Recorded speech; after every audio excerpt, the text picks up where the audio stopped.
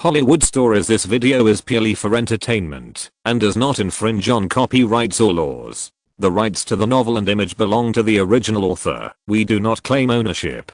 Don't like waiting and want to listen to this fanfic in full now? Subscribe to our Patreon, where you'll find the best fanfics. Chapter 326, Attention Economy. Of course, Warner Bros.' eagerness to show the world its patron saint attributes was only a minor episode after the release of Spider-Man 2. The entire news was only circulated among the top executives in the industry, and outsiders were completely unaware of it. In this way, the market feedback of the new movie was the mainstream news that dominated the public's attention. Major newspapers and magazines tacitly published reports related to it. Cable TV networks were not willing to be left out, and they all used old news that had been talked about by various channels as first-hand information, and excitedly shared it with the audience in their columns. The most excessive thing was the News Corporation, that wanted to show Roland Allen that investing in Rotten Tomatoes was just an accident, and that it targeted dying because of true love. As a movie inventory program updated every Monday, Fox TV gathered talents from all over the world, gathered the strengths of hundreds of schools, and gathered wisdom from all over the world to create a hodgepodge. The point is that the news was a hodgepodge, but what made the industry laugh and cry the most was that Fox, while being possessed by the tailor, also turned into a licking dog, presented facts and reason, and stripped Roland Allen naked for people to see. Good evening, everyone. Welcome to the latest movie review. Today is December 21st, and there are still 3 days until Christmas Eve. As Christmas is approaching, all the movies of this year's Christmas season have been released online. I believe that many people have watched some movies on their days off, but I don't think anyone will watch all the newly released movies. So in the next 15 minutes, I will share with you the box office information of this year's Christmas movies. I hope that the public's viewing ideas can provide you with some reference, so don't regret missing out on your favorite content. First is The World Is Not Enough, which will be released on November 19th. Starring Pierce Brosnan and Sue, the combination of Faye and Marceau has earned $89 million in the box office in the past month. The interaction between the two in the movie is the biggest highlight of the whole movie, and the presence of Denise Richards also adds a lot of erotic atmosphere to the whole movie. The second is Toy Story 2, released on November 24th. This sequel, produced by Pixar and voiced by Tom Hanks, has brought laughter to children.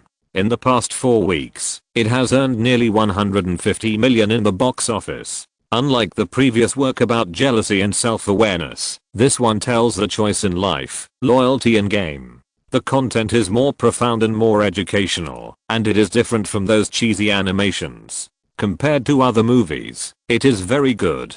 The third is A Green Mile, which was released on December 10th, and is also related to Tom Hanks. In the past 11 days, this movie has only earned less than 40 million yuan at the box office. Of course, this does not mean that Tom Hanks' box office appeal has declined, but this dull R-rated movie with a duration of more than 180 minutes is aimed at the Oscars. The subject matter and time limit its screening volume, so its box office is not as good as other commercial movies. The fourth is Stuart Little, the latest masterpiece of the director of The Lion King, which was released on December 17th. This is adapted from the fairy tale that is praised as the most read and most beloved fairy tale in the 20th century. The movie, based on the novel of the same name, has only earned less than 10 million yuan in the past 3 days. That's right, this movie with an investment of more than 100 million yuan was completely defeated in the competition of this year's Christmas season, because it ran into Roland Allen and his Spider-Man 2.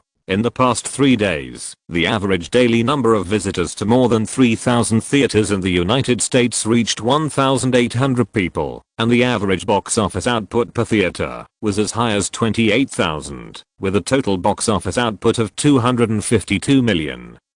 But Roland Allen took away $180 million. Yes, you heard it right. Roland Allen slaughtered the market again and again. He turned the box office game that made countless people excited and sad into his own backyard. But, to be honest, I was not surprised at all when I saw this number, because all the surprises have turned into expected satisfaction and happiness. There is no way. Who makes us like him and love him?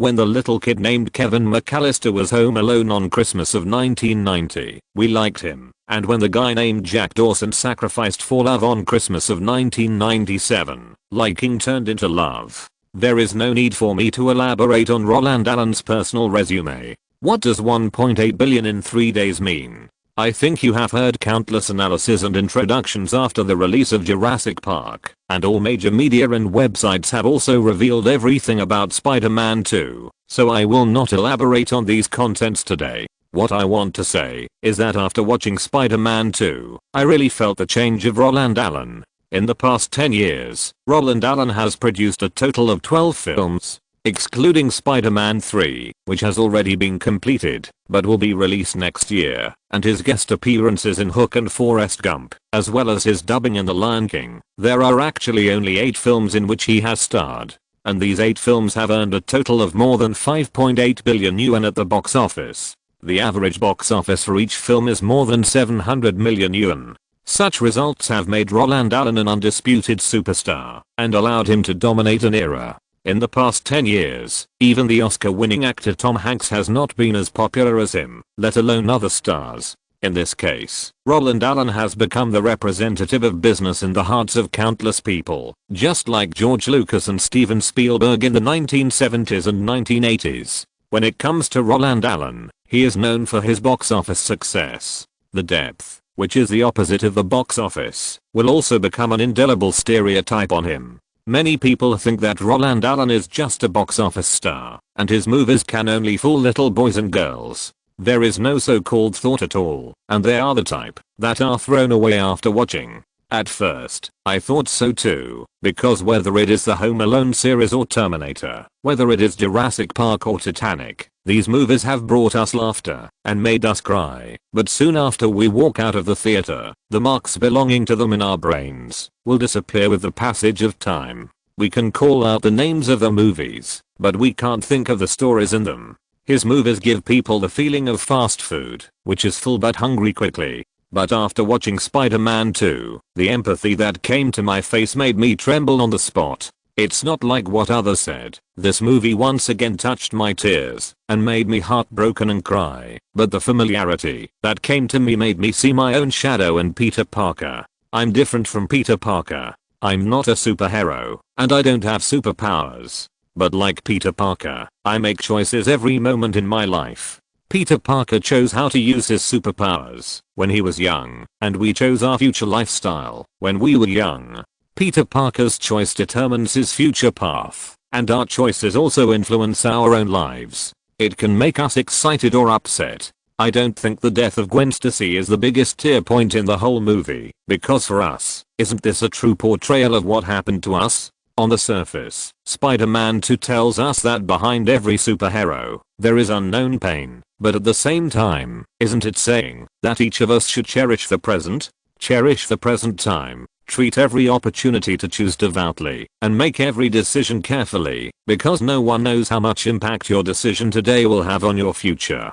Unlike those commercial films that rely purely on fighting and killing to advance the progress of events, Spider-Man 2 is the most profound commercial film I have ever seen in my career, and it is also the most perfect film that integrates ideas and business that I have ever seen. It does not preach superficially like The Phantom Menace, nor does it infuse the audience with a world like The Phantom Menace, but integrates all thoughts and various worldviews into the plot. It made me realize my lack of language, because I have no way to describe my inner excitement through simple language. I can only say that, if I have the right to vote, I will vote for Roland Allen in this year's Oscar for Best Actor. I will vote for James Cameron in this year's Oscar for Best Director. I will vote for Spider-Man 2 in this year's Oscar for Best Picture.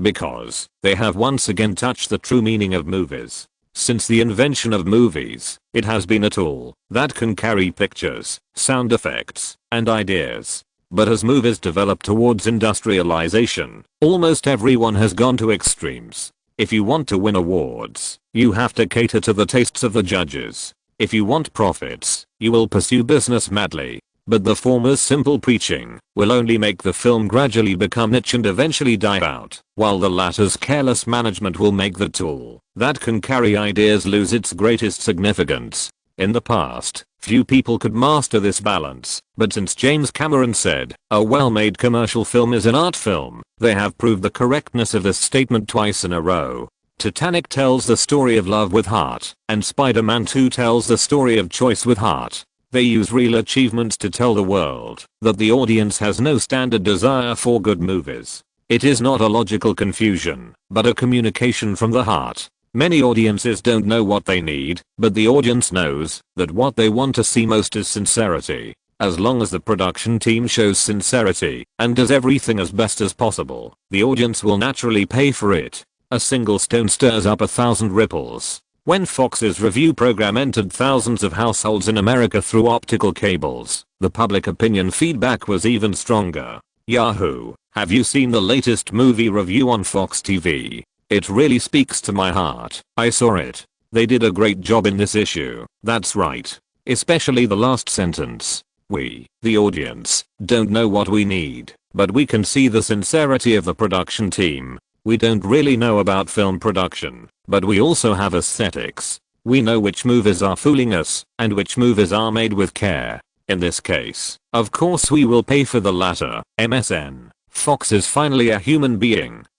As long as it is something created by humans, there will definitely be problems, big or small. Some problems can be solved, and some problems cannot be avoided. We are outsiders, and we don't know where the standard is, but we can see whether a production team is trying its best to solve each problem. That's right. If they blindly treat us as idiots, then they are the real idiots. You are so right. Sincerity is the fundamental core of why we like a work. Star Wars brings us a vast space world and beautiful fantasy. We can feel the sincerity of George Lucas when making it, so we like it. But The Phantom Menace tells the stories we have heard through the mouths of other characters. It is endlessly repeated and has no sincerity, so we hate it. Yes. This is why we like Roland Allen. From Home Alone to Terminator 2, from Jurassic Park to Titanic, and now the Spider-Man series. Although these are all commercial films, he is indeed telling us new stories. This is the root of our deep love for him. Roland Allen also has problems, and we can see his problems. In Spider-Man 1, the emotional release he showed when facing the death of Benjamin Parker was too embarrassing. But he did solve the problem. In Spider-Man 2, although he and Reese Witherspoon are not a couple, the emotion is much more harmonious than the first one. Isn't this a manifestation of sincerity? That's right. This is why we like him. The approval all over the internet is the lowest cost way for people in this era to speak out. And because of the recognition of Fox's dog-licking comments, the box office decline of Spider-Man 2 also stagnated suddenly. There is nothing to be done about it. Who made Roland Allen's appeal to fans so strong? In the first weekend of the movie's release, it was able to squeeze out all the box office of other movies, and then, a sharp drop in the box office was the norm, and stopping the decline was an accident, and a reverse decline, that was abnormal. What's more, there is no such thing as a way to reverse the decline of Roland Allen's movie box office. However, even if media reviews cannot stimulate the box office, the impact on the film's reputation is still extremely far-reaching. When it was first released, Spider-Man 2 had a score of 9.3 on IMDb, and on Fox after the shouting, the rating on IMDb has stabilized at around 8.6. Well, there's nothing that can be done about it. Because the first people to give the ratings are also fans, and fans raise the ratings of the works infinitely, so after that, it can only continue to fall. And want to stop the decline and reverse the decline, then we can only look forward to the situation like The Godfather vs The Shawshank Redemption, or Batman, The Dark Knight vs The Godfather. However, whether this situation will occur is actually not important to the capital that is watching the show. How good is Spider-Man 2? They are not interested at all. What really interests them is the monopoly of attention displayed by Roland Allen. What is the celebrity economy? What is the star-making model? Why did the stars in the past? Why do people always think of superstars? Isn't it because people's attention was monopolized in the past? Media channels were monopolized. Content channels were monopolized. You had to watch whatever capital told you to watch. Even your own aesthetics were imposed by capital. Otherwise, why did Fox think that Marilyn Monroe was just a commodity? Isn't it because Marilyn Monroe is the aesthetic pushed by capital? The so-called TV series that attracted thousands of people were just because the people had no choice. It's not about those things, how awesome they are, or the content, which is really the pig on the cusp of the times. It's the inevitable success brought by monopoly. But with the advent of the internet, people have more channels to obtain content. In this case, cracks appeared in the original monopoly. In the past, as long as the media shouted that the Phantom Menace was awesome, it was awesome. But now, when the media shouts that the Phantom Menace is awesome, people with good judgment will give opposing opinions on the internet. Because of this, one superstar after another fell from the altar, because the premium brought by monopoly was punctured by the internet. So, George Lucas, the father of Star Wars, was criticized as he knows nothing about Star Wars. And Steven Spielberg was also criticized as a black-hearted Jewish guy after The Untamed. According to normal development, Roland Allen will be the last superstar who can truly be shaped into a golden body. According to the law of the times, unless he dies young, he will eventually fall from the altar. But now, he may be the only guy who will not fall from the altar while he is alive. Looking at the feedback report from his subordinates, Murdoch, the old coin in the chairman's office of News Corporation, smiled with emotion. He wants to monopolize people's attention. The essence of the attention economy is content, and if you can't monopolize people's attention, God will no longer exist. But if you can continue to monopolize, whoever monopolizes it can continue to create gods.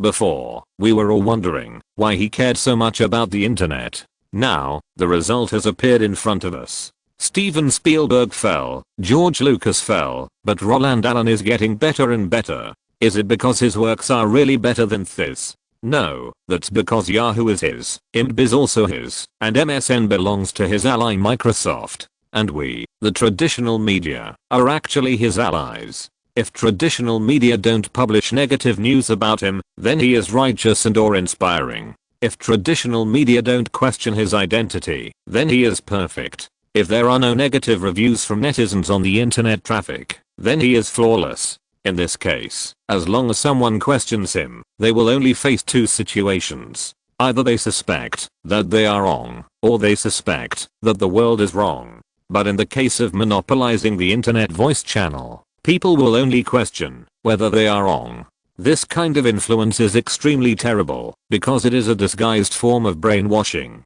No wonder he cares so much about Rotten Tomatoes and it seems that this kind of thing really cannot be ignored. If Roland heard Murdoch's words, he would definitely be surprised and speechless. Is it because old coin's analysis is wrong? No. It's because the tabloid king is right. Attention economy is a term in economics. To put it simply, traffic is similar to it.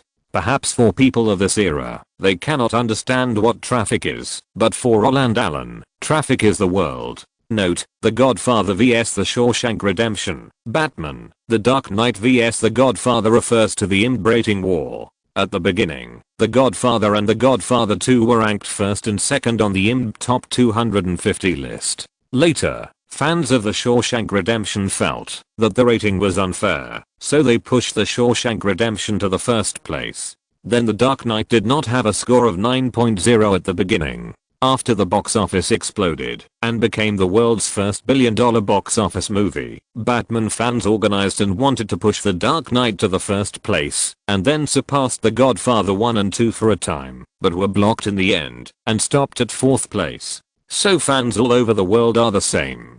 Don't think that domestic score brushing is disgusting, and foreign scores are also brushed. I won't explain professional terms such as attention economy. Anyway, I will write about it later, so I will introduce it today. Chapter 327 Splitting Blizzard. December 24th, afternoon. Sherman Oaks, Los Angeles. Clear blue sky, cloudless, temperature 57.2. On this day of family celebration, every household has a Christmas tree at the door, which is more symbolic than practical. No one deliberately pursues snowflakes on it, because the best decoration is the gifts hanging on the treetops and the gift boxes piled under the shade of the tree. In this way, Roland hanging gifts on stilts is just like a driver carrying a wrench when he goes out, which is reasonable. Roland, can't you hang it lower?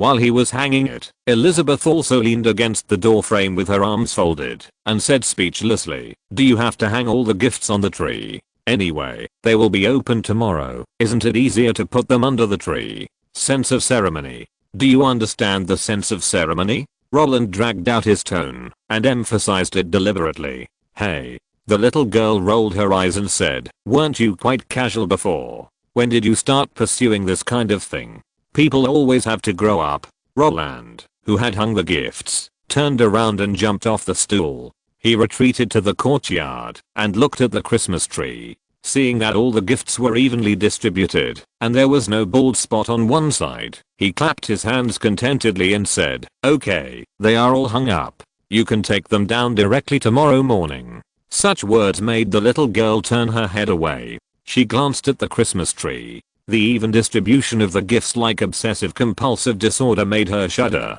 She complained, "Men in love are really scary." "What?" Roland, who was walking into the house, happened to hear her muttering and raised his eyebrows immediately. But before he could open his mouth to question, the frightened little guy shrank back into the house like a rabbit. Then he ran away. The bang bang bang footsteps made Roland laugh. He shook his head and followed him in. This guy. In fact, after Fox revealed its attitude, the media's publicity and coverage of Spider-Man 2 gradually decreased. No more front page headlines, no more TV programs, and basically no other exposure except for the daily fixed point broadcasts. And this is actually the survival norm of Christmas movies. Every year, Christmas movies can only attract the public's attention before Christmas. If it is made into a curved chart, it will fluctuate during the promotion, reach a peak when it is released, and when Christmas Eve comes, the long sound of D will burst out. Then the whole movie can be pulled to the crematorium for cremation.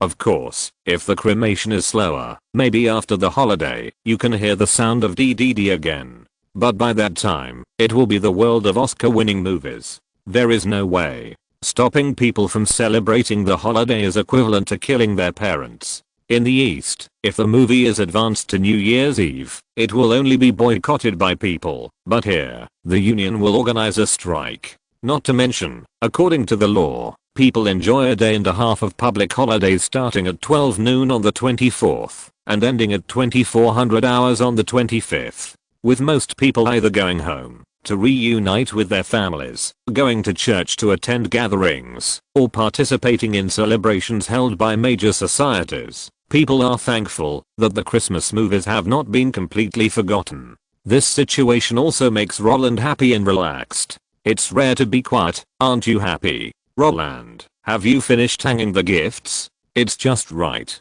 Come and help. As soon as he entered the house, Roland was called again.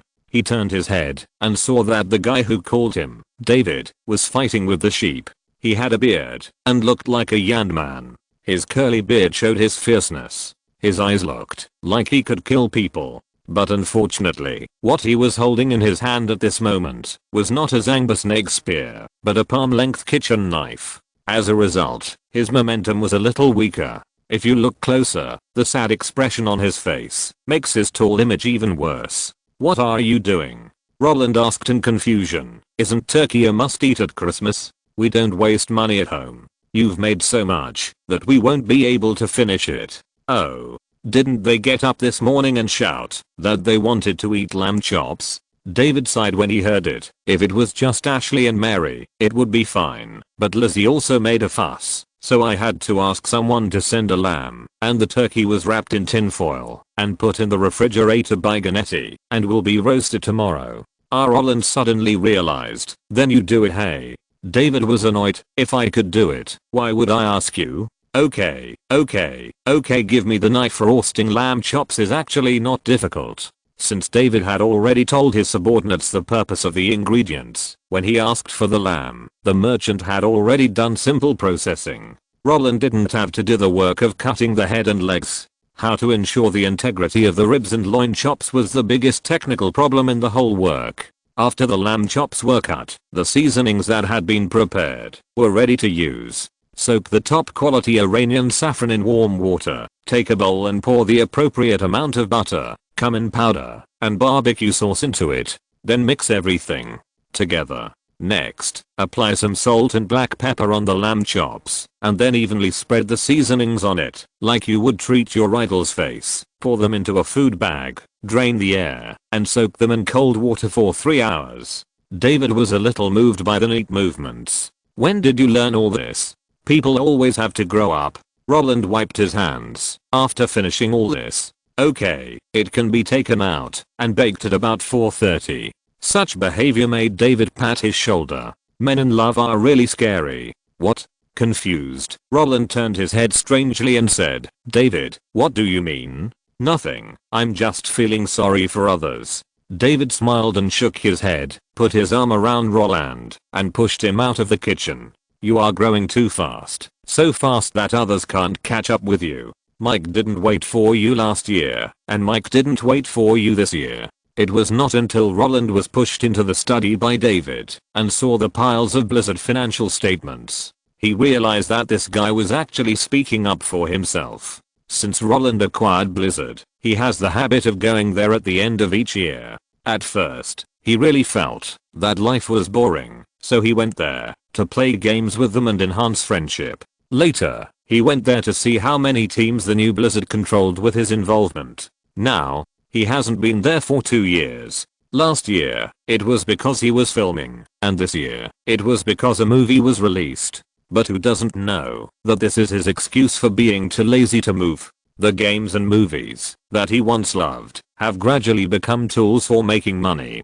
The decline in interest in sensory stimulation makes him feel helpless. But this is normal. In his previous life, he was excited to see a good movie and to play a good game because he was a spiritual acquirer. But now, when he has changed from a acquirer to a seller, the only thing that can make him feel happy is the soaring numbers in the financial report. So, the previous feelings have all become tools for creating profits. In the past, he paid for these feelings, and now, he uses these feelings to let the world pay for him. Although this idea seems cold-blooded, who can live up to his original intention? Zungjie, who is known as an acting school, has transformed into a variety show. In an interview, he also publicly stated that I participated in variety shows because the audience always felt that I was in the clouds. So she took on 4 variety shows in 1 year, hoping that the audience could recognize the more real self. This statement is certainly correct, but, after Red Sorghum, she has not produced any good works for 5 consecutive years. The last film award was for Leamy's Conjecture 12 years ago. Although I have been making movies, I have long been out of the clouds after The Sound of the Wind. Oh, no. If we talk about being true to one's original intention, the girl who called on fans to consume rationally during her birthday, live broadcast is the real one. Of course, some people say that the live broadcast performance has nothing to do with her because the brand side wants the public's heartache gimmick. Because on April 24th, Mr. Reluo had already turned the e-commerce live broadcast sales upside down.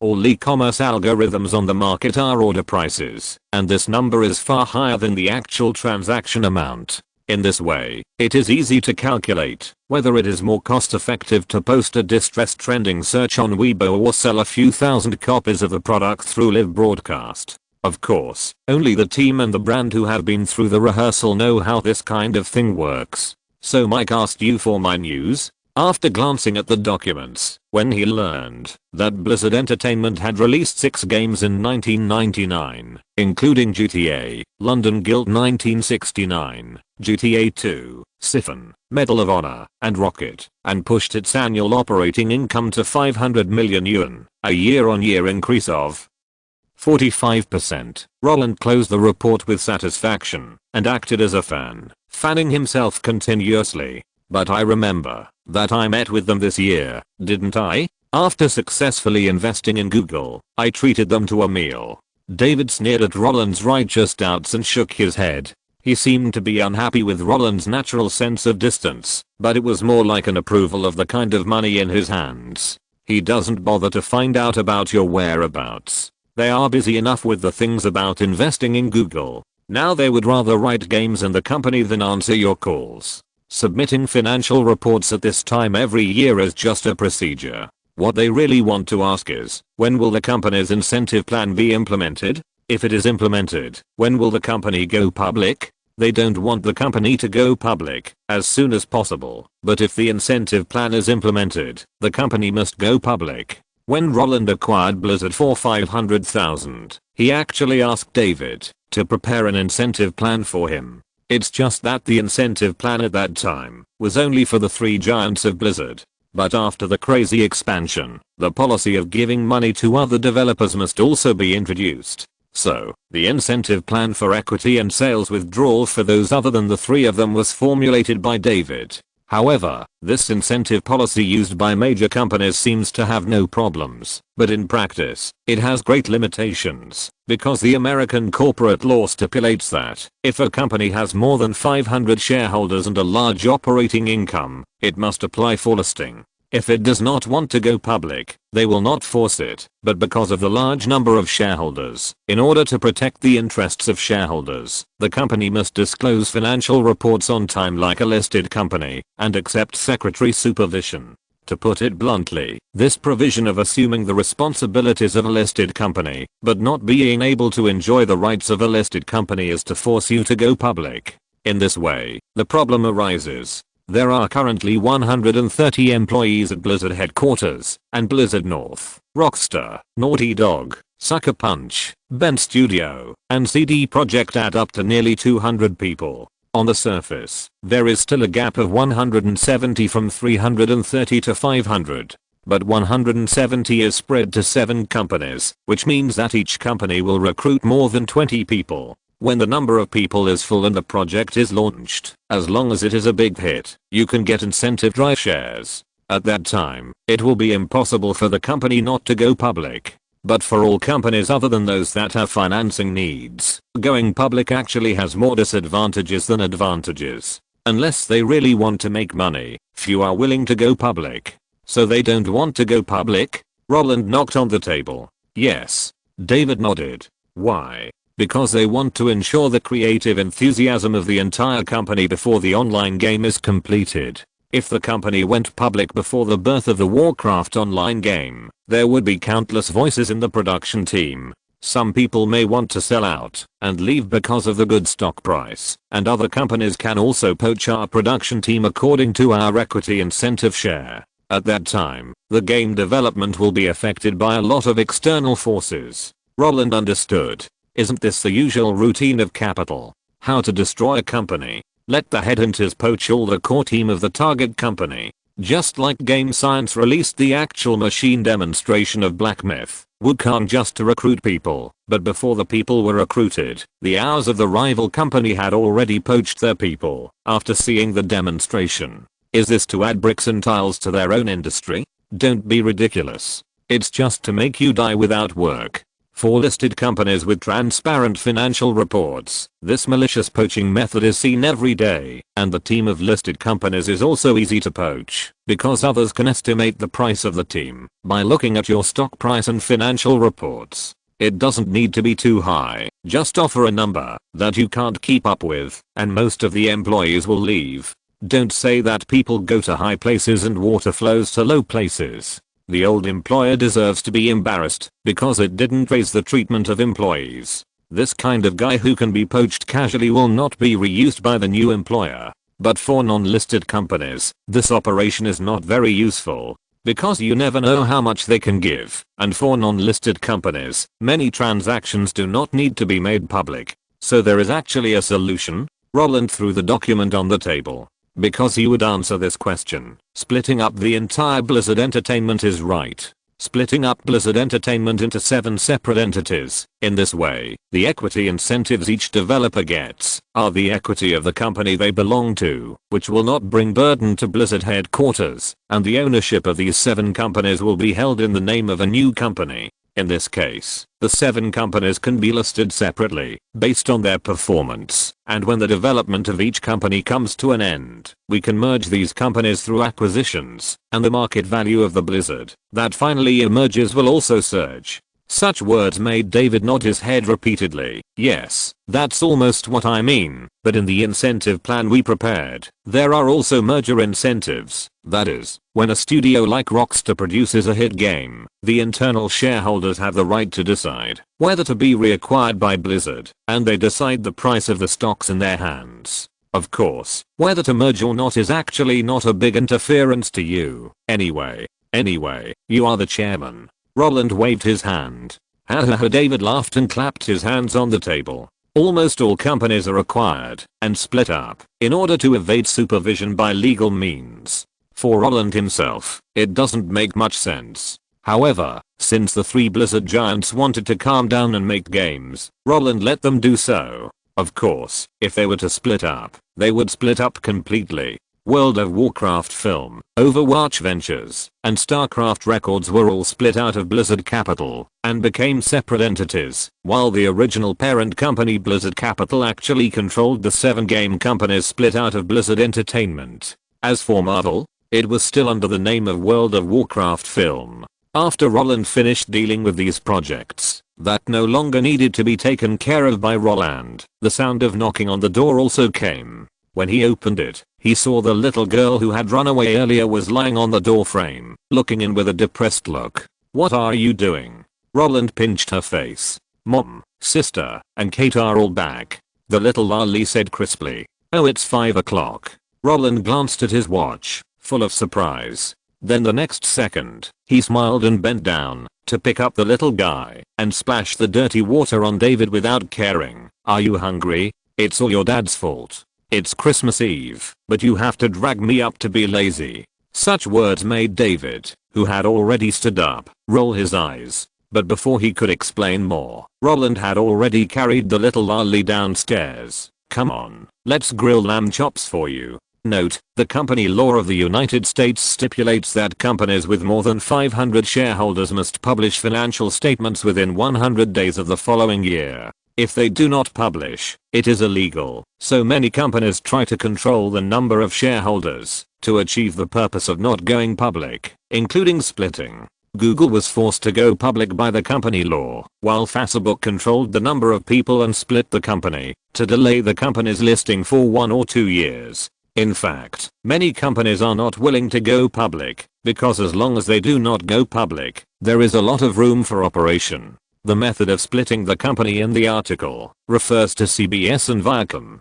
Some readers said before that funds cannot be mixed. It is indeed not allowed to be mixed legally, but no one has figured out what the custody fee that Disney has been investigating for 25 years is. The funds of the subsidiary were taken away by Disney Group as custody fees and then injected into other companies. When the secretary inspected, nothing happened. Now that it has been split up, it is really not allowed to mix funds. Before, Google also charged custody fees when it split up its umbrella company. Chapter 328. Economy is far more important than facts. Christmas is not a good thing. It is not, because there are more and more atheists and young people who insist on being themselves are not interested in this religious festival, but because the interval between Christmas and Thanksgiving is so short that people find that they are going to reunite with their families again as soon as they close their eyes. For example, on Thursday of the 4th week of November this year, you rushed home from studying or working in other places according to the traditional education of America, enjoyed a rare relaxation, and shared the most important meal of the year with your family, to thank God for his protection and thank you for the hard-won good life. When the time comes, you will be refreshed and rush to the battlefield with high spirits, and then, on December 24th of this year, you returned home from other places according to your parents' teachings, and spent the most important meal of the year with your family, to commemorate the birth of Jesus. Thank God for the gift, and be grateful for the hard-won good life.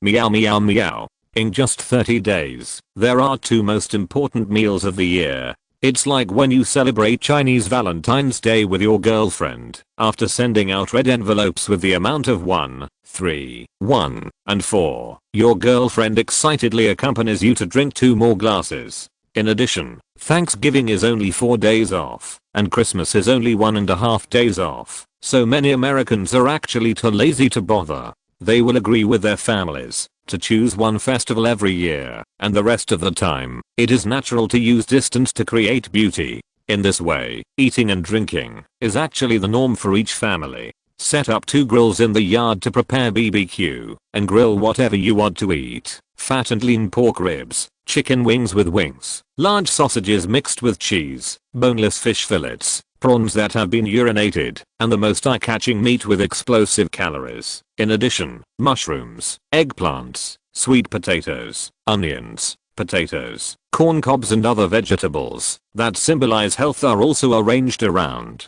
To be honest, although he has been here for 10 years, and has seen it for 10 years, every time he eats, Roland still laments the lack of ingredients in America, such as roasted chicken hearts, roasted large intestines, roasted duck livers. Americans rarely eat these. Without these offal, the New Year's Eve dinner would be boring. Just as Roland was recalling with blurred eyes how chewy the roast duck liver was, a rough arm suddenly rested on his shoulder. "Roland, what's on your mind? Why don't you eat it?" Hearing this, Roland instantly knew that the person asking the question was his childhood friend who had just returned home for the new year. Although he missed him so much after not seeing him for a long time, Roland would not be polite to this stinky brother. "I think these foods have no special features. I'm used to them, so I don't feel anything." Roland explained this just to miss the food that was far away from him. But to James, it was just his childhood friend pretending to be cool again. "The food on the table has no special features? I'm not used to it? Then how did you grow up like this?" While he was complaining wildly in his heart, James was not idle either. He swallowed the lamb chops roasted by his childhood friend in a few seconds, and then took the initiative to get up and personally cooked a strange delicacy for his childhood friend that he had only eaten in school. When a piece of black and red food appeared in front of Roland, a sour and sweet taste made him frown. "What is this?" Roland asked in confusion. "Grilled watermelon." James answered seriously. "I often eat it at school. Fuck. Dark cuisine."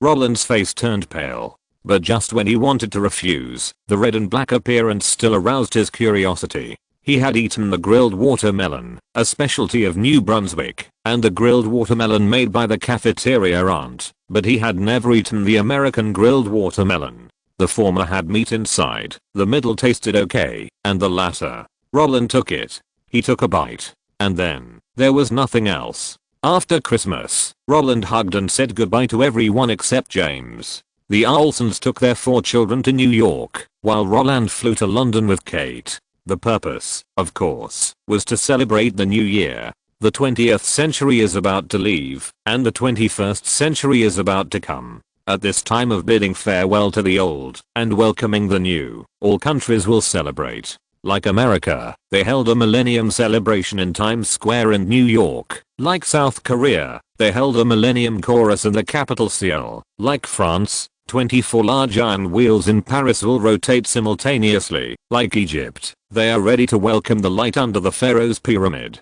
Kiribati, which spans the equator and the eastern and western hemispheres, has even had a verbal battle with Tonga, which is located at the international dateline. The fundamental dispute is that they both think they are the first country to bathe in the sunshine of the new millennium. The core is to make a lot of tourism income through a once-in-a-millennium event. In this case, the concept of New Year's Eve celebration is so popular that when Roland came to London, both sides of the Thames were filled with temporary tents. All British people are looking forward to the Queen of their country lighting the century beacon at midnight on January 1st, 2000, and then sailing down the river to unveil the mysterious veil marking the millennium. Standing by the hotel window, looking down at the world from a high place, the night that should have been dominated by darkness is now as bright as day. Looking at the dense crowd, Roland, who had just changed his clothes, felt a toothache because he really hated this kind of large gathering. It's not that he found it troublesome, but the scene of heads everywhere was annoying. New Year's Eve. How can you celebrate New Year's Eve? By looking at the back of people's heads. But when he turned his head and found that his wife was touching up her lipstick in front of the makeup mirror, his complaints were suppressed. "Why are you putting on makeup so late at night? We are just watching from the side, not going to the front." Roland got behind his wife, put his hands naturally into the pockets of her windbreaker, and kept rubbing her lower abdomen. Kate rolled her eyes at the familiar action, and pushed her elbow back, saying in a coquettish voice, "Don't make trouble. I'm just worried about being photographed by reporters, aren't I? I could suppress the news before, but now, the queen is here. It's hard to suppress it, even if you want to." The elbow that didn't hurt made Roland stop with a smile. His head drooped, and the tip of his nose passed over Kate's neck. After sniffing a few times, she complained, "That group of capitalists is so shameless. They want to make money in all kinds of ways. If they hadn't promoted the New Year's Eve so vigorously, there wouldn't be so many people vying for a spot now." The childish words amused Kate. While putting down her lipstick, she also picked up the scarf beside the table and tied it around her neck. Isn't making money the meaning of the existence of capital? Not to mention making money by stepping on various hotspots. Even if they know that they are stepping on the wrong hotspots, they will pretend not to know and continue to make money. Even if we know that tomorrow is not the 21st century, what can we do? Aren't we just joining the celebration with a crowd? So, don't complain about the crowds. If this happened to us, we would do the same. At this point, Kate patted Roland's hand, motioning him to pull out one. After Roland pulled out his right hand, she turned over again, put her right hand into her pocket, and naturally interlocked her fingers, and hugged her man's left arm. After doing all this, she even tiptoed to peck Roland's cheek, then walked out of the hotel room with Roland in a happy pace. We will see more and more such absurd things in the future. When exactly does the 21st century start? This question has actually been a fierce conflict since 1990. The faction that advocates that the 21st century originated in 2001 and the Zero faction that advocates that the 21st century originated in 2000 are about to knock each other's brains out. Both sides have very sufficient arguments. One faction believes that from ancient times to the present, the years have been counted from the beginning. The beginning of the 1st century is the year of the AD, and the first year of the 20th century is 1901, so the starting year of the 21st century is 2001. Not only that, Christianity also agrees with this view, because the AD is counted from the year of Christ's birth, and the beginning of their calendar is the year of the AD. In the absence of the year of the AD, 2000 is the last year of the 20th century. The Zero school felt that the century should start from zero, which was in line with the measurement habits, because in the theory of the origin of measurement, the origin of length and weight is generally zero, so time should also be zero.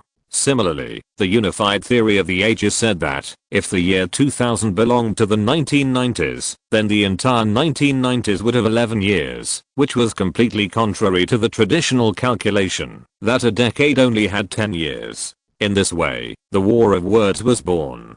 Of course, Mr. Shu Ren once said that compromise and reconciliation are the instincts of human nature. When the two factions were fighting, the party of compromise who advocated that 366 days should be celebrated in the year 2000 appeared. As soon as such a waste of money and labor was proposed, it was opposed by countries around the world. In order to prevent this absurd thing from continuing, the heads of government of various countries asked the calendar institutions to end it quickly. The Royal Greenwich Observatory of the United Kingdom, the Naval Observatory of the United States, and the Bureau of Longitude in Paris all issued their own reports, indicating that the 21st century did start from the year 2001. Because if it is counted from the year 2000, the 1st century AD would only have 99 years. According to normal practice, the calendar authorities have already issued a solid hammer, so naturally there will be no objections. But the problem is that before they issued the report, the celebration teams of various countries and countless business capitals had already begun to publicize and prepare according to the year 2000 as the beginning of the 21st century, so no one listened.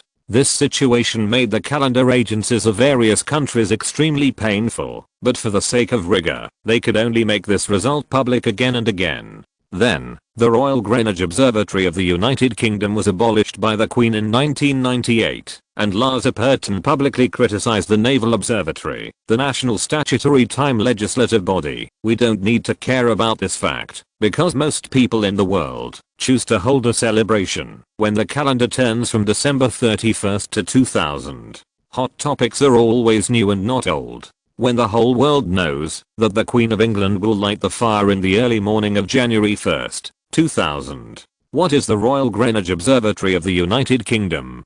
Compared with the Queen's credibility, which year is the 21st century? Does it really matter? When American Capital produced countless products related to the Millennium New Year's Eve. What is the US Naval Observatory in the eyes of the zipper who is in charge of the economy? In the last year of my last term, if the economy does not soar, will I leave this pie to the next term? When a large amount of capital can benefit from something, the truth of this matter is no longer important. Whoever dares to stop it will die. Because of this, the celebration of the 2000th anniversary and the awakening of the 2001 year have become the first choice of countries around the world. Do you really think that those guys can't even count on their fingers? They just think that selling falsehoods is more profitable than explaining the truth. In this way, when Kate asked Roland not to care about the absurdity, Roland just smiled slightly. Because there will be more absurd things in the future. For example, the Berlin Film Festival could not withstand the pressure and cancelled the Silver Bear Award for Best Actor and Best Actress and established new Silver Bear Award for Best Lead Actor and Best Supporting Actor. Is this compromise that does not distinguish between performance awards by gender really progress? If the Silver Bear for Best Actor in the next few years is won by male actors, wouldn't that be even more blatant gender discrimination? If, in order to avoid gender discrimination, women get more points in the selection, then the award will be even less fair. When a show that needs fairness can't even perform fairness, this show completely loses its meaning of existence. Accompanying Kate to watch the New Year's Eve fireworks in London, because they were fully armed and surrounded by bodyguards disguised as tourists, the two people who followed the crowd to join in the fun were not recognized by the public. After entering the year 2000, various major events also occurred. First, on January 10th, AOL and Time Warner announced their merger. When the merger with a market value of more than $350 billion, equivalent to the GDP of Mexico and Pakistan, took place, the global media were stunned by this huge move. As the world's largest internet service provider, AOL has 22 million users, and Time Warner's TV network has occupied 20% of the user market in America. The emergence of media giants has made all parties feel the crisis. Many experts pointed out that the merger of AOL and Time Warner, which restricts competition, reduces choices, and harms consumers, is a replica of the control of the railways by major capitals in the early 1920s. More importantly, it is about the control of the central nervous system of people's democratic system. Not only that, these experts also believe that once the merger of the two giants occurs, other giants who want to become bigger will definitely follow suit. Microsoft, Yahoo, and AT&T are likely to make huge mergers and acquisitions. When these judgments were made, the experts who made a living from this were like the 8 immortals crossing the sea, each showing their magical powers, and analyzing the goals of each company thoroughly, such as what Microsoft and Yahoo can try to ask for the price of NBC, while AT&T has the capital to swallow all media companies except AOL Time Warner. But shortly after these experts made their analysis, on January 13th, Bill Gates suddenly announced to the world that he would step down as the CEO of Microsoft, and his new successor would be his classmate Steve Ballmer. Steve Ballmer's first goal, after taking office, was to resolve the antitrust investigation. When the news came out, the experts who were analyzing who Microsoft would acquire fell into a stagnation. The analysis was not made for 3 days, and you slap me in the face? This. Almost everyone believed the explanation given by Microsoft, thinking that they changed their leaders at the last minute because they encountered thorny problems in the antitrust investigation. In this way, it became a luxury for Microsoft to keep up with the pace of AOL and Time Warner. There was no way who made them look forward to the emergence of the world's first trillion-dollar company, and the most likely to achieve this goal at present is only Microsoft. But at the same time as these experts felt regretful, Yahoo followed closely and announced on the 14th that the board of directors would be reorganized.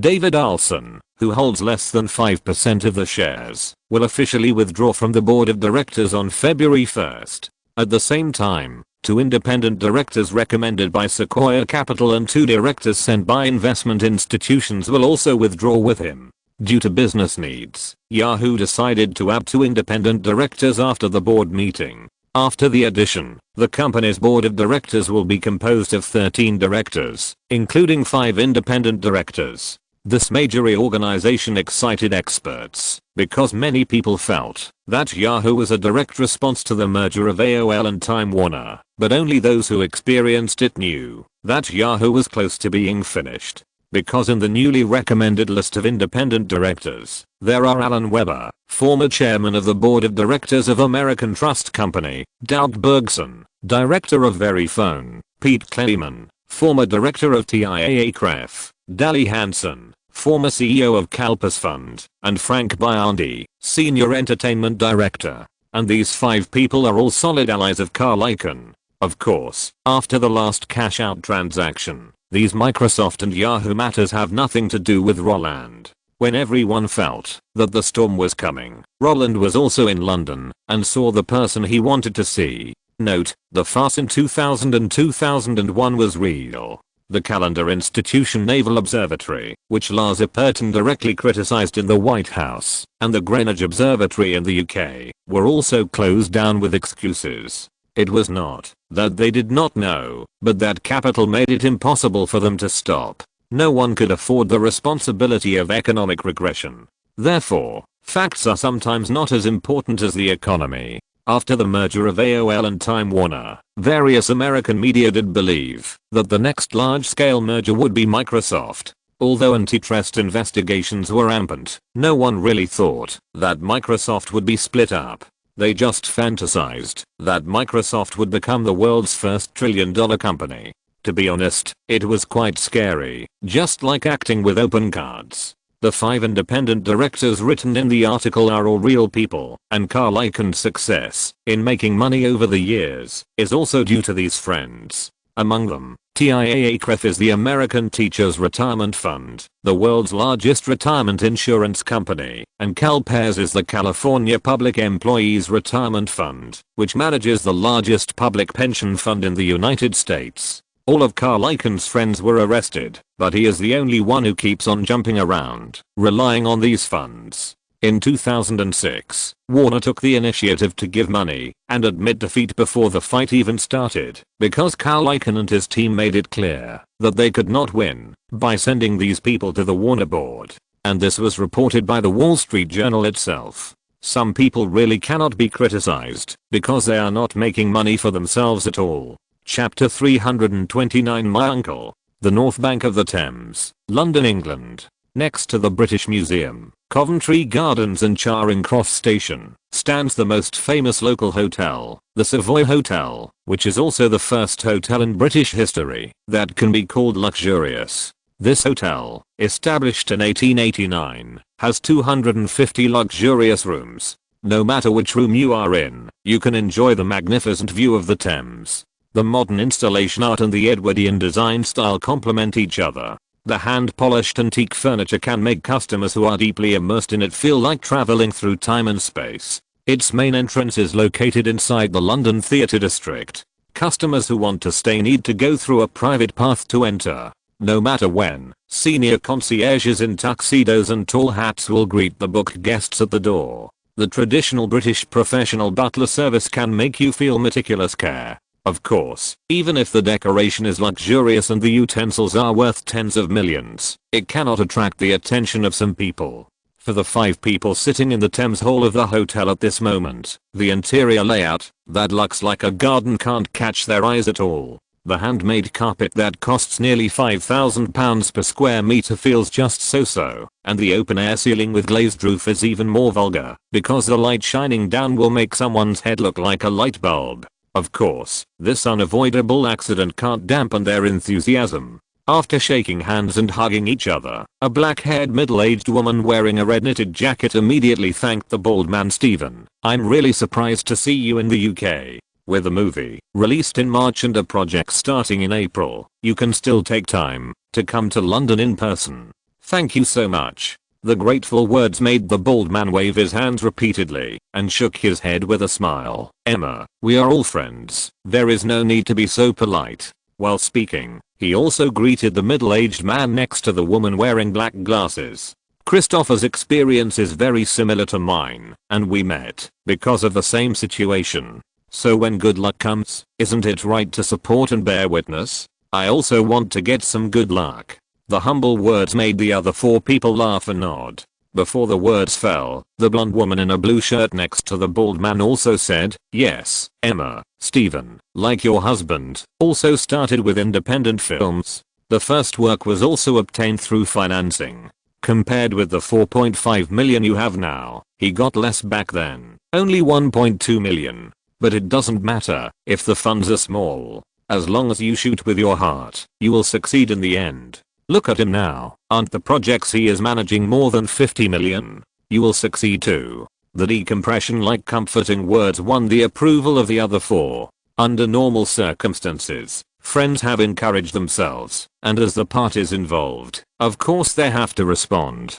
But the problem is that the middle-aged man sitting next to the black-haired lady, in the face of this encouraging situation, except for a shy smile, there is no extra expression at all. Not only that, the look of wanting to say something, but not being able to, gives people the illusion of constipation. This situation made the smiles of the people at the scene gradually stiffen. Just when they expressed regret about the man's reaction, the only guy next to the middle-aged man, who was wearing a formal suit and tie, suddenly put his arm around his shoulders and patted his arm with his palm. "Okay, okay, okay.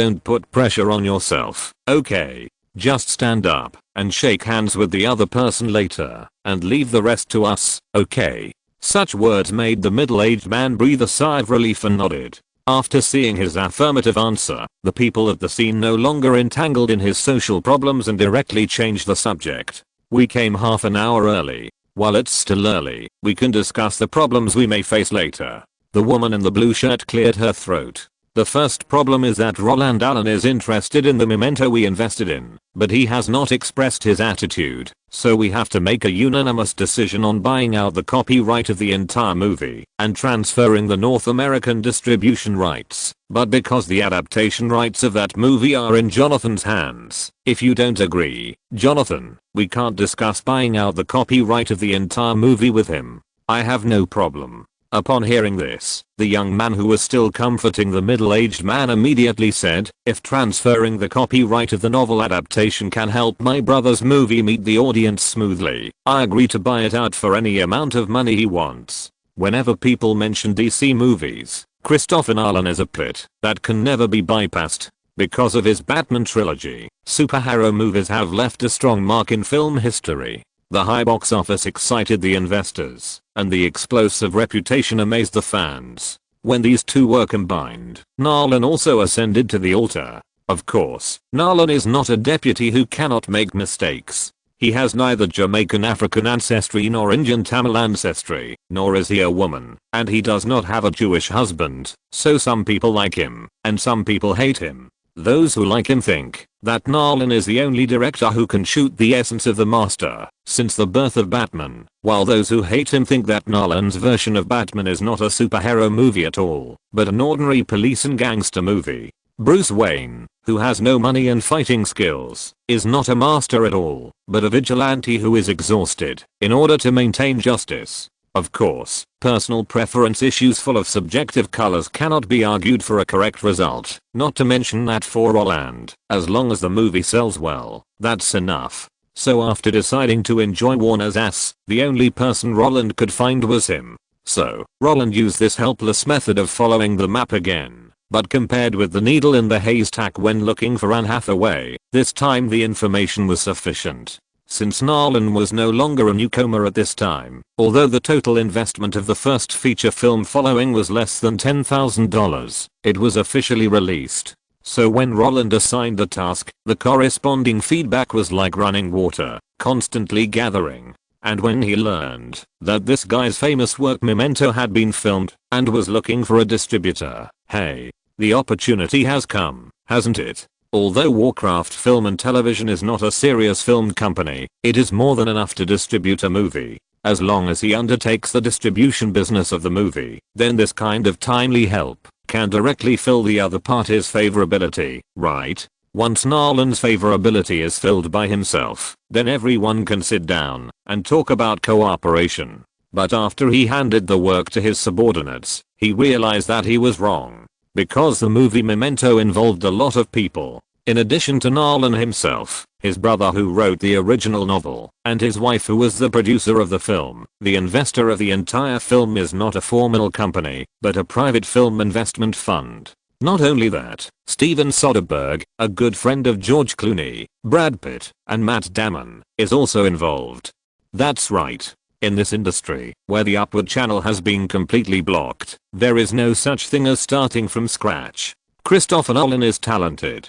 But without anyone, don't even think about getting ahead. Many media have written his life experience as extremely inspiring, saying that his father is a British advertiser and his career is in the UK, and his mother is a flight attendant of an American airline, and her work location is in China. So in order to meet his parents, he has lived back and forth between the UK and the US since he was a child. This migratory life has made him extremely familiar with the cultures of the two countries, and has also laid a solid foundation for his future success in Hollywood. So much so that the first surreal short film Tarantella he shot when he was in college was selected by the American Public Broadcasting Corporation and broadcast to the American audience during prime time. At first glance, this resume does not have any problems. But the question is, the son of a British advertiser went to college in his own country. Why did the short film he shot in college not be broadcast on the British radio and television station, but on the American Public Broadcasting Corporation?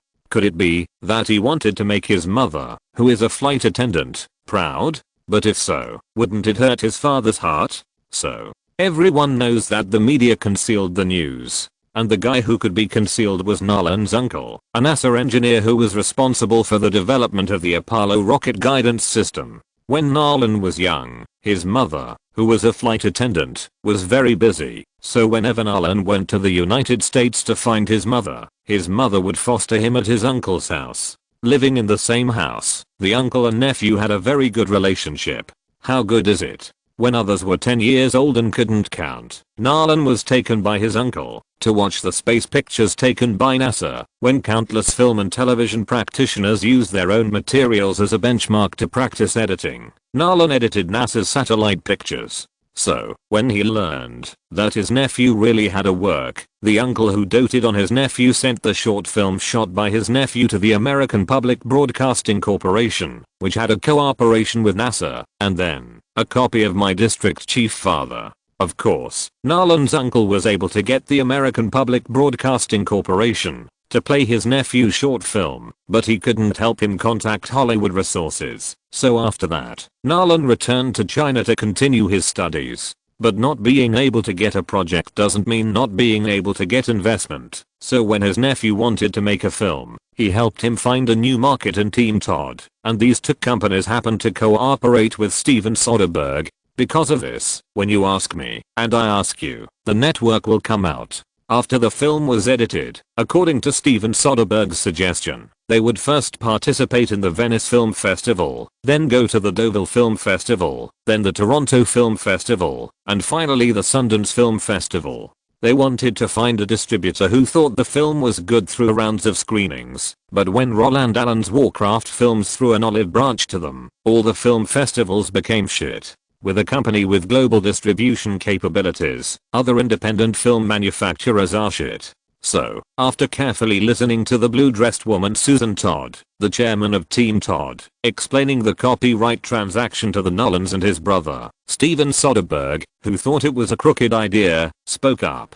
Actually, I don't think it needs to be so complicated. What? The other four looked puzzled. Susan, you are a friend of Bruce Willis and Emmy Moore. You should know Roland's habits. Steven Soderbergh shrugged and said, you can't be unaware of Roland's preferences. Ang Lee's The Wedding Banquet, and Eat Drink Man Woman, David Fincher's Seven Deadly Sins, and Frank Darabont's The Shawshank Redemption are all movies he released, and these movies have one thing in common, that is, full copyright. Although they are all bought out, investors and creators cannot get a penny of profit from the subsequent income, but at the same time, full channel distribution has also brought a lot of fame to these creators. Ang Lee took on Sense and Sensibility, and David Fincher followed up with The Game. For directors who have not yet become famous, fame is the most important thing, so the profit at this time is actually something that you investors have to consider, and it has nothing to do with them, because I suggest that they hand over the copyright.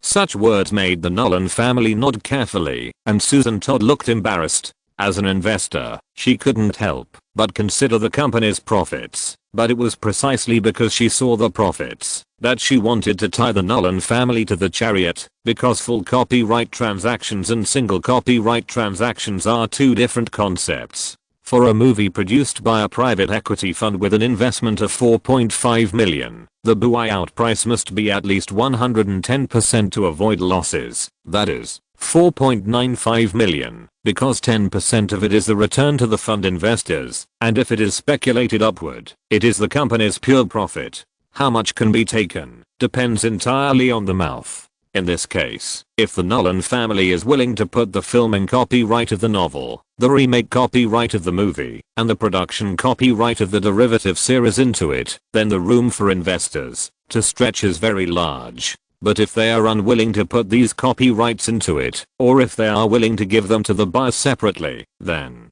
the room for negotiation for private equity fund investors is quite limited. Not to mention, this is still a negotiation with Roland. What kind of character is Roland? Can people in the circle not know? The wedding banquet and Eat Drink Man Woman were fine, but the Shawshank Redemption was such a pitfall that Castle Rock wanted to cry. In this case, Steven Soderbergh suddenly took out the Nolan family, which was really, Steven, I don't understand what you mean.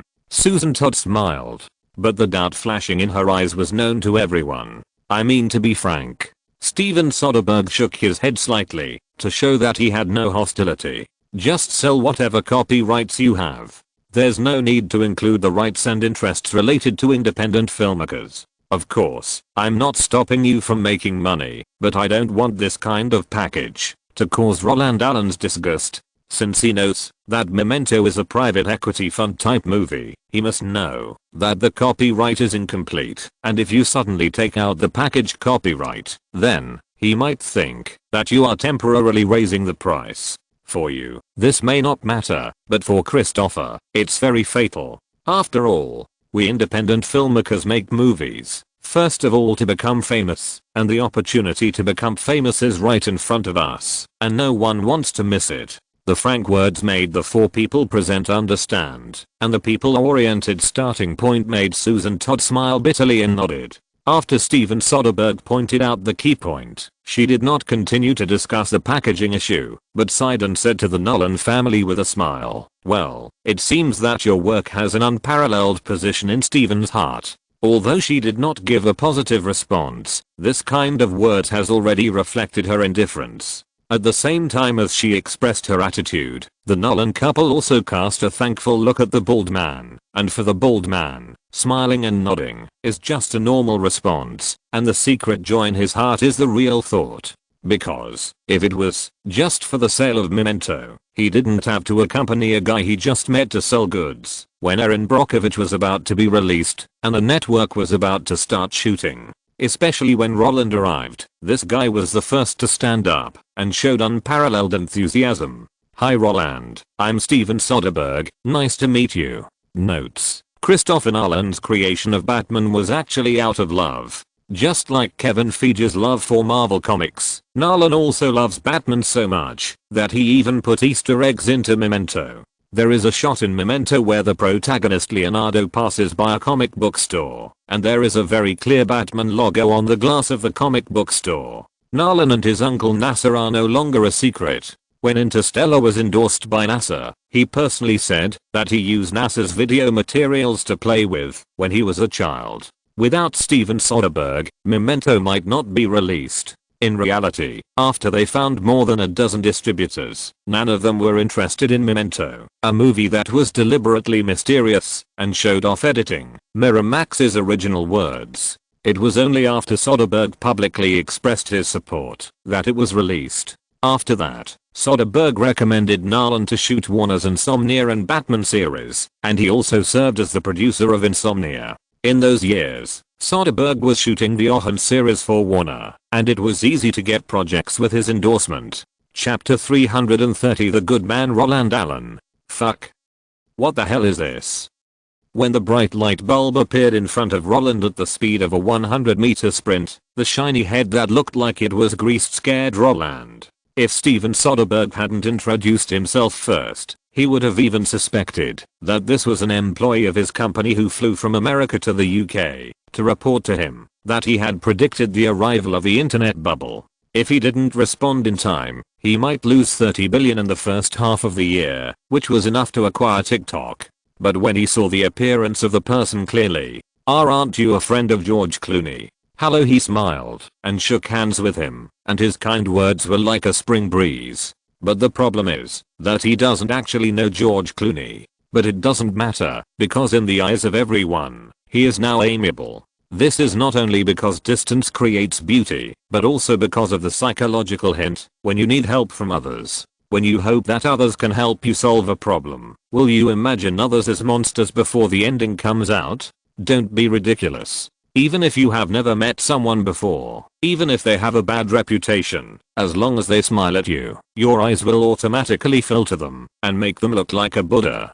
So, when Roland subconsciously said George Clooney, the bald man's face was filled with joy. When Roland took the initiative to walk past him and greet the target group, he was not annoyed, but happily stayed aside, acting as a mentor. Susan Todd.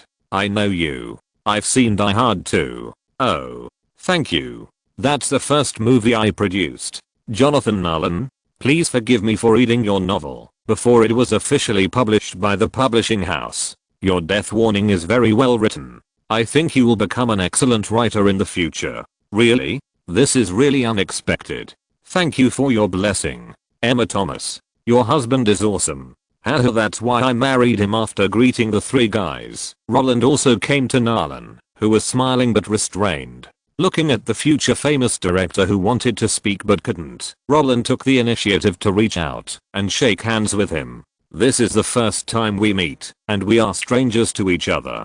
So, just do whatever you feel comfortable with, and don't force yourself to communicate with me. Such words surprised the four people on the scene, but for Christopher Nolan, this was the most heartwarming move, because he didn't like talking to strangers since he was a child. Christopher Nolan actually has always had social problems. It's not social phobia, it's not speech disorder, it's just that he simply doesn't want to communicate with strangers. Although his social resistance has improved a lot as he became more famous, he still kept the same habit until the filming of Interstellar. Anne Hathaway once revealed that in the scene of Mercury looking for the data box, Christopher Nolan felt that they acted very badly, so he called a stop and asked the assistant director to explain the scene to them while he sat behind the monitor and sulked. As a result, when the time came to start filming again, Anne Hathaway and the others still acted like a piece of shit. So Christopher Nolan went crazy. But unlike James Cameron, who can criticize actors, Christopher Nolan's rampage is a real rampage because he left the set in a rage. Of course, the rage here only refers to his own rage, and the real situation on the scene is Christopher Nolan put his hat on the director's chair and quietly left the shooting scene without attracting anyone's attention. People just thought he went to the toilet. When Anne Hathaway and Matthew McConaughey finished filming, the assistant director asked the crew to prepare for the next scene while going behind the monitor to ask the director's opinion. People only then realized that the director, who wanted to show his anger by snubbing the crew, found that he was actually ignored after leaving, so he ran away alone and walked back angrily. As for what was filmed just now, he didn't know at all. More importantly, this is his state after becoming a billion-dollar director. And in the words of his wife, it is the film experience over the years that has made him a lot more cheerful. Knowing these things, even if Roland wanted to meet Christopher Nolan, he didn't expect to become friends with him. So, after greeting everyone cordially and briefly chatting about the work, well, there was actually nothing to talk about the work, because Roland didn't like Memento. Of course, the reason why he didn't like Memento was different from Harvey Weinstein's. Harvey Weinstein felt that Memento just disrupted a straightforward story with complex editing techniques and used a mixed mode of chronological and flashback to forcibly make an ordinary story complicated. This means of showing off editing techniques is not a real suspense, because Christopher Nolan did not explain all the clues at the end of the movie, which made the audience feel creepy. Instead, it takes advantage of the fact that most people have a weak memory and forces the audience to fill in a bunch of fragmented information and then presents its own editing logic, thus forcing the audience to watch a film repeatedly, collect clues with the help of tools, and try to piece together the whole story so as to obtain the spiritual pleasure of understanding. But this kind of acquisition is actually doing IQ questions, not watching a movie. But Roland thinks that Memento can actually be made into a comedy, since the whole film is about a male protagonist with short-term amnesia who wants to catch John G., the murderer of his wife. Some jokes can be added in the process. Don't make it so serious and suspenseful, but take the path of shit and fart like The Hangover. Take advantage of the male protagonist's amnesia, play some failed pursuit jokes, and maybe make more money. That's right, it's still about money. It's so vulgar, but the fundamental purpose of his finding Christopher Nolan is also for money. So, without any psychological pressure, he went straight to the point after a simple exchange.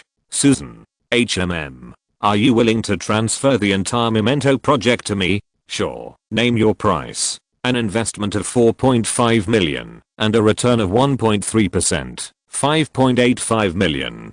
Deal. The purpose of the existence of private equity funds in the film industry is actually to make money. So Roland will not break the bottom line of this industry and use the method he used to treat Castle Rock to cheat these private equity funds to death. As a project that only received investment in August 1999, after 6 months, it has earned $1.35 million with a principal of $4.5 million. This rate of return is already quite high. There is no way who let the 6 major public equity funds cheat investors' money after simply and clearly reaching a deal that should not have been done by him personally. Roland also amiably reached his clause to Nolan, and in front of everyone, he showed his joy. Falls for Nolan. After the contract is signed, I will ask the company to hold a special screening for Memento. At that time, we will invite directors like David Fincher and David Lynch, and invite suspense masters to come to the scene to taste it. The reason why we didn't invite Steven, James and others is that their fans and suspense don't overlap. Inviting them to come can indeed stimulate the box office, but it will not be good for Christopher. For the audience, Christopher is still a newcomer. Since he is a newcomer, we should take a more steady approach. After all, I hope Christopher can make more movies. Such a thoughtful arrangement made the Nolan family overjoyed. No problem, all matters related to publicity and promotion will be arranged by the company. After all, we don't understand it either. Emma Thomas smiled and nodded. Jonathan Nolan was so happy that he couldn't close his mouth. Can I not focus on promoting the fact that I'm the original author? This is my brother's movie. I hope the spotlight will be on him. Sure. Roland said with a smile. If you have any demands, just tell the company directly. Just say it. Don't worry about whether it is reasonable or not. I'm not afraid of solving problems. I'm afraid of not finding problems. Listen. It's really the biggest relationship in the circle. When other independent film distributors see their works, they look sad and say they don't know how to distribute them. And Roland, I'm not afraid of solving problems. I'm afraid of not finding problems. This sentence is so domineering. While making the commitment to publicity and distribution, Roland also said that in the future, no matter what ideas you have, you can directly find Warcraft films. Even if the copyright of those projects belongs to others, it doesn't matter. As long as the project looks interesting, he can help take the lead and invest out of his own pocket. Such a promise made the Nolan family overjoyed and made Susan Todd envious. After all, everyone has dreams. Those who say that independent films are noble and can fully explain the director's thoughts just don't understand this industry. Because the real big guys, no matter what they shoot, are all independent films. Who dares to care? After personally giving Nolan a financial defense shot, there is no need to worry that this good guy with a backer will be pulled to Warner by Steven Soderbergh. Roland's purpose of staying in London has actually been half achieved. When he said a few polite words to everyone and wanted to take the initiative to say goodbye, the bald man who saw his intention to leave finally spoke. "Roland, is there anything else? I want to talk to you. Is it okay?" "Sure. Since we can sit together, it means we are friends. Just tell me what you have to say." Roland was very generous, or he had already seen the problem when he arrived. Although in the information about Christopher Nolan submitted by Evelyn Watson, the other party clearly marked the existence of Steven Soderbergh in the project of Memento, this does not mean that the bald man will accompany him to sell the film. It is true that the bald man helped Nolan, but he was not the producer of Memento, nor the supervisor of Memento, nor the investor of Memento. In this case, what does the film company's film sales conference have to do with him? It is normal for him not to exist. Once he exists, it is an accident. So, when Roland recognized the shiny bald man, he guessed that this guy probably wanted to take this opportunity to talk to him. "Now, let's talk. In front of Nolan, be generous." After getting Roland's affirmative answer, the bald man with ulterior motives did not hide anything. He took out 2 books and said, "I came here today. First, I hope Christopher's movie can be released smoothly. Second, I want to seek a project for my good brother. And third, I hope to find a way for myself." The first goal has been achieved. The second and third goals are here. Kathleen Kennedy has an agent project in her hands. At the beginning, she gave the script to Brad Pitt, hoping that he could play the male lead.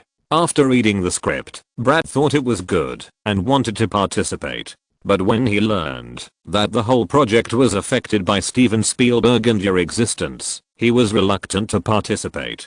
After being postponed indefinitely, he refused. After he refused, Catherine, who was busy with artificial intelligence and Harry Potter, put the whole project on hold and had no intention of continuing production for the time being. In Catherine's words, "It was too busy." This situation is indeed very common, and we didn't take it seriously at first, but when Brad suddenly mentioned this project during a party with us, we became very interested in it. Especially Matt Damon, he wants to take over this project. While speaking, he pushed a blue-covered book in front of Roland, which read, "The Bourne Identity." The Bourne supremacy was established in 1999, and Brad Pitt was indeed the one who was approached at the beginning, but because Kathleen Kennedy was too busy, she told the other party that the film might not start shooting until around 2001, so Brad Pitt, who couldn't wait, took Spy Game. Yes, it was the movie that was banned in China.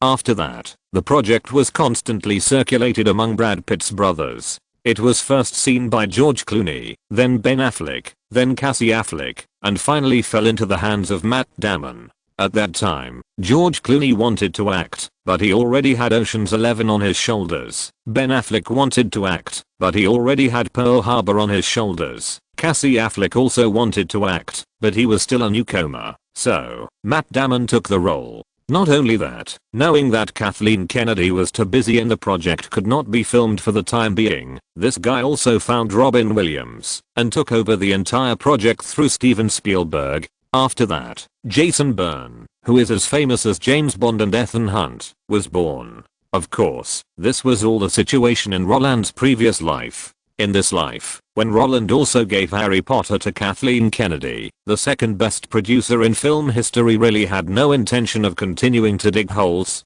So, after learning that Roland wanted to buy the copyright of Memento, Steven Soderbergh, who was Christopher Nolan's mentor, set off. He wanted to find a chance for his brother. But for Roland, this is really too difficult. He almost forgot about this project. In the end, it still appeared in front of him, after going around in circles. "Okay, I'll ask about this for you, and see what Kathleen thinks." At this point, Steven Soderbergh nodded excitedly, but Roland's next words made him want to jump up and hug him. "Since we have the same taste and both think Christopher's movies are good, if Catherine doesn't have time, then I'll let her husband take charge. I've seen Matt's performance." Robin also suggested that I invest in Good Will Hunting, but I refused because of Harvey's existence. So, don't feel pressured. If they don't have enough funds, Steven and I can invest. "Thank you so much," Steven Soderbergh said excitedly. Don't be like this. Don't be like this. We are all friends. Roland waved his hand, signaling him to calm down. Then what about the third thing you mentioned? Ah. The third thing is Solaris. I want to remake this movie, but the copyright is in the hands of James Cameron. Oh. After seeing the cover of the book, Roland understood that the project Steven Soderbergh was talking about was Solaris 2002. The original movie Solaris was adapted into a movie by Soviet director Andrei Tarkovsky in 1972, and after that, James Cameron, who wanted to explore space, bought the copyright. But unfortunately, in the 1980s, special effects were not allowed. In the 1990s, the movie Titanic made him lose interest in Solaris, because he really couldn't figure out how to shoot Solaris to make it better than Titanic. So when Steven Soderbergh found the old man, he generously gave up the project. Then, he had nothing to worry about, and fought against Avatar. And Steven Soderbergh's 2002, Solaris was actually very bad. To put it in one sentence, it was not a science fiction movie, a supernatural movie was not a supernatural movie, and a romance movie was not a romance movie. The point is that not only was the reputation not good, but even the box office was not good. However, it doesn't matter. It's a project worth tens of millions, and it's not him, Roland, who will have to pay for it. So, I know that project. If you want to shoot it, I'll tell James, and then you can find him yourself. James Lightstorm is under the name of Fox. They have suffered heavy losses recently, so my personal suggestion is that you can talk to James first, and then go to Fox after Fox's operating conditions improve. Such words made Steven Soderbergh very happy, and also surprised the Nolan family on the side. As long as you are interested in a person, you dare to invest in any project? Wow. Roland Allen is actually a good man. Christopher Allen, who has been silent since entering the hotel, raised his eyebrows and looked at Roland with desire in his eyes. If you have to make a metaphor, it's like a furry child seeing a favorite toy. Want to get it? Note, it is common for independent films to be bought out at a fixed price in the industry because many independent films do not have the ability to distribute, and they can only look for large companies to entrust them with distribution. In this case, if a large company takes a fancy to the film, they will choose to buy it out at a fixed price. Miramax does this most often, and in this case, small companies can only sell it because if they don't sell the film, it will rot in their hands. As for overseas distribution, independent film companies generally cannot receive overseas box office revenue because their overseas distribution is basically a fixed price buyout for one region or one country, and no one gives them a share of the profits. Therefore, any independent company that enjoys a share of the profits is a sick capitalist. Not to mention the big six, even second-tier companies won't let you get up. Brad Pitt was indeed the candidate for the Bourne Supremacy at the beginning. He refused the project and didn't get out of the circle. These big names have big legs, but they just won't be reported on a large scale. After all, it's the American dream. James Cameron's Lightstorm is a subsidiary of Fox, so his project has always been in Fox, now in Disney. It's not that he doesn't want to find someone else, but his bond with Fox is even more fierce than Steven Spielberg's bond with Universal. If you're listening to this novel on a channel other than Fanfic World, it means they downloaded and uploaded it without effort. We cordially invite you to visit our channel, Mundo Fanfic Novelos. There you'll find the original version of this story and you can explore many other novels of various genres. We're waiting for you to immerse yourself in a world of incredible novels. Chapter 331, Got Tricked Again. In fact, Roland has a very special memory of Steven Soderbergh. This memory does not come from his dislike for George Clooney, nor from his surprise when he saw the big names in the Ocean's Path series, nor from his regret when he defeated Ang Lee with The Internet and won the Oscar for Best Director in 2001. It is because this bold man once made a movie called Contagion. Contagion is full of big names, but the multi-threaded narrative makes the whole movie dull. It does not highlight any character, and the narrative technique of not creating any dramatic conflict made the movie sprayed into shit by critics and audiences when it was released. Because most of the audience thinks that the plot in the movie is too absurd, and the virus that can infect the world before people find it does not exist, while the critics think that director Steven Soderbergh is deliberately blackening the governments of various countries, especially when depicting the handling policy of America. The excessive darkness and ugliness is simply like walking behind a dump truck and looking for shit. As a result, the bad reviews everywhere made him lose his job as a director. No film company continued to ask him to make movies, and no audience went to the cinema to support his masterpiece. As a result, this bald man who could offend both the sponsor and the parents who provided food and clothing had to give up the path of directing and chose to change his career to become a painter. But unfortunately, not long after he left the film industry, lottery vaccination, making money from national disasters, smashing, looting, and burning, all appeared. Not only that, the Washington Monument on a rainy night was also struck by thunder. When the movie shone into reality, the oncoming horror made people recall the guy who warned the world at the beginning. But the subsequent fear of reality and anger at the way it was handled made this memory disappear. It was because, when he watched Contagion at the beginning, Roland was amazed at the description of the movie. So now he is willing to help the bald man to make connections. Not for anything else, just because of the admiration at the beginning. Okay. This is too righteous, even he himself doesn't believe it.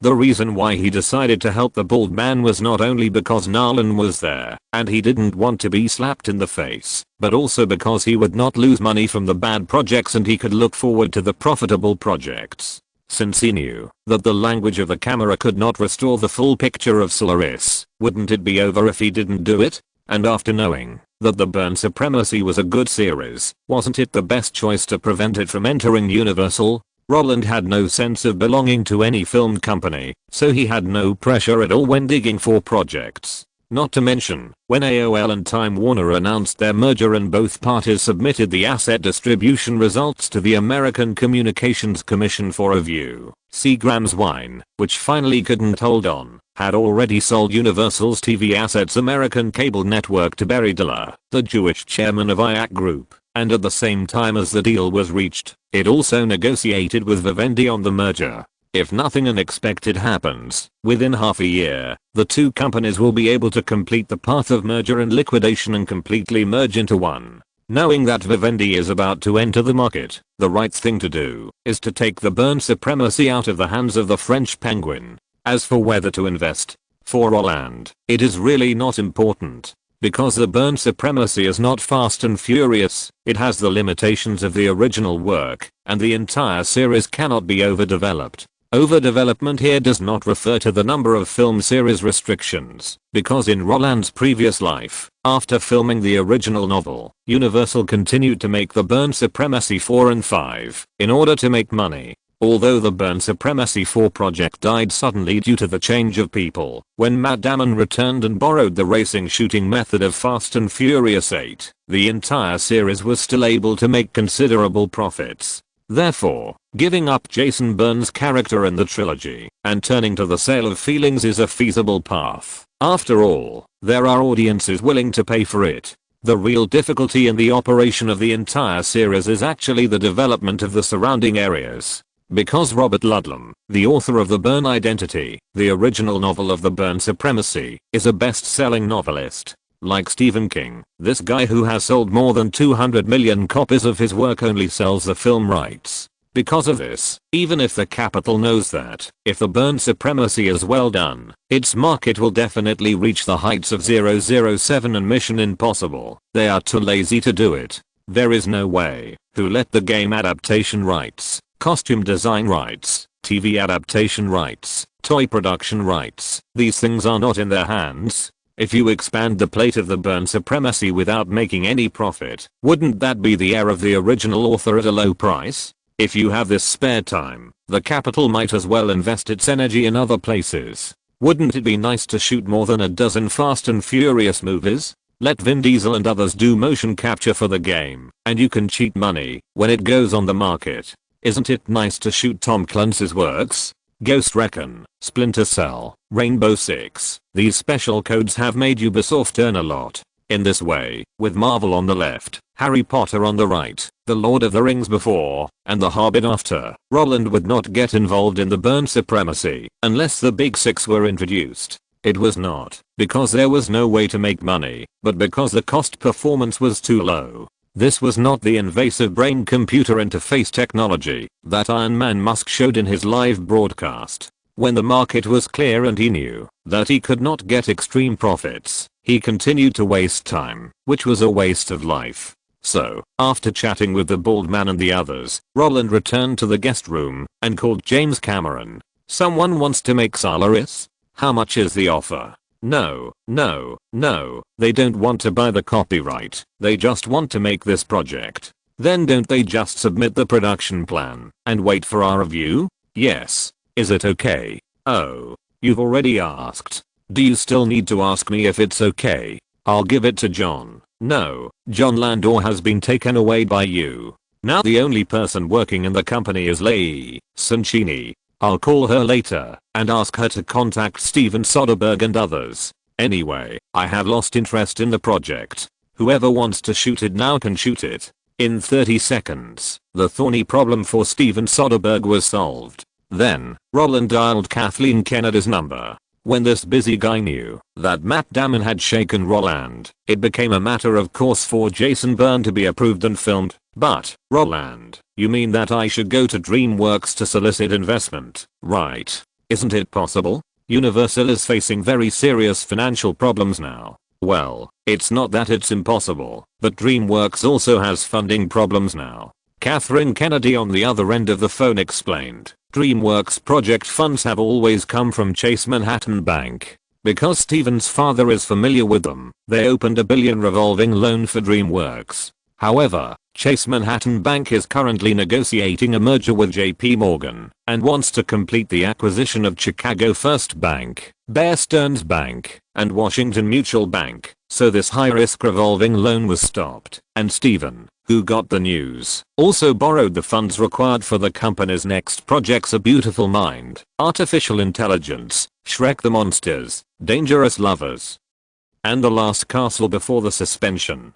So, they can't get more operating funds now, and even if Chase approves a loan to DreamWorks, they can't lend much money because the quota has been used up. Without startup capital, public funds can't do it. Well, Roland sighed. "Then I'll invest." "How much?"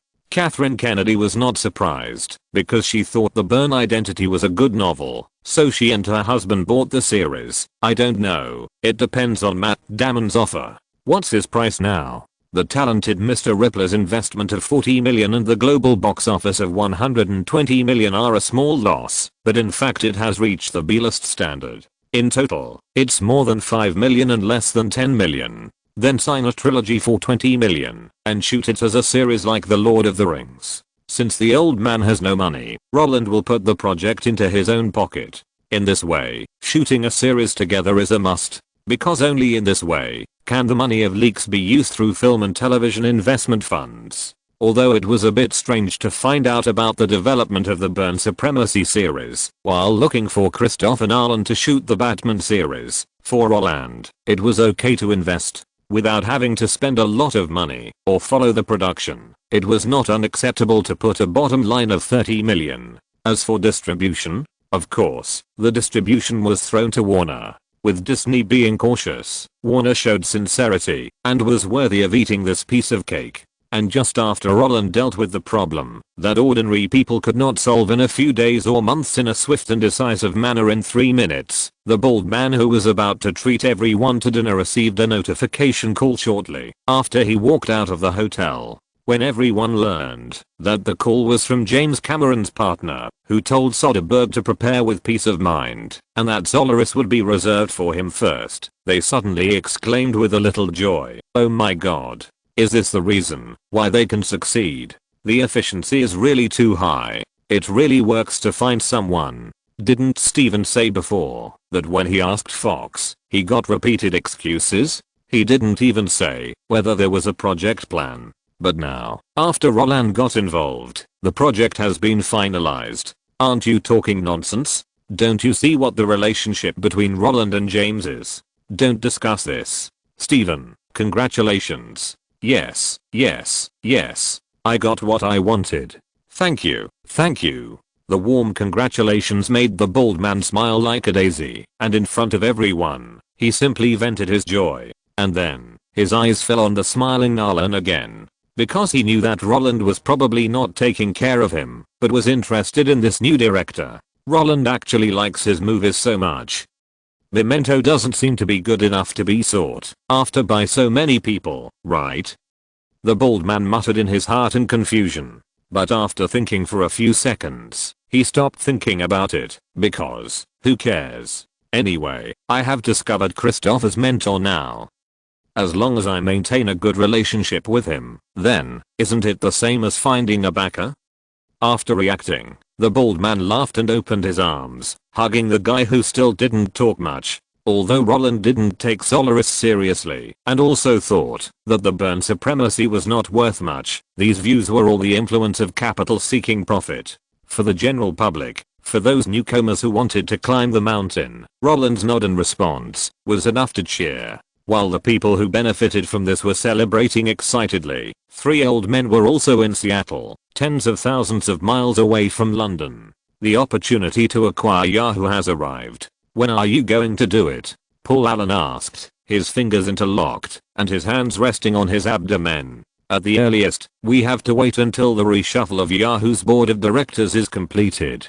Bill Gates said there are 13 people on their board of directors. After the reshuffle, Carl Icahn and Ronald Perelman can take 7. In this case, as long as Carl continues to tell the public that Yahoo is mismanaged and the company's value is underestimated as usual, we can take advantage of the situation to propose an acquisition. With a 7-to-6 vote ratio on the board of directors, Yahoo has to be sold anyway. After reaching an acquisition agreement, we just need to sit down with Carl and others to negotiate the price. Judging from the current situation, it will be around 100 billion to 150 billion. Yes, Yahoo is so valuable these days. In the first few days of the millennium, their stock price soared to 118.75, with a market value of 128 billion. Although it fell back later, it has remained at around 100 billion, steadily suppressing Berkshire Hathaway. In this case, it is simply a dream to want to acquire at par, not to mention the 1.5 times premium, which is based on the tacit agreement reached on the basis that Carl Icahn only wants so much money. If Roland had not taken the initiative to sell nearly 18 billion worth of shares, this deal would be even more troublesome. 150 billion. That's about it. It's really impossible to acquire more. Paul Allen nodded. At this price, how many shares do we need to use? About 15% to 18%, and the rest in cash. Steve Ballmer said, Cole will help us kick the founder of Yahoo out of the company, so there is no need to worry that they will interfere with the company's operations after the acquisition. Yeah.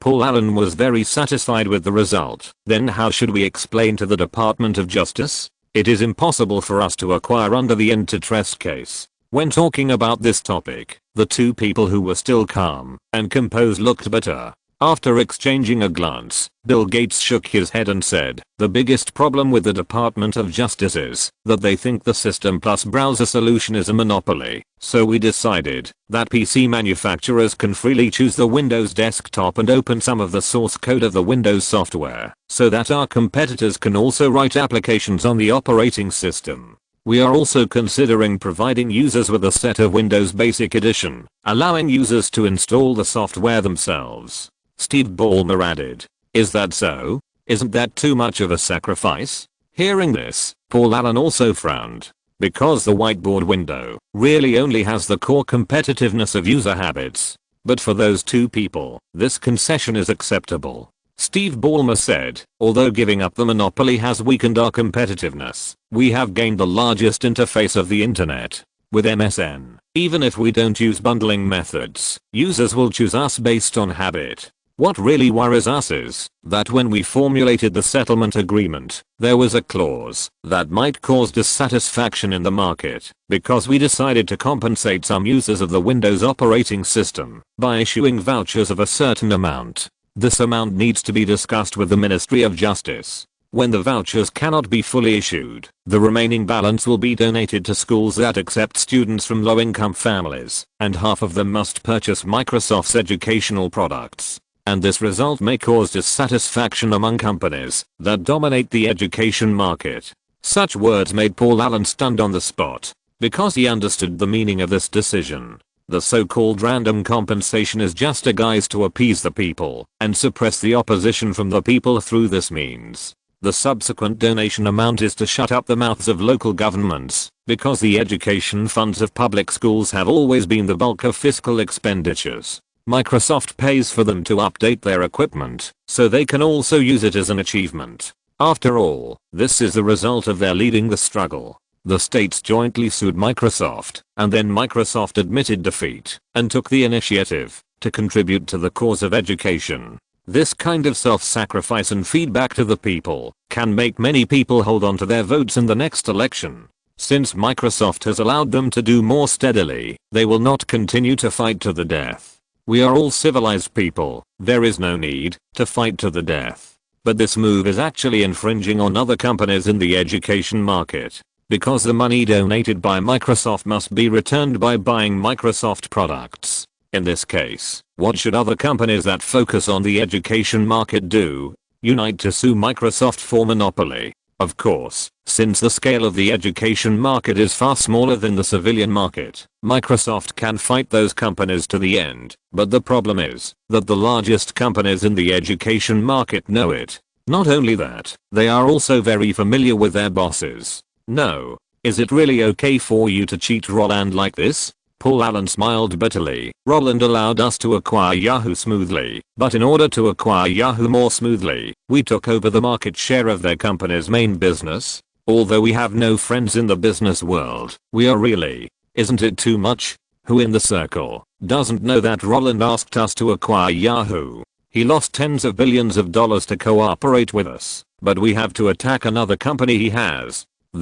Will people in the circle dare to do business with us next time? Such words made the other two shrug helplessly. They didn't make excuses, because Paul Allen said the truth. In the acquisition of Yahoo, they did cheat Roland again, but this is the best way to shut up the people and the government at the same time. That's right, the company that occupies the American school teaching computer market is related to Roland. And that company is called Apple. Notes: after Steven Soderbergh finished filming Contagion, no film company offered him a contract. After the cooperation he had signed was fulfilled, he was out of work because the industry thought he was too black. The Fast and Furious game refers to the movie game of the same name promoted by Vin Diesel at TGA last year. It was originally scheduled to be released this year, but considering the current situation of school closures, it is estimated that it will not be released this year. And that game was made to cheat money. The modeling is not as good as Uncharted 4 in 2016. If you have to describe it, the feeling it gives to the outside world is similar to that of Marvel's Avengers, which was tested several times this month. Rayson Chesney is James Cameron's company partner and his producer. DreamWorks did have funding problems in the year 2000. At that time, after they had used up their revolving loans, they wanted to use mortgage loans to buy more than 1,000 acres of land in Los Angeles for factories, but because the merger of **** dragged on for too long, this plan had to be cancelled. The Microsoft settlement strategy described in the article is true. Public officials in various states have always felt that their positions are more important than corporate monopolies. Chapter 332 Monopoly and Antitrust. There are only individuals who betray their class, but there is no class that betrays its interests. When the Federation conducted an antitrust investigation on Microsoft's operating system, both the Federation and Microsoft felt aggrieved, because Microsoft did not want to be forced to split by the Federation, and the Federation did not want to split Microsoft. Why? That's because Microsoft's existence is in the interests of the Federation. As a capitalist country, the Federation does represent the interests of the bourgeoisie, but they will not obey the orders of the big bourgeoisie who control a large number of production tools, because in addition to a few individuals, there are also a large number of small and medium-sized bourgeoisie and countless civilians in the whole country. When these people can provide votes Safeguarding their interests is to safeguard their own interests. Therefore, coordinating the interests of all parties and playing the balancing game are the key to some people's stability. After the Civil War, the Federation entered a period of rapid development of capitalism. In less than 100 years, the total industrial output value has continued to soar from 6% of the world, surpassing France, Germany, and Britain one after another, soaring to the world's first.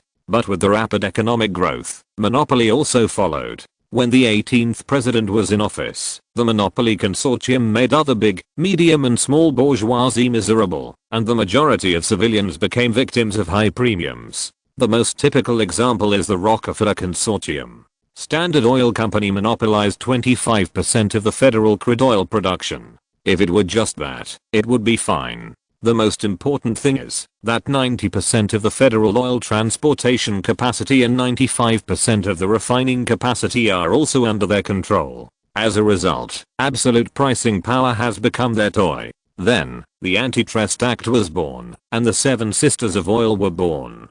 This move was a representative of advancement at the time, or even now. It is a classic example of the free market, because Standard Oil monopolized the entire market, making the entire industry lifeless, and making the people feel unfair. But after the split, effective competition can inject vitality into economic development. In this way, the federal government, which has tasted the sweetness, has stepped up its efforts to cut into various monopoly consortiums. In 1945, Aluminum of America was forcibly split because of its monopoly on the aluminum market. In 1984, Telephone and Telegraph was forcibly dismembered because of its monopoly in the telecommunications industry. When the federal government stabbed the big capital to death with a knife, the high-speed economy made them smile, because their interest is to lead the federal government to continue to develop.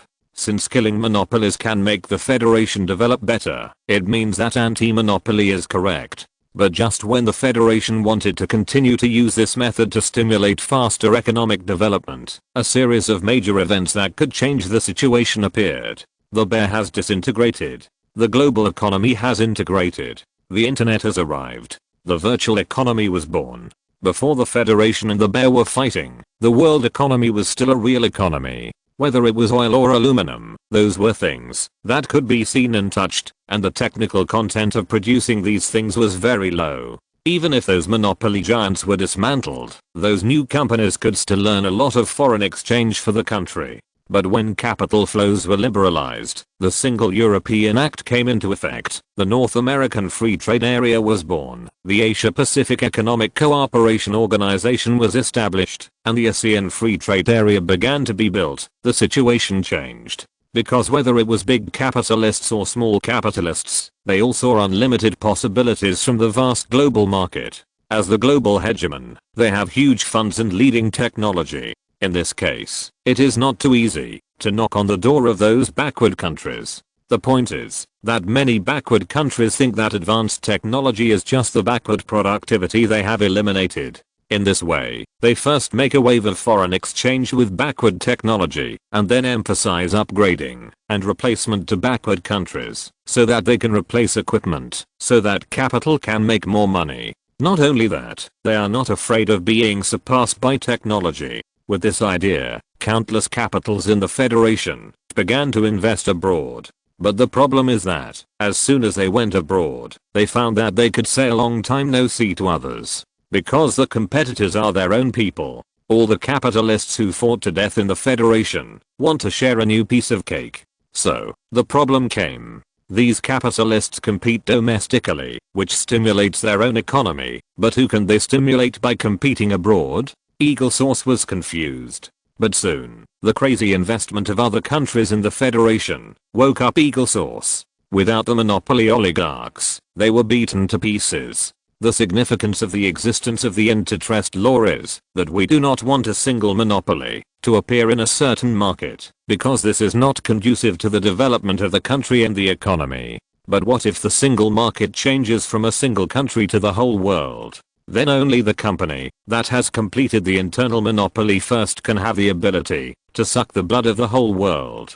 Therefore, many people say that after the collapse of the bear, the EagleSource was confused. At the same time, these people believe that the reason why the Eagle source was confused is that it suddenly became the world's number one and lost its goal. But in fact, this confusion does not mean that they have no enemies, but that they found that the world is full of enemies. If AT&T had not been split, then when the direction of global economic integration was officially finalized after the collapse of the bear, AT&T could have frantically acquired telecommunications companies around the world. As long as they controlled 50% of the global market. No. 40%. Even 30%. At that time, there would only be one voice in the world. America great. Oh, no, they no longer had to shout this slogan at that time. But what about now? European telecommunications giants are frantically merging, and their own telecommunications giants are half dead. So, on June 28, 1994, the Federal Congress passed a bill that allowed local telephone companies and cable TV companies to enter each other's business scope. On the surface, it was to stimulate competition in telecommunications services, but after the bill was introduced, telecommunications companies such as Viacom merged frantically and regained their world-leading position. Not only that, they also asked Murdoch to move the company from Canada to the United States to continue to maintain his dominance in the media industry. Then, on November 30, 1999, Exxon and Mobil merged. On October 9, 2001, Chevron and Texaco announced their merger and then acquired Gulf Oil. On the surface, the remerger of the Seven Sisters of Oil is normal business competition, but isn't the fundamental purpose of their merger to cope with the impact from foreign companies under economic globalization? If these companies cannot even occupy the local market, they are like scattered sand with no fighting power. Then when other capital invades, won't the entire domestic market belong to others? And how could this be something that the Eagle source wants to see? So, the Department of Justice's antitrust investigation into Microsoft's operating system is actually a joke. On the other end of the phone, Steve Jobs was expressing his views. Unless the Department of Justice is occupied by spies from other countries, they can't dismantle Microsoft, because once Microsoft is dismantled, it means that they have given other countries more time to develop operating systems and catch up with us. Previous antitrust splits were due to the single nature of the market. In a single market, monopoly is not conducive to economic development, but in the context of globalization, only monopoly can maintain its own market position, because the best way to destroy an industry in other countries is not a technological blockade, but trade dumping. Dump products with corresponding technology. Use dumping to occupy the markets of other countries. Squeeze out their market profits. If there is no profit, their companies will not conduct independent research and development. In this way, disguised control of a single market can be achieved, and this kind of dumping can only be done by monopoly companies. Since Microsoft can already dump its own Windows system to the world, the Department of Justice will not let go of this issue unless it is crazy, because for them, continuing to create companies that can monopolize the global market in other industries is the most important thing to do now. It is a waste of time to keep staring at Microsoft. What's more, Microsoft's share of the Nasdaq stock market has exceeded 11%. To attack Microsoft is to attack the economy. Just as the three old men were discussing the case of Microsoft's acquisition of Yahoo, the godfather of Apple also called Roland. When Roland learned that almost no one in the circle thought that Microsoft would be split by the Ministry of Justice, the word show came to his mind. When he knew that these guys also believed that industry monopoly was the only way out for the company in the future, his emotion surged in his heart. Because he knew that these guys were right. In the context of economic globalization, only by achieving a monopoly in the industry in one's own country can one expand outward and suck the blood of countries around the world. Therefore, the Qualcomm tax appeared. When the small capitals that were suppressed by Qualcomm united to sue Qualcomm, the Department of Justice, the Department of Energy, and the Department of Defense simultaneously took action to suppress the antitrust judgment of the federal court. Why? Isn't it because Qualcomm can suck the blood of the whole world? This is in the interests of the Federation. In this way, no matter how happy the small capitals are, they can only wait for death. Because even if they are supported, they can't suck the blood of the world. If they can't suck the blood of the world, it is equivalent to giving the market to others. Once the market is given to others, isn't it just waiting for the opponent to reap their own industry? Federal GG and small capital GG. Everyone knows how to choose.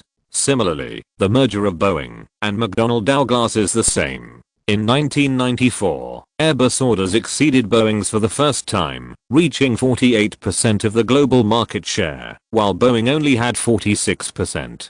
Under such circumstances, in 1996, when Boeing asked to merge with McDonnell Douglas, the federal court and the Department of Justice did not dare to say a word. Why? They just wanted Boeing to swallow up the global market. In such a situation, they were still fighting among themselves. Therefore, monopoly and anti-monopoly have never been about upholding justice, but about safeguarding higher level interests. However, even though he knew that under economic globalization, industry monopoly was the best embodiment of patriotic capitalists, this did not mean that Roland could accept Microsoft's behavior of harming him. So, you called me at this time to tell me that Apple is going to give up the education machine market? Let Microsoft quickly end the antitrust investigation? Then let them swallow up Yahoo smoothly? After listening to the Apple Godfather's retelling, Roland was a little, well, he didn't know how to describe his feelings. When he first invested in Yahoo, he just wanted to make a little money. Later, he joined Microsoft just to make it easier for himself to cash out. Then he invested in Apple just to give himself the confidence to spend money. Then he reached a game development agreement with Microsoft just to dismantle Sony. Although his personal goals have been changing,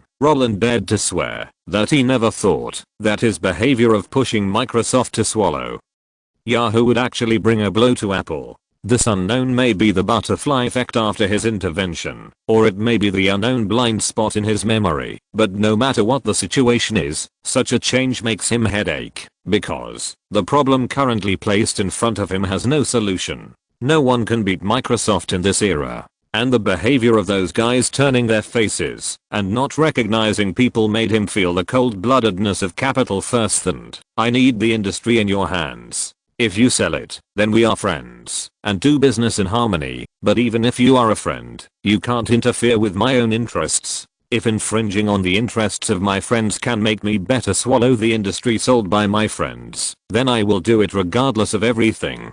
Because I'm capital. Although Roland could understand Microsoft's behavior, because he himself was crazy about dismembering Sony, when this kind of thing of being oppressed by a monopoly giant happened to him, to be honest, it was still a bit aggrieved. And when he asked Steve Jobs what he thought, the answer given on the other end of the phone made him shake his head helplessly. Apple doesn't want to give up the educational machine market, but Microsoft's settlement agreement does not require our consent. The naked answer made Roland laugh. Yes, this kind of thing does not require our consent. Antitrust investigations are basically directly decided by the Ministry of Commerce. If they accept the settlement, it means that they acquiesce to Microsoft's continued invasion of the educational machine market. In this case, any resistance is futile, because the higher-ups will not listen to your voice. In this way, passive acceptance is the only choice, and this result also makes Roland very glad that he voted for Google. After all, things like anti-Microsoft still have to be done by professionals.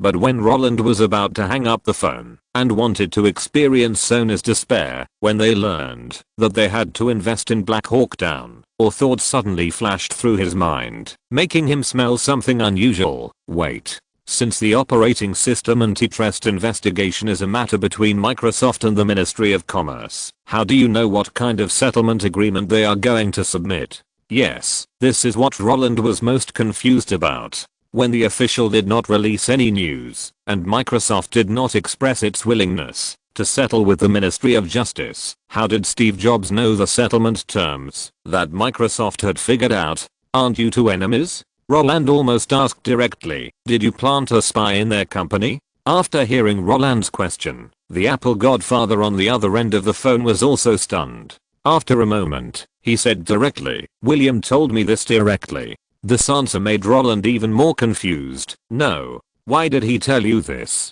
Isn't this confidential? Such a surprised expression made the other party react. For others, the settlement agreement drafted by Microsoft is confidential, but for us, isn't this a mutually negotiated clause? William told us that they are going to escape the antitrust investigation in the name of funding public schools, which is a hint to us that we can make an offer quickly. What price do they need to pay in exchange for our concession? What? Roland was completely confused.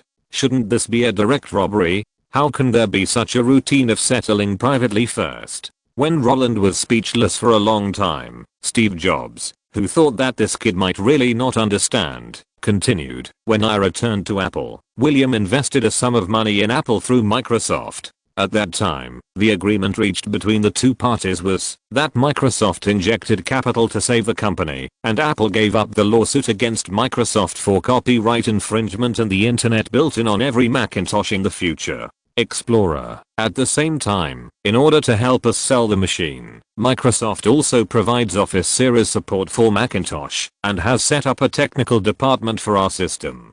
Although this is continuing to consolidate their market position, for Apple, their technical support and investment are indeed putting out fires. So, although we are arguing fiercely, we can sit down and talk. Now, since they want to use the achievement of providing politicians with the education market to avoid investigation, we can actually cooperate, and I have thought of the price according to the company's situation. That is, let Microsoft help us to take over the digital copyrights of all music companies in the world. We have already started to do the MP3 I told you about before, and at the same time, we also need to launch a free digital media player application. According to my plan, when users want to import music downloaded from the internet into MP3, they must use the digital media player application, and we sell music there, which can reduce a lot of trouble for users.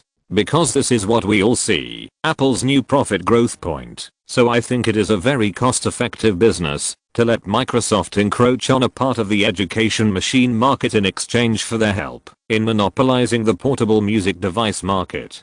Boom. Steve Jobs' words were like thunder. Roland's eyes were full of stars. Did Microsoft achieve the market monopoly of iPod and iTunes? This. Roland had nothing to say. That's right. The success of iPod and iTunes is not really that mysterious. Countless reports said that after negotiating with major music companies, Steve Jobs relied on his advanced ideas to obtain digital copyright authorization at a super low price. But, can a company's digital copyright be as low as 10 million? Don't be ridiculous. Universal Music, Warner Music, Sony Music, and Bertelsmann are not doing charity. The so-called reasoning that, because there are too many pirated copies on the internet, these music giants think that Apple, which is willing to spend money to buy genuine copies, is a sucker, so they will sell the digital music distribution rights at a low price. This kind of rhetoric is bullshit. Because when Apple went to buy the copyright, these companies had already screwed Napster. When the court ruled that Napster's free music service was illegal, the era of paying for songs on the internet had already arrived. Under such circumstances, the giants who had already reaped the early profits were crazy enough to sell the licenses at a low price. The real reason for the low price was Microsoft's suppression. When Steve Jobs was negotiating cooperation with various music companies, Microsoft, which also smelled something wrong, was also ready to invade the online music field and moved out Windows Media Player 7. But just when the major music giants were sitting on the naivete and taking turns to listen to the bids from both sides, the wealthy Microsoft suddenly ran away after 2 rounds of bidding because they said that the Department of Justice had added Windows Media Player to the investigation list and asked them to separate it from Windows. If Windows Media Player was separated, then buying copyrights would be meaningless. This situation made the major music giants look confused, and while they secretly cursed the Department of Justice, they also set their sights on another bidder, Apple, hoping that Steve Jobs would take the copyright according to the previous offer. However, at this time, the boss Jobs also ran away. The reason was that they had consulted the trade association. If they only sold iPods that supported the MP3 format and did not provide music services to users, if users added pirated music to the player themselves, then Apple would not be breaking the law. In this way, those who bought genuine music were stupid. This explanation made the major music giants even more anxious, and when they saw that the cooked duck was about to fly away, they had to sign a low-price licensing agreement with Apple for the sake of profit. In this case, Sony, which wanted to promote its own format, was directly besieged by the giants. Seeing this, some people must be confused. Why don't the giants do it themselves? This is actually very simple. First, these giants really don't have the ability to crack down on all piracy. Second, Steve Jobs said that after selling all the copyrights to Apple, music produced in the non-iTunes market is pirated. Not only that, Microsoft also said at the right time that if iTunes' market share is not high, they can also cooperate with Apple to allow Windows Media Player to import songs to iPod. With Microsoft's technical endorsement, can the music giants not agree? Isn't it good to eat ready-made without the technology to crack down on all piracy? In this way, the two companies that sang a double act swallowed up the entire music market. iPod once occupied more than 70% of the music player market. It is no exaggeration to say that the success of iPod is definitely not the effort of one or two people. With Microsoft's willingness to reconcile, Apple gave up some educational machine markets in exchange for a monopoly in an industry. Isn't it good? Of course, this was Roland's previous life. And now, with his intervention, when Yahoo was first thrown to Microsoft, and then Apple, which he invested in, was about to be stabbed by Microsoft, even if the capital was heartless, it would not do anything reckless. So, now we just have to wait for Roland to make an offer. While Steve Jobs was communicating with Roland, the three people in Seattle were also exchanging views. Steve Ballmer said, as long as the offer is not excessive, we can accept it. Bill Gates said, there are too many and too big industries related to computers and the internet. We can't take them all. As long as they are willing to give up part of the educational machine market and don't continue to sue us, then we can help him in any industry he wants to enter. After all, if we occupy Apple's market without any communication, our business will not be easy in the future. Roland has cooperated so well, and we have also robbed his industry. Then other companies will definitely be cautious when cooperating with us in the future. When we are surrounded by enemies, we can also close down. Oh, I thought you would really do things so decisively. Hearing this, Paul Allen breathed a sigh of relief. Of course, he didn't think there was anything wrong with being too extreme, but he thought it would cause a serious blow to Microsoft's image. Although these things could not be made public in the end, but those who know about it are the ones who have the strength to cooperate with them. So what do you think Roland will want? Paul Allen asked with a smile. In addition to Apple, he also has Blizzard related to games, Warcraft related to film and television, Starcraft related to music, and personal brands. And we don't understand these. So, this deal is actually very difficult to do. It has to be done even if it's difficult. Bill Gates smiled and shook his head. Steve Ballmer said, we are not afraid of him making demands. We are afraid that he has no demands. If he says, now that he wants to acquire Universal Music, we can help him do it. He can take out more than 10 billion, and we just need to help him divest Seagram Wines. But, I don't think he will want Universal Music. Because that company is too shabby and has a lot of bad debts. Such words made the three people laugh, and at the same time, Roland, who had already turned his mind, was delighted. Fuck. Since Microsoft's settlement provisions to circumvent the antitrust law are the fundamental driving force for Apple's development, then for me, there is no loss. Then let me make conditions? Isn't this equivalent to giving it away for free? Then what conditions can I make? Let Microsoft and Google sign a cooperation agreement, and Microsoft must use Google's search business in the next few years. No, no, no. Google is not my sole proprietorship. Let Microsoft and Blizzard sign a cooperation agreement, and in the next few years, Blizzard games will be on the Xbox platform, and they will not take a commission? No, no, no. If it's just making money, then it's a waste of the opportunity to make conditions. Calm down. Calm down. This is Microsoft repaying a favor. I'm not asking for a debt. If it is used well, it can change the pattern of an industry.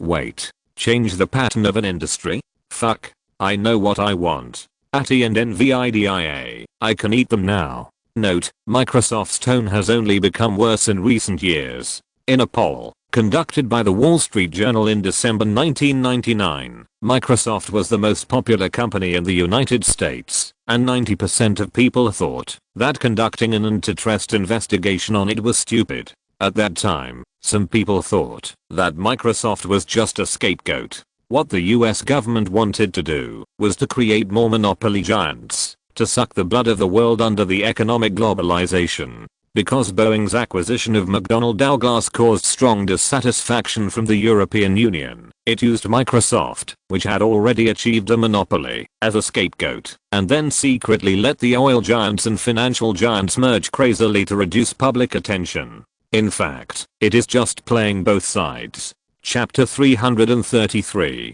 ATI and NVIDIA are both things that Roland has been thinking about. Now that he has the opportunity to get them, he will naturally not let them go. After attending the Berkshire Hathaway shareholders meeting last year, Roland was thinking about using the long-arm jurisdiction to swallow ATI, and then when Huang was greedy and almost delisted by Microsoft, he would wait for an opportunity to take the nuclear bomb factory into his pocket. But now that Microsoft is backing it, it will be easier to make these two acquisitions. As previously imagined, let James Cameron help him shake out the Ontario Securities Commission to investigate ATI's stock insider trading? No. There is no need to be so troublesome. Just let Microsoft shake out Intel, and the matter will be over. Intel took the lead and jointly acquired with Roland, first swallowed ATI, cleaned up the founding team, and then gradually sold equity to exit the company. Although the whole process may span a year, it is already very fast compared to the previous Yahoo case. This kind of joint acquisition is too common in major acquisitions. The core of joint acquisitions is not that one party has financial problems, but that two parties acquire at the same time, which can avoid many regulatory problems. For example, Roland wanted to acquire ATI, but they refused to sell. In addition to the long-arm jurisdiction, there is actually no good response. But if Intel wants to buy, the situation is different, because the federal authorities who want to take the monopoly competition route will support Intel's acquisition, and ATI will also seriously consider Intel's offer. But if Intel acquires alone, this kind of competition with monopoly implications will not be approved by the European Union. Just like in the Boeing acquisition of McDonnell Douglas, under the pressure of the European Union, Boeing gave up the monopoly supply contracts that had been signed with more than a dozen American airlines in exchange for the opportunity to become bigger. If Intel acquires ATI alone, it will not work without bleeding. But if it is a joint acquisition, each party holds 50% of the shares, then these problems will be solved. The EU thinks this is monopolistic competition. The Federation can also say that Roland still has 50% of the shares in ATI. How can this be considered monopolistic competition when it cannot be forcibly annexed? In this way, the two sides will enter the stage of wrangling. If Intel says that it will not expand its shareholding in ATI by any means in the next 5 years, then the acquisition can be finalized. As for why Intel will help, you have to ask Microsoft. In 1995, when Intel was developing processors, it proposed a new technical specification that could seriously affect the standard of Windows. So Bill Gates came to the door in person, and then Intel strangled the release of the new specification. It would be fine if there is money to be made. When major companies sued Microsoft for suspected monopoly, many companies in the United States also supported Microsoft. In addition to Compal and Dell, which have a complex relationship with Microsoft, Intel is also unwilling to stand in the plaintiff's seat. In their words, the pricing between them and Microsoft is all normal business negotiations. To put it simply, this is a community of interests. To put it bluntly, it is capital grouping. In fact, many times, when people think a problem is extremely complicated, it is not because they cannot find the optimal solution, but because everyone is incapable of the optimal solution. Not only that, in most cases, this optimal solution will be criticized as opportunistic, but when the road of opportunism appears, everyone knows what to choose. Are you sure you want ATI and NVIDIA? Roland's words did not surprise the godfather of Apple. Sure. Taking ATI and NVIDIA will be good for all of us. Roland smiled and said, future computers cannot be separated from GPUs. As long as we take ATI and NVIDIA and do a good job, we can become one of them. Okay, I will pass it on. Wait for the news. Goodbye. Goodbye. Because of the 8-hour time difference, when Steve Jobs took the time to call Roland in the middle of the day, it was already night in London. After hanging up the phone, Roland went into the bathroom to take a shower. When he walked out again wrapped in a bath towel, the comfort wrapped around his body made him extremely enjoyable. Although there was no physical release, let alone spiritual pursuit, the joy that affected his soul made him smile from ear to ear. Was it because he found Christopher Nolan? Or because he invested in the Burn supremacy? Or was it because he could easily take over ATI and NVIDIA? No. It was related to these things, but it was irrelevant if you look deeper. Because what really made Roland happy was the trampling of the rules. Starting from Yahoo, to Black Hawk Down, and now ATI and NVIDIA. These 3 cases made Roland earn a lot of money. But compared with the accumulation of money and the sweeping of everything by integrating capital, it was a little brother. Yahoo was involved in insider trading. Black Hawk Down was involved in insider trading. ATI and NVIDIA were also involved in insider trading. But the question is, will anyone investigate in this regard? No. It should be asked, does anyone dare to investigate? The Yahoo case is already very clear. TIAA Kref and Kalpas were dragged into it by Carl Icahn. Whoever dares to investigate at this time will affect the pensions of all retired public officials. Black Hawk Down is also very clear. When the trade war started, Sony, as a Japanese-funded enterprise, had already lost. Whoever dares to pursue it at this time is treasonous. ATI and NVIDIA are also very clear. When participating in the global game with monopoly competition, more monopoly enterprises are spawned to ensure that the country has core competitiveness. Whoever dares to pursue it at this time will have to bear the blame for hindering economic development. These 3 mountains are not something that a certain person or organization can bear, and the rampant behavior in this situation made Roland taste the beauty of capital.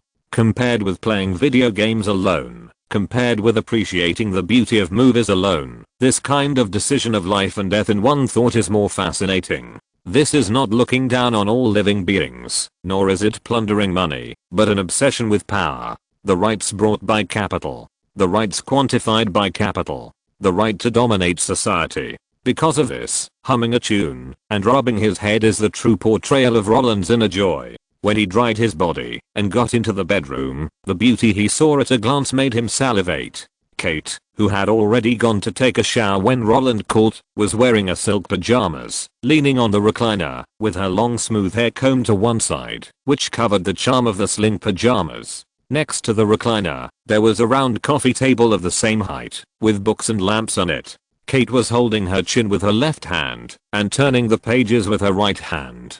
Perhaps the content of the book was too profound, causing her brows to slightly frown and concentrate. When Roland quietly entered on the carpet, she did not notice anything unusual, and was still concentrating on reading. When Roland stepped down and appeared beside her, looking down at the content of the book, the shadow that suddenly appeared startled her. Ah! The big white legs kicked in the air. Who? The figure that suddenly stood up and turned around instantly made the beautiful back that was a pity not to cupping pass by Roland. When Kate stared with her eyes wide open and raised her head, her hair scattered in front of her body added a bit of hazy beauty to the beautiful couple. When she saw that her man was lying on the back of the chair, staring at her with a smile, her tense nerves suddenly relaxed. How come you are floating around like a ghost? The bad guy complains first.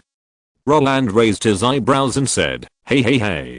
Before you screamed, I didn't even say a word. The door was open all the time.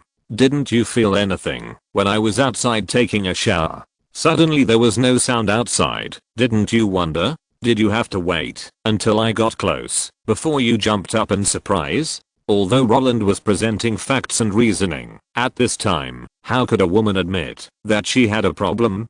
Kate, the victim, glared at Roland and said, you can talk on the phone for 2 hours, and there are long periods of silence during this time. You sometimes speak and sometimes don't. How can I know whether you are thinking about something after the call or still listening to others? If I suddenly interrupt you and ask a question while you are listening to others, what will your reaction be? Hiss. Is that so? Roland has always had a habit when he makes phone calls. He likes to listen to others finish talking about things and then express specific opinions based on the specific situation. In this way, it is often the case that others talk a lot first and he sits there and listens for half an hour. At first, everyone thought this way of dealing with things was a bit perfunctory, because long periods of silence will indeed make the guy on the other end of the phone think that you threw your phone aside and didn't listen at all. But after getting used to it, they became casual, not to mention that finishing the whole thing at once. This undisturbed narrative method can also reduce a lot of topic changes caused by asking questions. However, Roland's approach was good for the caller, but it was annoying for the people around him, because no one knew what Roland was doing when he was silent. So most of the time, the people around Roland would wait for him to show up before continuing to communicate with him. Otherwise, if they were interrupted suddenly, that would be a bad thing. In this way, facing Kate's unreasonable arguments, Roland pursed his lips and felt that his wife had some truth in what she said. After seeing the surprise on his man's face, the guy who knew that he had once snorted, lay down again, hugged the book, and continued to read. That look was almost written on his face. I'm angry. Comfort me. If it were normal, Roland would definitely put on a smiling face and apologize to the mother of his future child. Kate, who was just pretending, would take advantage of it and then spare the father of his future child. But Roland was happy today. He would not use the tricks he usually used. So, after lying on the back of the chair and taking a condescending look, Roland turned around, sat on the armrest first, then stuck to the inside, and kept moving towards the gap in the chair. Although Kate was lying on the coffee table with her body sideways to read, how much space could a single chair leave? The gap the size of a palm was equivalent to nothing for a big guy like Roland. However, a small space also has its advantages. While squeezing in, the sense of accomplishment of expanding the territory makes people happy. And when the whole body is completely included in it, the tight feeling of wrapping around makes people happy. What are you doing? Kate couldn't hold her face tight when she felt the heat coming up. Since it will scare you, if we meet again after we separate, then we won't separate. Roland put his arm around his wife's waist and put his head on her shoulder. This kind of earthy love talk made Kate roll her eyes. She didn't bother to pay attention to the fool and continued to read. But Roland, who was in a good mood, was not ready to let her go. He glanced at the pages of the book and asked, "What book are you reading?" Kate didn't say anything. So Roland picked up her hair with his mouth again and kept teasing her cheek. "Hey, stop it."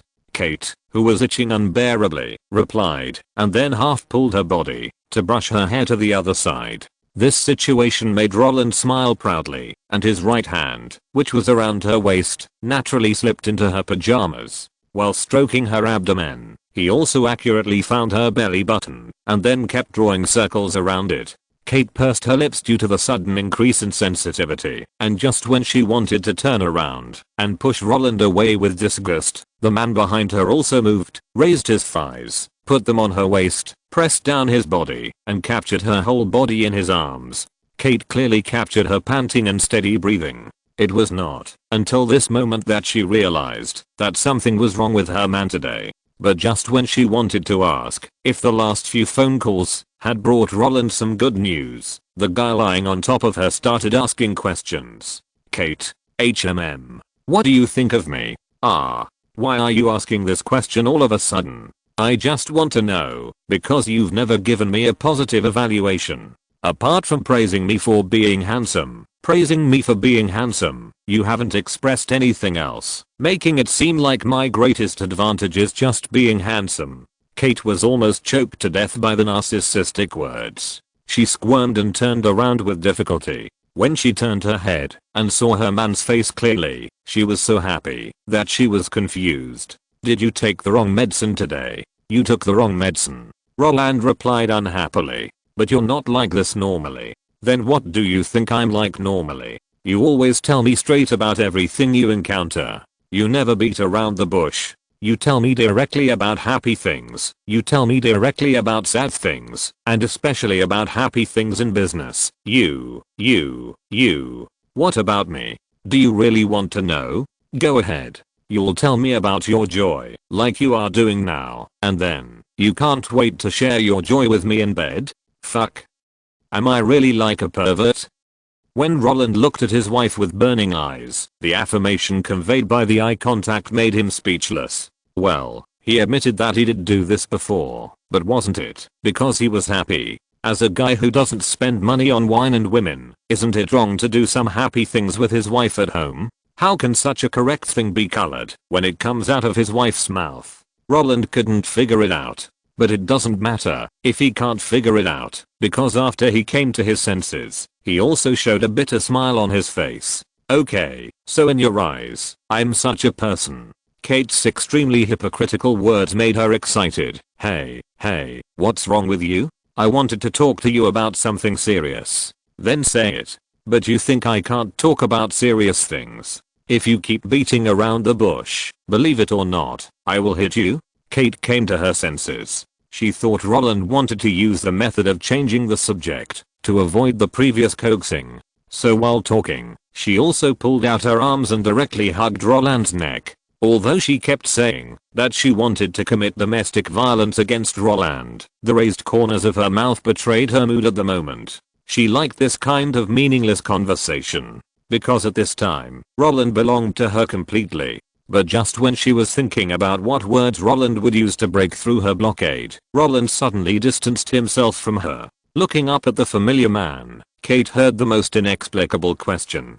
Have you found a house on Kensington Palace Gardens? I looked at 3 houses for sale, and I think the one near the Italian garden near Lancaster Gate is good. Then buy it. I'll go with you tomorrow. That's it? Is that all you want to say? Yes, let's take a look at how to decorate it. After all, we are getting married this year. Note, it is true that Intel proposed a new standard to threaten Microsoft in 1995, and it was precisely because of this that Microsoft used bundling to deal with Netscape.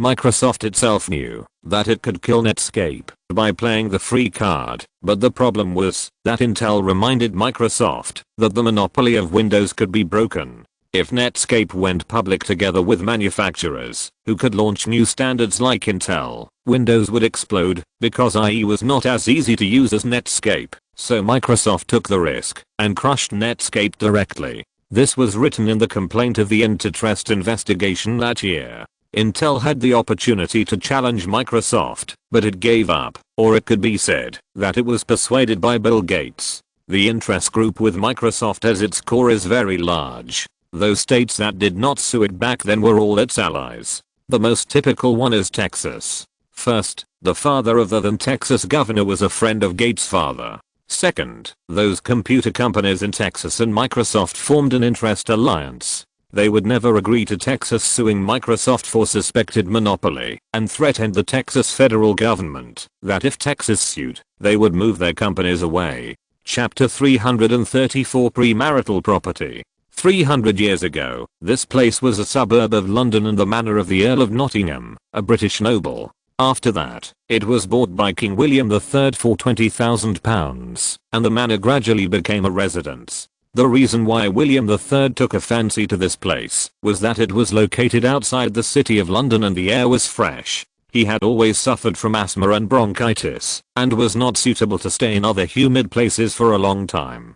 So starting in 1690, the newly built Kensington Palace replaced Whitehall and became the king's official and private place. Not only that, George I and George II also liked it very much. They spent money and manpower to beautify and decorate it. Every ceiling was painted with exquisite pictures. In October 1760, 76-year-old George II died of a sudden heart attack, and Kensington Palace ended its history as a royal residence. But after that, Queen Victoria also moved in.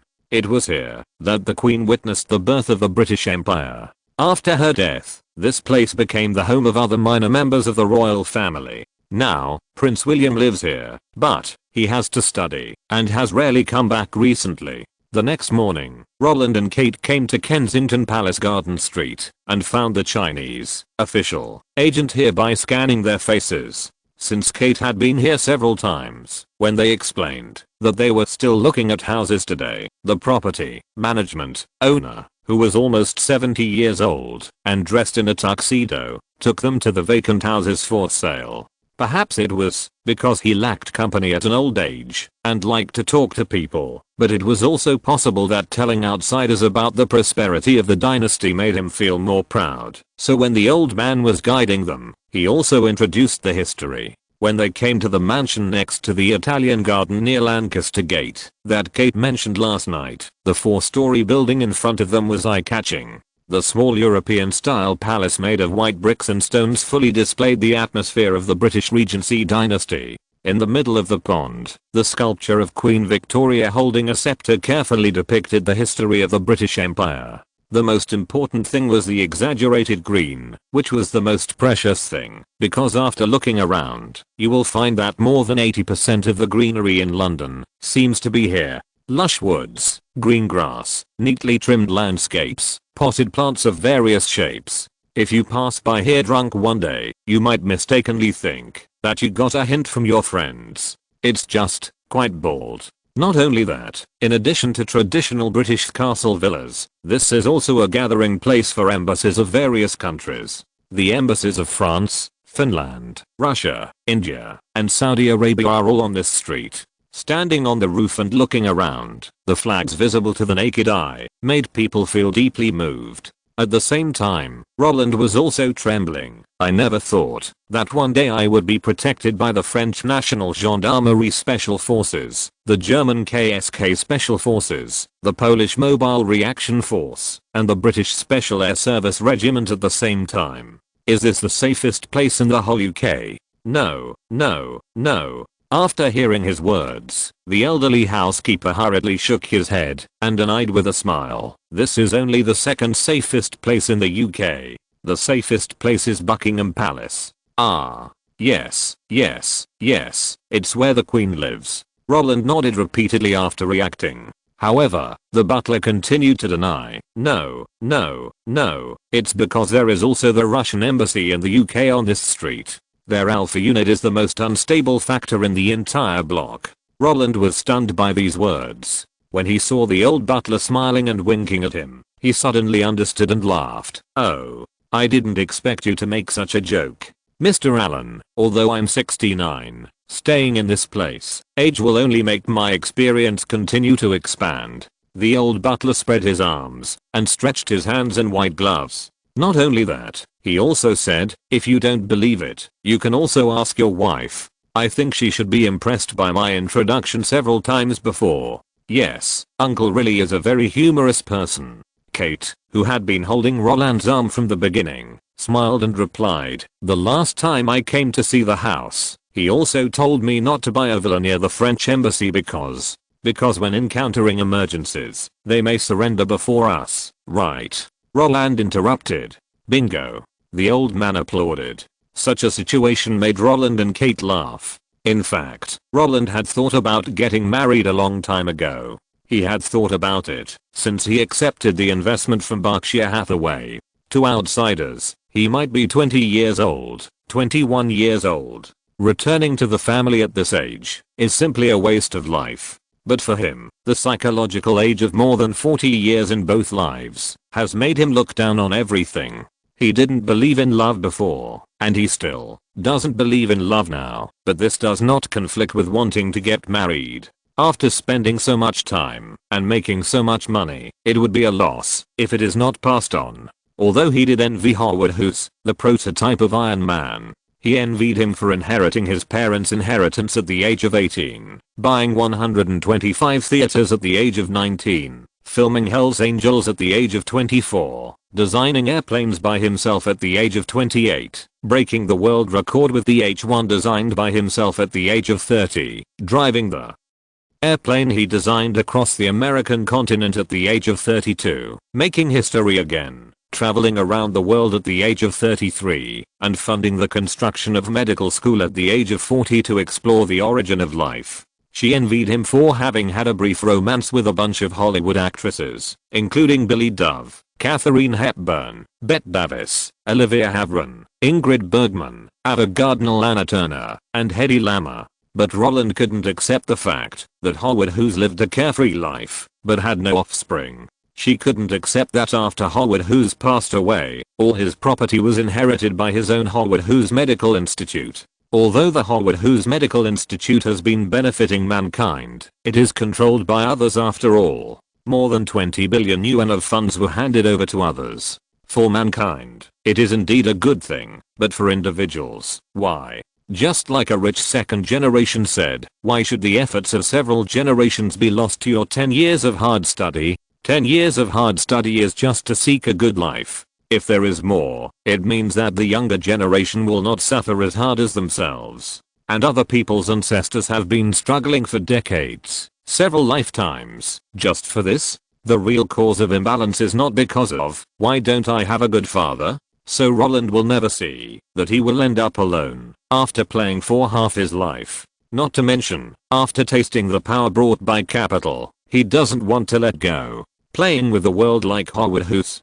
Don't take it as a joke. Isn't it more fun to laugh at the wind and clouds? In his previous life, he was beaten by DHOZ and couldn't turn over. So in this life, he wants to decide their life and death with a single word. Not to mention, he and Kate are a community of interests. The greater the interests, the more stable the marriage will be, because when two people get together, it is equivalent to the merger of listed companies, and when two people separate, it is equivalent to the splitting of listed companies. The former, everyone is happy. The latter, Microsoft, Apple, Google, Facebook, Amazon, who is willing to accept it? Since no one is willing to accept it, then the marriage will not be more stable. Uncle really told me before that this land belongs to the royal family and the lease is renewed every 120 years. In addition, even if we buy the house, we cannot renovate it without permission.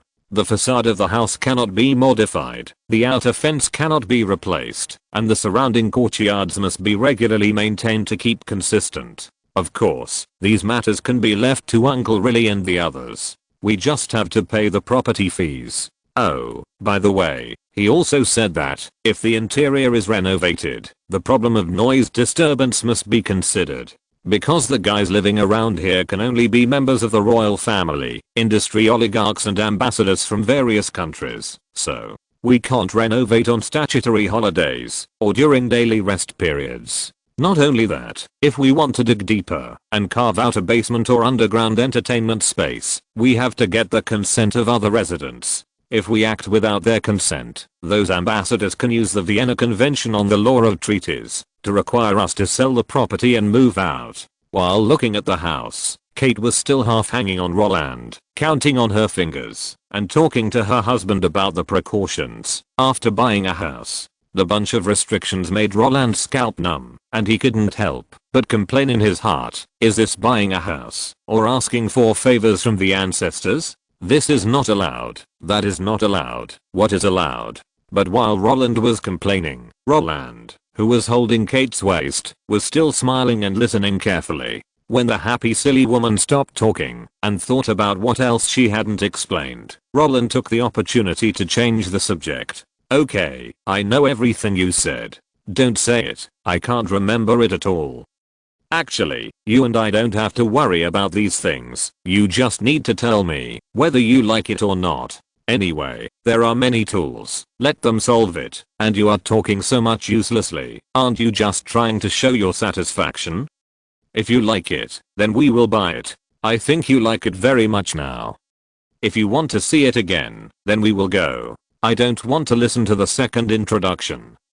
No need to worry about anything else. I can handle all the problems. Please let me pay. Looking at houses is so tiring.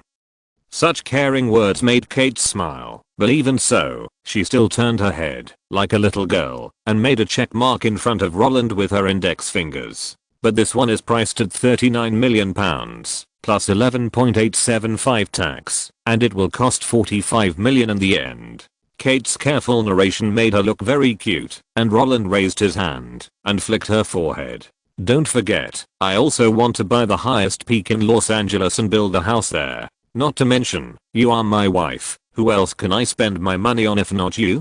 Kate raised her fist and hit Roland's chest with these words, and when she remembered that the old man who accompanied her to view the house was right beside her, she turned around and buried her head in Roland's arms. This action made Riley, who was watching on the spot, smile knowingly. When he and Roland looked at each other, this old but not old guy made a face. In fact, when Roland told Kate last night that she wanted to arrange the wedding on October 5th of this year, which was her birthday, this guy had gone crazy. After repeatedly confirming with him incoherently, Roland, who wanted to give Kate a surprise and then play with her well, was directly done by Kate on the recliner. Before, Roland didn't know what a tigress was. But after last night, he finally understood what it meant to be like a wolf and a tiger. Especially when Roland told her that from now on, until the end of the wedding, all arrangements would be decided by her, whether it was going to take wedding photos, traveling before the wedding, or even staying at home without going anywhere. That was really not enough. So, we bought it? Roland looked down at Kate, but saw the back of her head. In response, he was even more of a dull HMM. Okay, we can sign the contract now. Roland looked at the butler really, but saw a lightning fast movement. Invite the two to go downstairs, and let the assistant waiting outside bring the proposed purchase contract. The whole process did not even take more than 3 minutes. This luxury house at the top of the British housing price pyramid is never sold on the open market. If you don't have enough connections, you don't even know which houses are listed for sale. In this way, signing on the spot is simply normal for them, because those who can see the house will not be unable to pay. When the contract was delivered to Roland, he only needed to sign his name in the purchaser column, pay the money and taxes on time, and these considerate royal butlers would handle all the handover procedures for them. Roland, holding a fountain pen, poked Kate, who was still holding him. "What are you doing?" A muffled voice came from Roland's arms. "You sign it." Roland shook his legs, signaling Kate to stop playing dead. "What?" Such words made Kate look up suddenly. Her eyes of disbelief fell on Roland, like a steel fork, trying to pierce Roland through. "Please don't look at me like that." This attitude made Roland laugh and cry. "It's for you, a pre-wedding gift. I've been with you for 5 years, and I've never given you a proper gift. I wanted to give you a surprise at the wedding, but considering that there might be a lot of guests at that time, in order to avoid them making a fuss, I'll do it first." Well, this is actually related to my inability to think of a surprise. I always think of myself as a boring person. I may not be able to do anything new at a wedding, which is a sacred moment for girls. Therefore, I can only use the excuse of giving you something in advance to impress you. I hope you can be nicer to me in the future. Roland tilted his head slightly and shrugged. "If we can have a boy and a girl, that would be even better." Kate giggled at the lame excuse. She sat on Roland's thighs, holding the man's shoulders with both hands, and bumped her head against Roland's chest. When she climbed up, her cheek rubbed against Roland's ear, leaving her jaw in his ear. "If you want to create a surprise, based on the previous proposal, it's really hard for you. But don't you think that kind of thing is a surprise only once in a lifetime? So, you may have made a mistake. From that day on, I no longer need surprises. I only want you." Before she finished speaking, Kate turned around and signed her name on the contract. When Roland saw that the guy actually wrote Kate Allen, he was suddenly surprised and shook his head helplessly. But when he wanted to raise his big hand and slap Kate's butt hard to make her take it seriously, the butler named really directly picked up the contract, smiled and nodded. "Okay, Mr. Allen, Mrs. Allen, the contract is signed." Such a ridiculous behavior made Roland look confused. No, she didn't sign her own name. "Isn't this her own name?" the butler asked back. "What?" Roland was stunned on the spot. He thought the butler had misunderstood. "No. She is still called Kate Winslet, and we are not married yet. But it doesn't matter." The butler answered confidently. "Don't worry, we may not be able to interfere in other transactions, but here, the Queen has the final say. Even if you two haven't officially married yet, it is still your common property. The corresponding documents will be handed over to you after you get married, and no one will raise any objections." "Fuck." Roland reacted and looked at Kate quickly, and what caught his eye was a face full of arrogance. "Roland, don't think I don't know that you are giving me your premarital property. But I don't need this kind of premarital property, because you are all mine. It was. It is. It will be in the future. Note, it is indeed very troublesome to renovate the house there. First, it needs royal approval, and then the consent of the residents. In 2016, John Hunt, the founder of London billionaire Foxton, was going to dig an underground palace for himself. After obtaining royal consent, he was stopped by the French ambassador and brought up Article 22 of the Vienna Convention. Then John Hunt's plan was blocked. When he changed his mind and changed the construction method and got royal approval, he was confronted by the Indian ambassador to the British Foreign Office because of the problem of demolishing the wall, and finally changed the plan. This matter was reported on China National Radio News. The place is indeed safe, but the neighbors are very troublesome. Chapter 335, Fire King. Roland actually had his own plan for wanting to give Kate a house worth more than 40 million. Because he needed to sign a prenuptial agreement with the other party. Although eternal interests can make the two sides inseparable, there will always be an accident in everything. Before it happened, no one would have thought that someone would suddenly resign as prime minister because of a relapse of ulcerative colitis. No one would have thought that when Japan was leaderless, Warren Buffett had already waved Berkshire Hathaway and beat up 5 of the 6 disobedient Japanese conglomerates. From the Daiichi Kangyo Bank Group, Fuji Group, Mitsubishi Group, Mitsu Group, and Sumitomo Group, they acquired 5% of the shares of Itachi, Marubeni, Mitsubishi Corporation, Mitsu & Co., and Sumitomo Corporation, and also publicly stated that they would reserve the right to increase their holdings of all companies to a maximum of 9.9%, based on future conditions. Since the 5 major conglomerates that monopolize the entire Japanese trade market could be beaten to the ground overnight, what else is impossible to happen? Even the 3-body universe was found by Netflix, so signing a prenuptial agreement was even more necessary.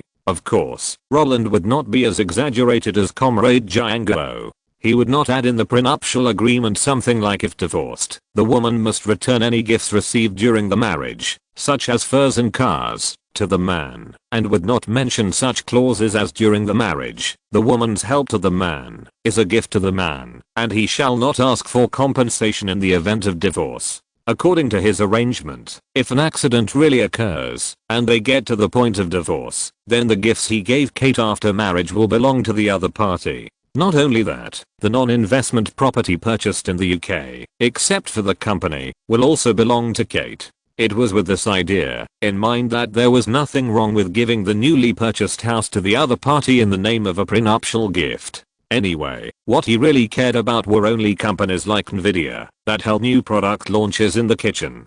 But when Kate directly refused and once again swore her sovereignty over Roland in front of outsiders, Roland was still very happy. Although he doesn't believe in love and has already held the money, which symbolizes power, tightly in his hands like Rupert Murdoch and Summer Edstone, who wants to live a lonely life. Although capitalists are the embodiment of capital and have no feelings, as long as they continue to breathe, they are still human beings. He pecked Kate on the face, and the sound caused Kate to hit him again. The intimate action made Roland hug his wife's waist. Since he accepted all this, he would not be hypocritical. Okay, let's do it this way. Roland looked at the old butler. Okay, Mr. Allen, this is a wise decision. The old butler smiled and nodded.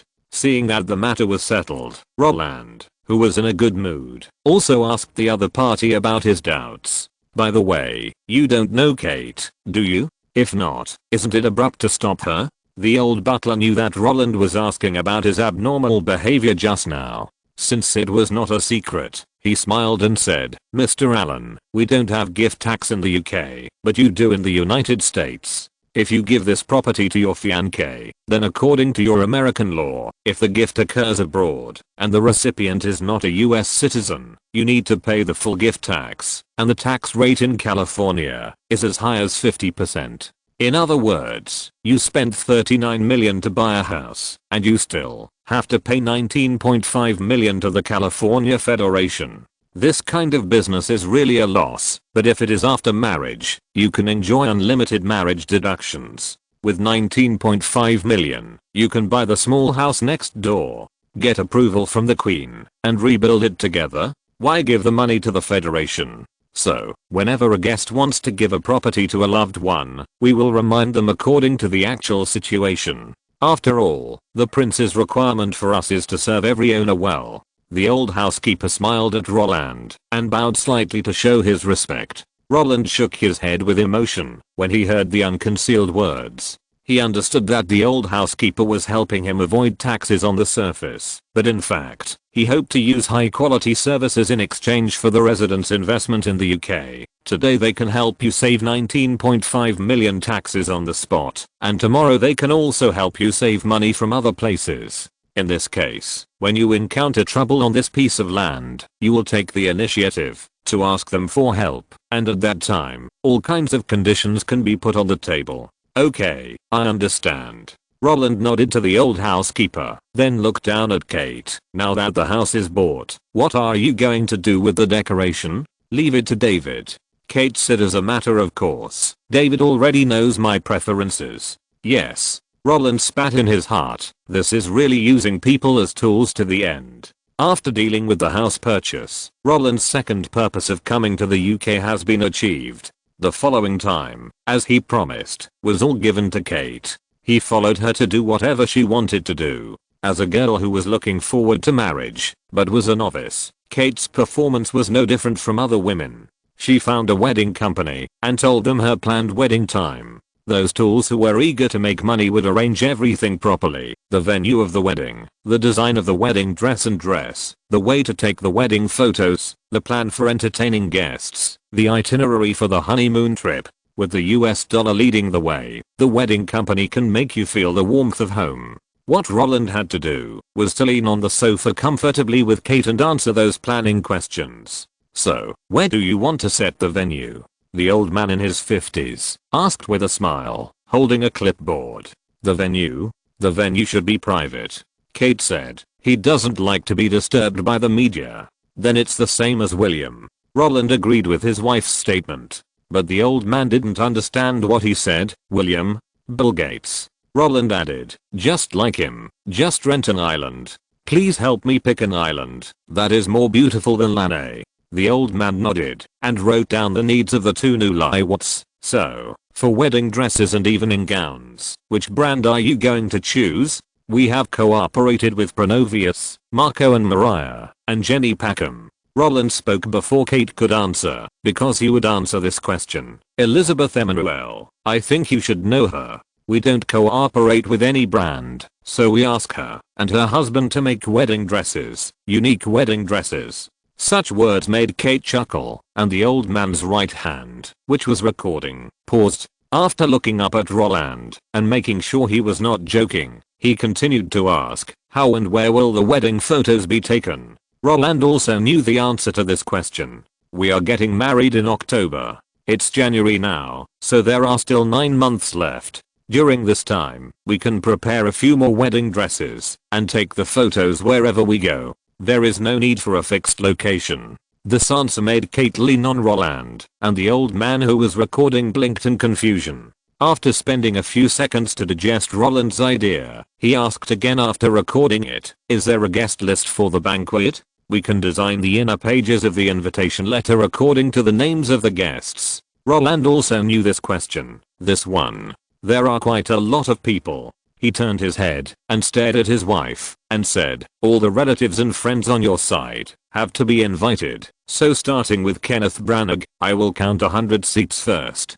That's about it. Kate thought the number was reasonable. You have to invite the guys in the circle. Then count the relatives and friends on my side, and I will reserve 100 seats. That's not enough. Kate shook her head and said, people like Steven Spielberg, James Cameron, Francis Coppola, Arnold Schwarzenegger, and Tom Hanks. These people will definitely attend as a whole family. You have to count their children. How can 100 seats be enough? At this point, Kate counted on her fingers again. Not to mention, there are partners like Bill Gates, Warren Buffett, Paul Allen, Charlie Munger, Carl Icahn, Ronald Perelman, friends like David Shaw, Richard Cheney, Henry Rumsfeld, and close comrades like Steve Jobs and Jeff Bezos who must be invited. Let alone 100 places. Even if it's 300, I don't think it's enough. Hiss. It seems to be this problem. Roland took a breath. Right, these guys are all friends. You can't invite one of them, and not the other, right?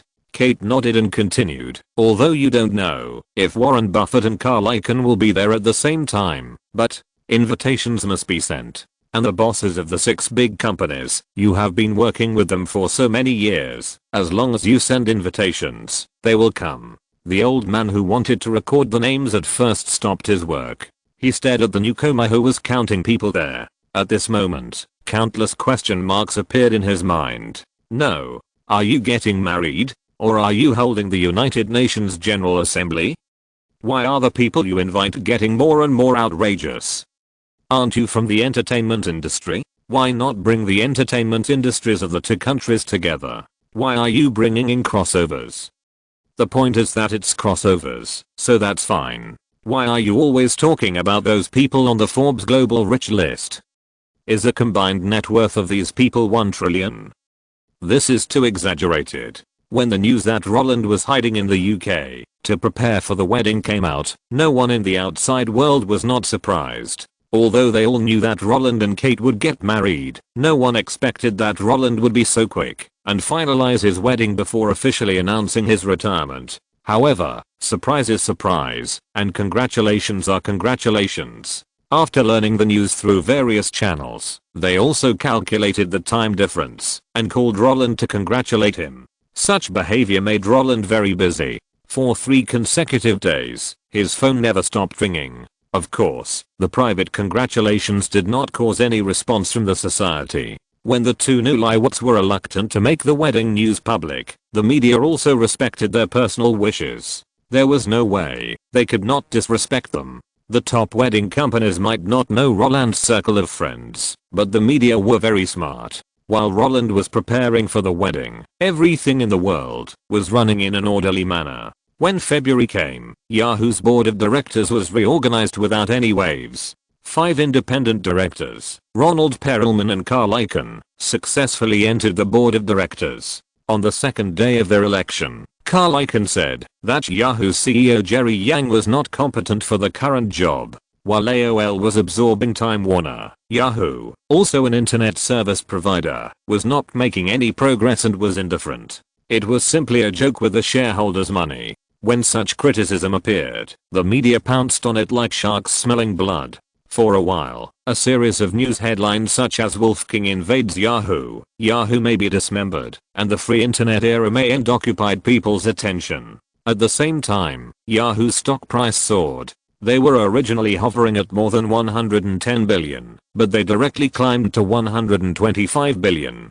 Because everyone knows that every time the Wolf King makes such a statement, it means that they are going to cut the company. Regardless of whether it is a package sale or a dismemberment and split, this series of transactions will make the company generate countless premiums. And this is the best opportunity for them to make money. But before retail investors fell into madness, waving money to buy Yahoo shares and drink soup with the Wolf King, Microsoft, which received the signal, followed up and released a big satellite to people. The newly appointed CEO Steve Ballmer said that he was willing to reach a settlement with the Department of Justice on the operating system monopoly case, no longer restricting the choice of operating systems for personal computer equipment manufacturers, and welcome everyone to write various applications based on the Windows operating system. The copyright of applications created based on the Windows operating system belongs to the operator. As soon as this news came out, the whole world was stunned.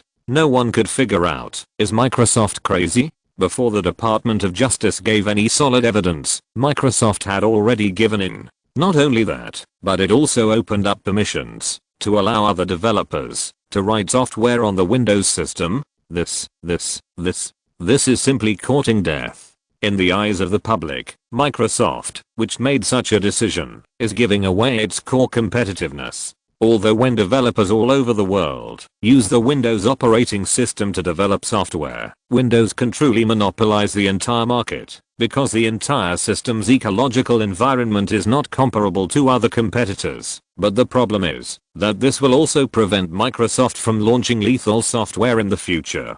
The previous software was implanted in the Windows system, whether the user chooses it or not, it is there. In the future, the software will be chosen by the user. Although the latter does allow consumers to take advantage, it is fatal to a company. As a result, Microsoft's stock price plummeted. This inexplicable statement also confused the federal government. After confirming again and again that Microsoft really wanted to reach a settlement with itself, Thomas Jackson, the federal judge in charge of the case, was immediately fired by the Supreme Court on the grounds of violating judicial procedures, and the newly appointed judge asked her to thoroughly investigate whether Thomas Jackson abused his rights and threatened Microsoft. Such a change shows the face of monopolistic competition vividly. When Microsoft was making trouble, the federal government had to deal with it, but when Microsoft took the initiative to admit defeat, the federal government was afraid that Microsoft would hand over the operating system market to others. This change of situation made people sigh. But unfortunately, Microsoft's stock price was afraid that it would not rise back before the announcement of the acquisition of Yahoo. Just when people thought that two major events happened in the same month, another company jumped out to add fuel to the fire. Enron, the largest natural gas purchaser and seller in the United States, announced that it expected its revenue to reach $101 billion in the whole year of 2000. Note, when AOL and Time Warner merged, Yahoo did want to do something, but it was powerless because they were studying how to delete mailboxes registered by machines. As the world's largest free mailbox provider, Yahoo was attacked by countless hackers that year. Hackers used robots to automatically register mailboxes and then pushed spam to users. In order to solve this problem, Yahoo invited Louis von Ahn, and then the verification code now used by Google for AI deep learning was born. That's right, Yahoo was the first to use the verification code, but it was eventually bought by Google. The stock prices of companies targeted by the Wolf King will soar because retail investors already know that there is money to be made by following the Wolf King. This is why the Wolf King is more famous than the stock god. Fast, accurate, and ruthless is the favorite of retail investors.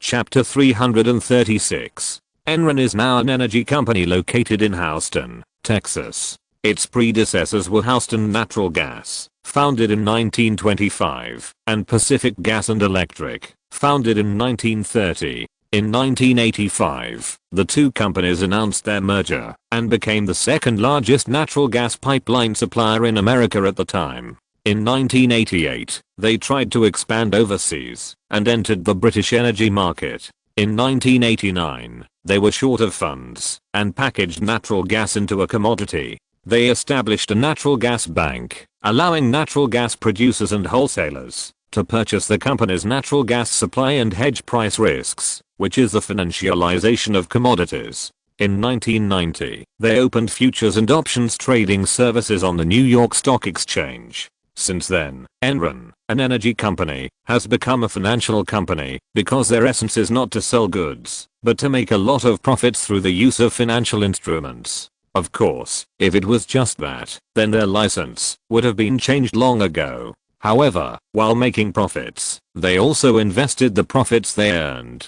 Or, just like what the father-in-law of the nation said, I can spend the money I earn as I want. Enron started a global buying and buying model. In just 1 year, they occupied 3% of the total electricity market in the UK. By 1994, they were present in the energy markets of 18 countries around the world, including Germany, France, Norway, Poland, India, the Philippines, Japan, Australia, and Guatemala. In 1998, Enron even invaded the British water market and swallowed up all the sewage treatment business in the southwest of England. In fact, Enron is also a typical example of America's promotion of monopolistic competition under economic globalization. When global investment is rolled out, annual overseas income can account for 25% of Enron's total income. To put it bluntly, with Enron, America can earn $25 billion from other countries every year. Although compared with a GDP of more than 10 trillion, these 25 billion are not enough, and compared with the global GDP of more than 30%, the proportion of these 20 billion in the global energy market is also insignificant. But doesn't a successful invasion mean unlimited possibilities? As long as you can suck blood from other countries, it means that there is nothing wrong with the idea of monopolistic competition. Therefore, Enron has been rated as the most innovative company in America since 1996. But if using financial instruments to acquire companies in other countries and invade overseas markets is innovation, then Roland feels that he is the most innovative entrepreneur in the 21st century. Any of the 3 cases he is working on can crush Enron. Ning, isn't this funny? But this is the current trend. When Enron announced that its expected revenue this year would exceed 100 billion, their stock price soared. Not only that, when Enron saw the stock price soaring, it also honestly issued a public statement saying that the 100 billion in revenue was the current expectation, and there might be a big difference with next year's financial report because they were also preparing to enter the high-speed fiber optic network market, which was the main trunk of internet traffic this year. And it was expected to burn a lot of money. At that time, their stock price rose even faster. Why? Because the internet represents making money. The internet these days is the same as the future P2P. No matter whether they are men or women, no matter whether they are old or young, as long as you sell them your business as the internet, even if it is just a little bit related, they will go crazy and get in. When the old man selling breakfast and the old woman selling vegetables tell you that investing in the stock market now is equivalent to picking up money for free, the guys who have already invested in the stock market have already started to run away. How much is Microsoft now? 48. How many shares do we have? 20,960,000 shares. They split one into 2 last December. More than 1 billion. Sell them all. Sell them all. Are you sure? Of course. To avoid suspicion? Yes. Although the current historical course has undergone tremendous changes under Roland's intervention, he can no longer guarantee whether Microsoft, which wants to acquire Yahoo, will still experience a stock price plunge when the internet bubble comes, but selling a hand will never hurt. What's more, as a former shareholder of Yahoo and a current shareholder of Microsoft, selling shares at the critical juncture, when the founder of Yahoo is about to be kicked out of the company and Microsoft wants to propose an acquisition, is actually a risk avoidance measure. If this kind of insider trading is exposed in the future, Roland, who did not get the profit, can claim that he is just a victim. As a Yahoo's mentor, he didn't want to sell Yahoo stock, but when he chose Microsoft stock as a supplement to his usual investment, Microsoft, which learned the news, forced him to choose one of the two. Because Microsoft's MSN and Yahoo are competitors. In this case, he, who is more optimistic about Microsoft, can only reluctantly sell Yahoo stock. As for why those stocks ended up in Carl Icahn's hands, why Yahoo was eventually acquired by Microsoft, he didn't know. And if someone must accuse him of promoting the entire transaction, Roland can also smash their heads with facts. I lost billions of dollars just to promote Microsoft to acquire Yahoo. Am I crazy? When I knew that Microsoft had the ability to acquire Yahoo, why didn't I promote the deal myself? I just asked for more board seats, kicked out all the opponents, and finally sold Yahoo to Microsoft so that I could become a major shareholder of Microsoft. Is the Yahoo stock price in 1998 the same as the Yahoo stock price in 2000? In order for Microsoft to acquire Yahoo, I put in nearly 5 billion myself. Do you think I'm you? Although this reason is lame, it is enough. Because Microsoft and Wolfgang, as stockholders, would not voluntarily explode. As for putting the blame on Microsoft, even Bill Gates, that old coin, could inform them of the decision to swallow up the Apple education machine market as a notice, so Roland would not have any psychological pressure to put the blame on them in return. Capital will huddle together for warmth, but who will turn their backs on others? Since there are no eternal friends, only eternal interests, then, at any time, hiding will live longer than leading the charge. What are you going to buy after you sell it? David on the other end of the phone asked again. Not buying it for the time being. The situation is not right now. Let's see how it goes. What? Not buying it? Then it's a waste to leave nearly 10 billion cash in your account there. What? I still have so much cash? Roland was stunned. What else? David's tone was somewhat helpless. After selling Yahoo, you bought Marvel. The remaining money has been lying in the account all the time. Although you have bought a lot of land and houses over the years, you only used a fraction of the money in the account. According to the current share price of 44,000 yuan for your favorite Berkshire Hathaway, after you sell Microsoft shares, the money on hand can buy 200,000 shares. Fuck. 44,000, 200,000 shares. Isn't that 8.8 billion? Roland was shocked. When he thought that he had 8.8 billion in cash lying in the bank and letting the other party earn the custody fee, he was furious. Roland has always been adhering to the principle of using the money of leaks to make his own family. But now, he is being cut by the bank as a leak. This. I can't stand it. I really can't stand it. Then just continue to buy Berkshire Hathaway. As soon as he said this, Roland found something wrong. Let's not talk about how many shares Berkshire Hathaway has in circulation, nor that their trading volume in January is only about 15,000. The number of 200,000 alone accounts for 10% of their total share capital. And if he buys 10%, at that time, the media really can't treat him as a blind man. Forget it. Just increase your holdings of 60,000 shares of Berkshire Hathaway plus the previous 20,000 shares, a total of 80,000 shares, pushing the shareholding ratio to 4%. Then you can buy some Disney shares, no more than 5%, which is less than 3 billion. Finally, use the remaining money to buy some Enron shares. Isn't this company very popular now? Buy it for fun. Although Enron's stock price collapsed directly due to financial fraud, before the financial fraud case broke out, their stock price was still very strong, doubling within half a year. In this case, buying some Enron shares appropriately is equivalent to making some pocket money. Invest 500 million, collect 1 billion, deduct the tax fees brought by short-term speculation, and the remaining few hundred million can not only offset the wedding expenses, but also earn money for the diapers of the future children. Alas, is this the trouble of men who are about to get married? The pressure is really great. My head is going bald. Just when Roland was hiding in the corner, talking to David about serious topics like a thief, a loud shout almost scared him to death. Roland. Hey, I'm here. Hearing his wife calling him again, Roland, who wanted to chat for a few more words, quickly hung up the phone with David.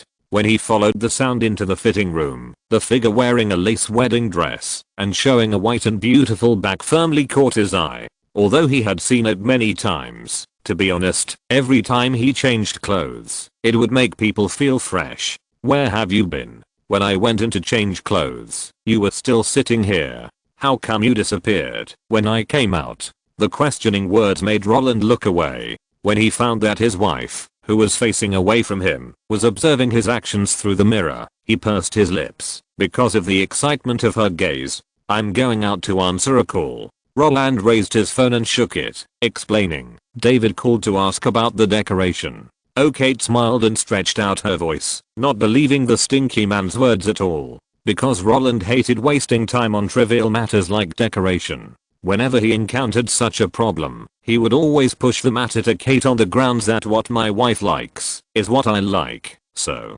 whenever he disappeared, it was most likely to talk about work.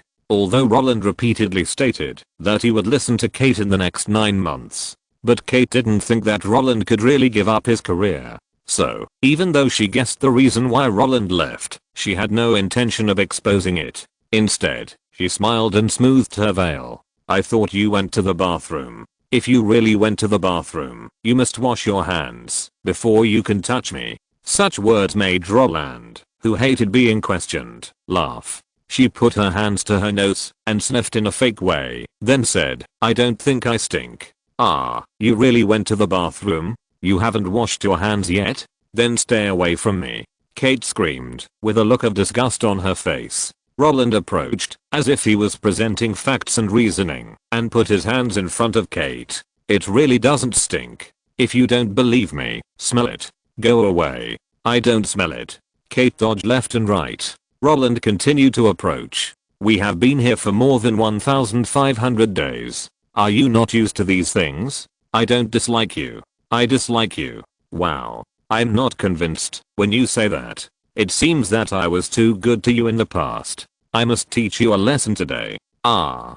Don't come over here. No. I will come over here. The two childish ghosts started to fight in the dressing room. The noise made the staff waiting outside to be summoned look embarrassed. Although I have worked in the bridal shop for so many years and have seen many newlyweds with status who have been soaking in the honey pot and eating dog food for a long time. The relationship between those guys is not as good as that of the couple inside now. Although other newlyweds are also close, no couple can joke around like Roland and Kate. Just when the staff side that love without class sense is really beautiful, the winner has been decided in the closed room. Roland leaned against the corner and put his arm around Kate's waist while Kate sat on Roland's thighs and hooked his neck. The veil that Ben wore behind her was turned to the front because of the fight between the two. The hazy cover could not block the sight of the two people, and Kate's exhaled breath made the veil fluctuate, lifting, falling, lifting again, and falling again.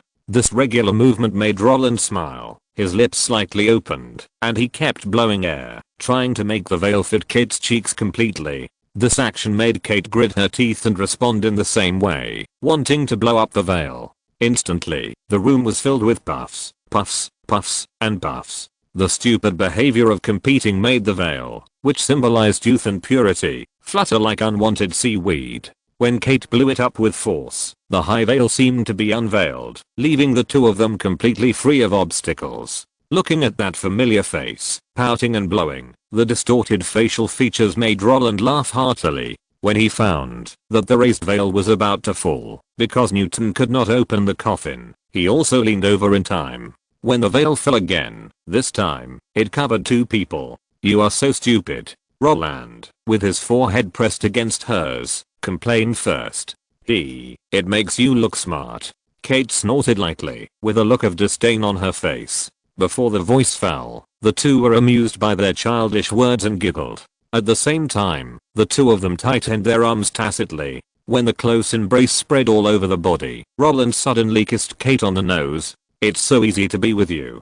Kate also responded and kissed Roland's chin. "Me too." The gentle response made Roland tilt his head slightly, and when he found the hot red lips by feeling, the next thing was the content of the barrage pay to watch. Note, although the internet bubble caused the Nasdaq index to plummet, companies that developed the internet with real industry as their foundation were basically not affected. Enron's stock price did not fall much, and it continued to soar. Berkshire Hathaway's stock price soared when the bubble burst. Enron actually had many problems. When it went bankrupt, the chairman of the Democratic Party was Enron's lawyer, the senior advisor of the White House was Enron's advisor, and the attorney general took Enron's campaign funds when he took office. The president who came to power in 2000 had Enron's share of campaign funds and war funds. The point is that he took money from Enron when he was the governor of Texas. In this case, Enron was quickly killed after the scandal was exposed, and then, the real beneficiary was Warren Buffett, who copied Enron's valuable energy assets at a low price. According to normal procedures, Enron should not have died so quickly, but there was no way. If it didn't die, the donkey party would open fire. Chapter 337 Stock Market Crash. Charles Schulz, the richest cartoonist in history, creator of Peanuts, father of Snoopy, passed away on February 12, 2000 due to colon cancer at the age of 77. The 10th session of the United Nations Conference on Trade and Development opened on February 12, 2000 at the National Convention Center in Bangkok, Thailand. The theme of this conference was Globalization and Development Strategy in the New Century. On February 17, 2000, Microsoft held its first press conference after announcing its willingness to reach an antitrust settlement agreement with the Department of Justice on the operating system antitrust case, and announced the new generation of Windows system, Windows 2000. Viacom and CBS merged. Following AOL's acquisition of Time Warner, Comcast also announced that it would discuss acquisition or merger with AT&T Broadband, the largest cable TV operator in the United States. If this acquisition or merger is reached, Comcast will become the largest pay TV company, the largest cable TV company and the largest home internet service provider in the United States, the third largest home telephone service provider in the United States, and the second largest broadcasting and cable TV company in the world. The second generation of the world's most popular home game console PlayStation was officially released in Tokyo on March 4.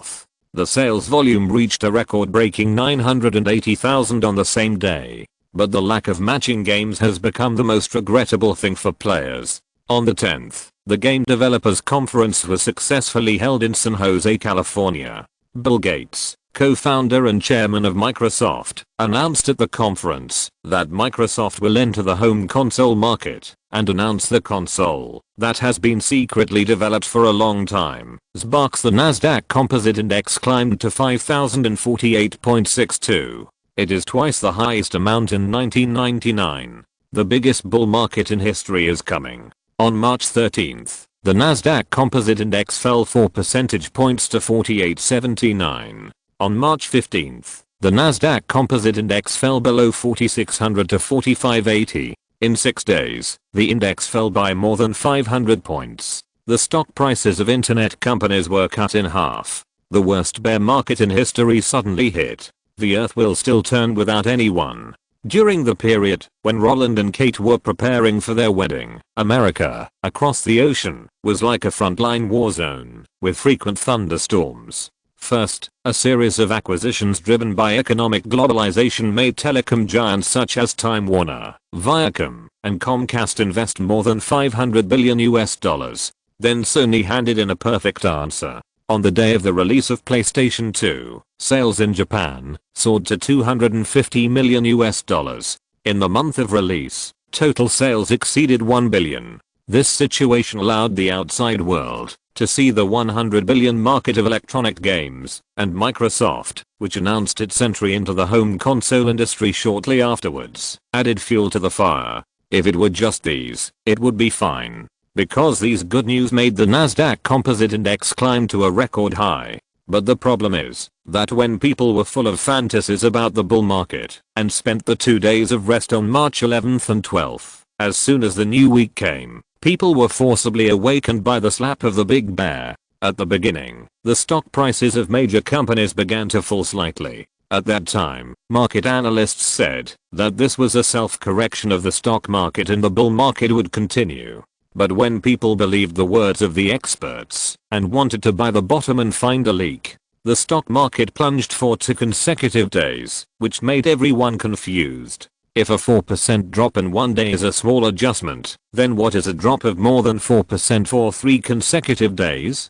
Don't be afraid, it's a technical adjustment. Wow. Isn't this the arrival of Dinkrab? If you don't run quickly, you will die. At this time, the stupid people also understood that the bull market that had been going for several years was going to fall. Not only that, they also found that the internet, which was once popular, was no longer popular in an instant. In fact, Roland had known about the internet bubble in his previous life. According to the expert's explanation, this is because capital has seriously overestimated a certain industry in the pursuit of extreme profits, and thus entered the market crazily. But in a short period of time, the emerging industry could not find a profit method that matches the investment amount, so countless bubbles were accumulated.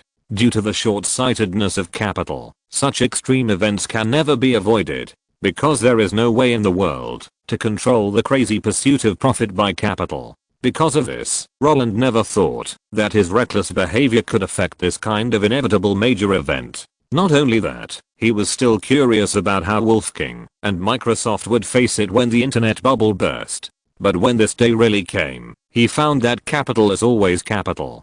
Because the internet bubble was not caused by the coincidence of major internet companies burning out of money as some experts said, but was pierced by various capitals. On March 10th, after the Nasdaq Composite Index broke through 5,000 points, on March 13th, the stocks of a bunch of high-tech companies such as Microsoft, Cisco, Dell, and Qualcomm were sold by institutions. At the same time as the institutions sold, various funds were directly liquidated. In just one day, tens of billions of dollars were earned from the leaks who took over. If the smashing of stocks by these capitalists is destroying the interests of everyone, and the naked robbery cannot be hidden from the public's eyes, the public can smell something unusual after taking over the stocks on the first day, because other media will more or less disclose their behavior. Then, what if the bosses of these media are also selling stocks? Philip Anschutz, the owner of Staples Center, controls a company called Quest International Communications, which provides telecommunications services to 14 states in the Midwest of America.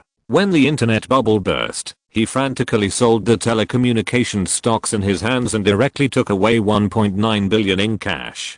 Gary Winnick, a teammate of Carl Icahn and a subordinate of Michael Milken, controls the world's first private underwater optical cable across the Atlantic Ocean, providing information services to Microsoft, SoftBank and other media companies. When the internet bubble burst, he took away nearly $750 million in cash. Mark Cuban, the owner of the Mavericks, perfectly avoided the internet bubble. He sold all the stocks that could be sold, and he hedged the stocks that controlled the voting rights of the company, offsetting the losses caused by the disaster. Not only that, even those financial institutions have made corresponding countermeasures. While selling stocks, the guys led by Merrill Lynch and Citibank are quietly tightening their own loan businesses. When those companies went bankrupt directly due to the dual pressure of stock prices and funds, these capitals walking in the dark used trumpets to collect them. It is difficult to explain clearly how the internet bubble was born.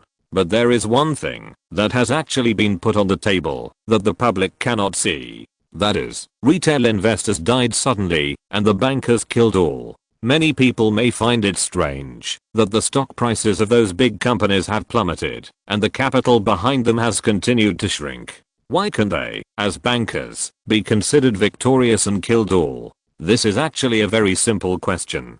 Because the stock price plummeted, for them, there was no loss. The face value of the stock fell, but the number of stocks is still there. The market value of the company fell, but the market it owns is still there. Before the stock market crash, I controlled 70% of the market share in a single market. After the stock market crash, will the market share of a single market that I control drop from 70% to 65%? Apple fell 8% that day, and its market value shrank by $179.92 billion, creating the largest single-day loss in the history of American listed companies. But what can it do?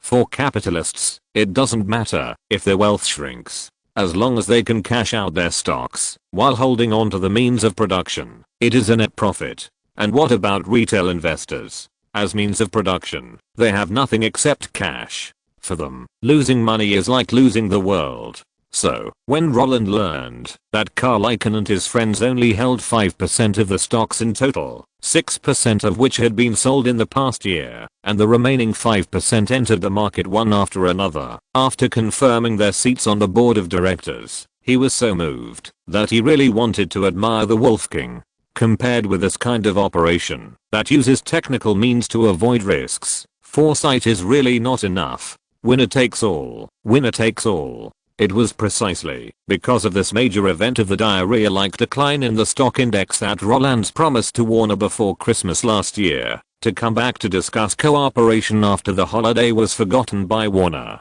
As a combination of the telecommunications industry, the internet, and the entertainment industry, their current life is very difficult. This kind of difficult life does not mean that the shareholders have lost money and the management cannot explain it, but that the two bosses of Time Warner and AOL are about to fight for the right to operate. In the previously negotiated merger, the new company after the merger will be controlled by the original AOL 55% and the original Time Warner 45%. The CEO of the new company will be Gerald Levin, the former CEO of Time Warner, and the chairman of the new company will be Steve Case, the former chairman of AOL. Not only that, they also formulated a future development path that is mainly based on the internet. Steve Case said that after the merger, he would promote the integration of the internet, TV, and telephone, so that customers can enjoy the three services of calling, entertainment, and surfing the internet with one account. 3 months ago, this resolution was unanimously agreed by the boards of directors of both parties. Everyone felt that there was no problem, because AOL was more valuable than Time Warner at that time, and the internet was very popular at that time. And if it were pushed back 10 years, this development path would be the benchmark for the telecommunications industry. Which company dared not follow the guiding ideology when they could not move, connect, or trust these three companies? But now, 3 months later, because of the bursting of the internet bubble, something unexpected happened. Time Warner, which was waiting for approval from the Ministry of Commerce, hoped that AOL could renegotiate the development path with them. They hoped that AOL could slow down a bit, but AOL said that in the internet age, speed is money. Such words made Time Warner, as a traditional media, very unhappy. They believed that the internet was not a new world, but a new market, and their merger was just selling old things to the new market. When AOL heard this, they were not happy. They felt that no matter whether it was new world or new market, selling things on the internet must not follow the traditional media approach. So, the talks broke down. Yes, they had already broken down before the merger. In this case, Gerald Levin of Time Warner hoped to change the merger plan so that he would serve as the chairman of the new company, and Steve Case of AOL would serve as the CEO of the new company. As soon as this sign of power grab appeared, it was strongly opposed by AOL. But the unwillingness to postpone the action or to disperse the power made the old media empire Time Warner very angry. As a result, before the Ministry of Commerce made a ruling, both parties had rolled up their sleeves and were ready to fight each other. Of course, although AOL and Time Warner both disliked each other, it was impossible to separate. As the internet bubble dissipated, the US dollar, which symbolizes power, continued to evaporate, but it is an indisputable fact that countless users still flocked to the new market. With such a broad prospect, the two sides only dared to quarrel, not to break up. Because after leaving AOL, Time Warner could not find a second good merger partner, and after leaving Time Warner, AOL could not find another traditional media with the productivity of Time Warner. Because of this, did Roland stand up? This is not important to Warner at all. If Roland wants to get married, then let him get married first. Anyway, they now also want to settle the merger first. When major events that can attract the public's attention appear in a series, the entertainment industry is really dull. Eat the melons of celebrities? How can the melons of entertainment stars be as delicious as the melons of the world's richest man? Watch the movies released by major companies? Sorry, the internet bubble has shattered the dreams of countless people to make money. When the lifeblood of many people evaporated with the decline of the stock index, they were no longer in the mood to watch various interesting movies. As I said, spiritual entertainment is always based on material foundation. When your stock account keeps shrinking, not jumping off a building and quietly accepting the pain is the best entertainment. But when the annual Academy Awards kicked off on March 26th, ABC's ratings rebounded slightly compared with previous years. The unexpected but reasonable result made everyone feel a little emotional. This kind of free entertainment that doesn't require attention to the process, but only to the results. Perhaps it is the best spiritual comfort for people when they are in pain. Turn on the TV and lie on the sofa, empty your eyes, and wait for cheers. Acquiring without thinking is the best way to numb your nerves. Because you don't have to care about the passage of time. When you open your eyes again, it will be a new day. After the Oscars, Warcraft film and television also started to operate. As a money-making machine for capitalists, it is working hard to produce the movie that capitalist Roland cares most about, The Princess Diaries. Note, the institutions that frantically sold off technology stocks on March 10, 2000 were eventually liquidated on the grounds of misleading investors, but they were fined 3 times and each paid a few million yuan. Compared with the amount of cash they cashed out, it was really not even worth plucking a hair. Just like after the financial crisis in 2008, Goldman Sachs was fined 5 billion yuan. Compared with the money they made, it was nothing. The 3 guys written in the article all cashed out, which was confirmed by the secretary, but in the end, nothing happened. It is not nonsense that Carl Icahn reduced his holdings of Yahoo shares to 5% and controlled the board of directors. When he attacked Warner in 2006, he had 14 seats on the board of directors, and he immediately reduced his holdings after taking 6. When he attacked Warner, he only had 3%. He never cashed out when the final deal was reached, but he attacked his opponents while transferring the risk to the leaks who followed in. The merger of AOL and Time Warner was indeed for the purpose of free network integration, but just like Microsoft launched Sparks for the Internet of Things, their ideas were too advanced and then died, while we did not launch the free network integration until 2010.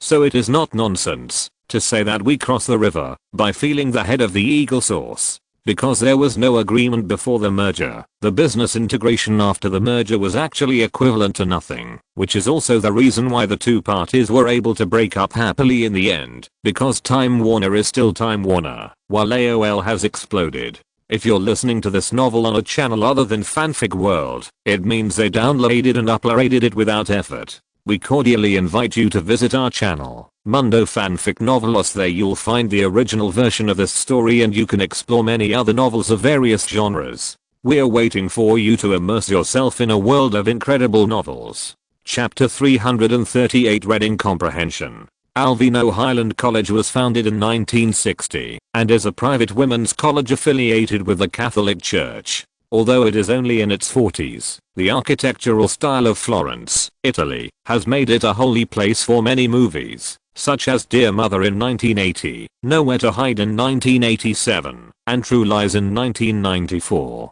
The European classical style buildings in the mall come from here. As a result, when the production team found that the movie The Princess Diaries needed a Mediterranean-style school to act as the Grove High School where the heroine Maya attended school, John Landor, who had accompanied James Cameron here as early as 1993, contacted the school's principal again and won the filming authorization with his familiar relationship. Not only that, after learning that more than 20 minutes of movie scenes would be shot at the school, the principal also rented 3 warehouses that had been vacant for a long time to the crew, allowing them to store props and change clothes. Therefore, when the crew notified the staff to assemble, Highland College, which had a logistics base and was close to Hollywood, became the only target. Of course, even if the principal agreed to the crew coming here to shoot, it did not mean that the crew could walk sideways in the school. After all, in this era where saying Nelly would be reported by students, not saying or not doing anything can no longer satisfy the needs of the nitpickers. If you want to avoid being blamed for suspected racial discrimination, the best way is not to appear in front of these guys. In this way, it is inevitable to enter the scene at different times. As a result, Los Angeles at 4 in the morning became a legend witnessed by the crew members. Well, we arrived so early, in fact, we came to shoot the scene where the heroine Maya stepped on the sunset to go to school. It was already dawn at more than 5 o'clock, and the place with sunset at more than 6 o'clock was filmed. If you don't prepare in advance, you will miss everything. But because we just watched the Oscars a few hours ago, so yawning and looking tired is the real working state of everyone. I don't know if it's because she was too tired and perfunctory, or the makeup artist's skills are really superb. In short, when Anne Hathaway, the leading actress, came out of the dressing room, her look was really the same as Maya described in the script, without any aesthetic feeling. If the dark blue long-sleeved coat with a plaid skirt has already covered her advantages tightly, then the black stockings that almost reach her knees are like a saw, sawing off a part of her long legs. The distribution of dark blue, light blue, white, and black makes her, who is 5 feet and 8 inches tall, look only as tall as Reese with a spoon. With a wild-like fluffy wig, a pair of black glasses that can make people recite poetry, and a pair of thick eyebrows, she is completely ordinary and can't be found in the crowd. This state also made Evelyn Watson, who saw her for the first time, raise her eyebrows. Is this the actress that the boss personally selected? She's too green, isn't she? She muttered to the producer John Landor beside her. As the person in charge of Warcraft films appointed by Roland, Evelyn Watson naturally didn't need to personally check the production process of The Princess Diaries. Unlike what everyone thinks, the CEO of a film and television company must understand the production of all projects. In fact, the CEO of a film and television company only needs to be responsible for the financial report. It is their fundamental job to ensure that the company can make steady profits. They don't need to personally participate in the creation of all aspects. Not only that, the producer doesn't have to stay on the scene all the time. The purpose of their existence is to urge the entire project to be produced on time and according to the requirements of the investors. The real ones who keep an eye on the whole process are the production directors. But the problem is that these common sense cannot be applied to the tasks issued by the boss himself. So, on the first day of filming, even at 4 in the morning, they arrived on time. After hearing what the other party said, John Landau turned his head slightly, glanced at the boss who had come out of nowhere, then cast his eyes back to the filming location, and nodded. Yes, she is the actress Roland personally selected. Why? Doesn't she look like her? Yes. Evelyn Watson nodded and smiled. I thought the boss only liked those with plump figures. Kate Winslet has a great figure, and Charlize Theron, who was chosen during the casting of X-Men, also has a very beautiful figure. Now, this Anne Hathaway is at two extremes compared to them. Wow. Wow. Wow. Evelyn Watson's words caused John Landau to exclaim repeatedly. However, although the fat man made a surprised sound, there was a happy smile on his unshaven face. Evelyn, Roland is your boss. How dare you disparage the boss and his wife behind his back? I think you don't want to do this anymore. Evelyn Watson shook her head at the teasing rebuke. She did not give any additional explanation for her words, but asked back, okay, stop acting in front of me, okay? Who among the guys here doesn't think so? If the boss wasn't getting married soon, do you believe they would immediately treat her as the boss's girlfriend? While speaking, Evelyn Watson raised her right hand and pointed around. The area covered was enveloped by a sentiment called kind, discuss, and good. This situation made John Landau tut his lips. Even though he did not give a clear response, the recognition was already on his face. That's right, although Roland's fundamental purpose of investing in the Princess Diaries was to establish a long-term and good cooperative relationship with Disney, in the process of mutual communication and integration, he could find Disney's weaknesses and then attack them fiercely. But the problem is that only he knows the truth. In the eyes of others, his shooting is full of mystery. It's like a beautiful woman hidden in a golden house. Originally, as a film and television company, its involvement in various themes can actually be called diversified operations. No one would ever dwell on such boring questions as why a film and television company that started out as a horror film would shoot a historical drama. However, the films invested by Roland's Warcraft film and television have always been very casual, or in other words, full of purpose. Everyone in the industry knows that the reason why Roland invested in Seven Deadly Sins is because the film director David Fincher wanted to shoot this work, and he is George Lucas's man, so Roland helped his friend. They also know that the reason why Roland invested in the Virgin Suicides was because of Sofia Coppola's father's face, and when Francis Coppola wanted to intervene, Roland took the initiative to sell the project. Not only that, everyone still knows that the reason why Roland launched the 3 projects of Harry Potter, Lord of the Rings and X-Men at the same time, was all because he wanted to buy an award for himself and his wife. Under this habit of having a purpose before investing, Roland suddenly proposed to make a Cinderella-type movie. Anyone would find it strange. Because the author is not his friend, the director is not his friend, and the producer is not his friend. Then, what is Roland after? Money? Don't be ridiculous. Film and television dramas are the most risky gambles in the world. When you can make money with financial tools, film and television dramas are actually just toys. But if it is filmed openly, then no one will be entangled, because they can understand that Roland wants to advertise his own R&K brand through a Cinderella type movie. But the problem is, not only is the lead actor already decided, he is not a well-known actor. It's okay if it's a newcomer, but this newcomer is not related to the Jewish gang and the British gang.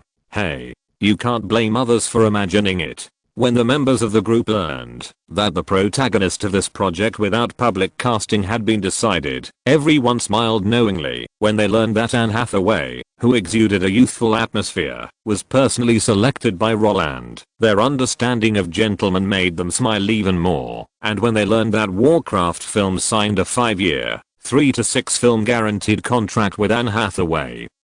These guys, while keeping their distance, also gave her warmth like a spring breeze. For example, when writing the script, screenwriter Gina Wincoates met with Anne Hathaway first. After learning that she was a Catholic, she deleted all the meaningless passionate scenes of the heroine except for the 2 kisses required by the plot. For example, when Mario Iskovich, the executive producer who was in contact with Anne Hathaway, learned that Anne Hathaway usually kept a cat, he didn't need to find the excitement of a stuntman, so he directly signed the other party's cat.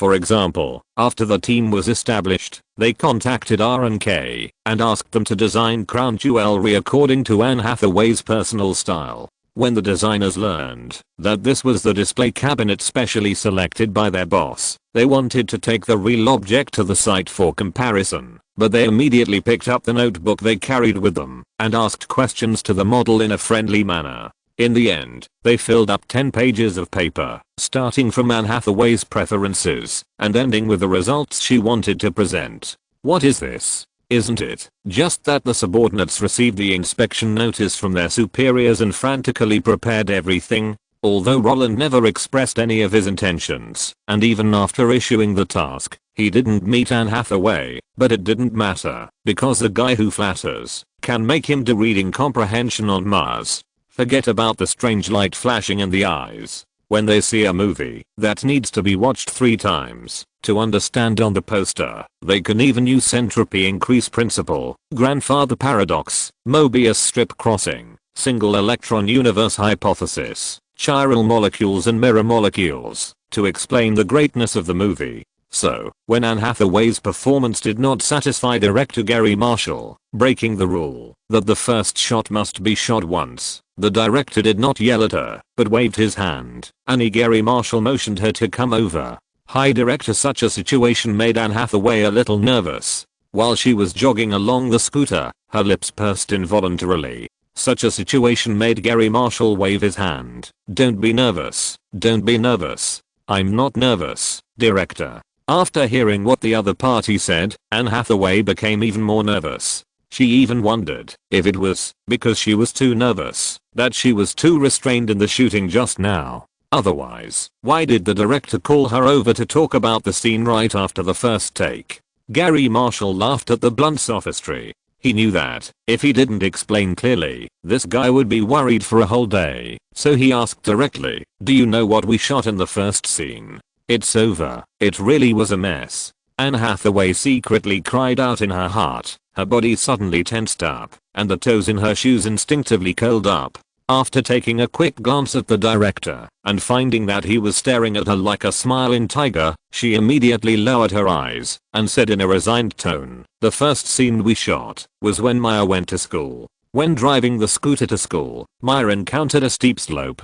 Because the slope was too steep, the electric scooter couldn't go up, so she needed to get off and push the scooter up. Yes, that's what we just shot."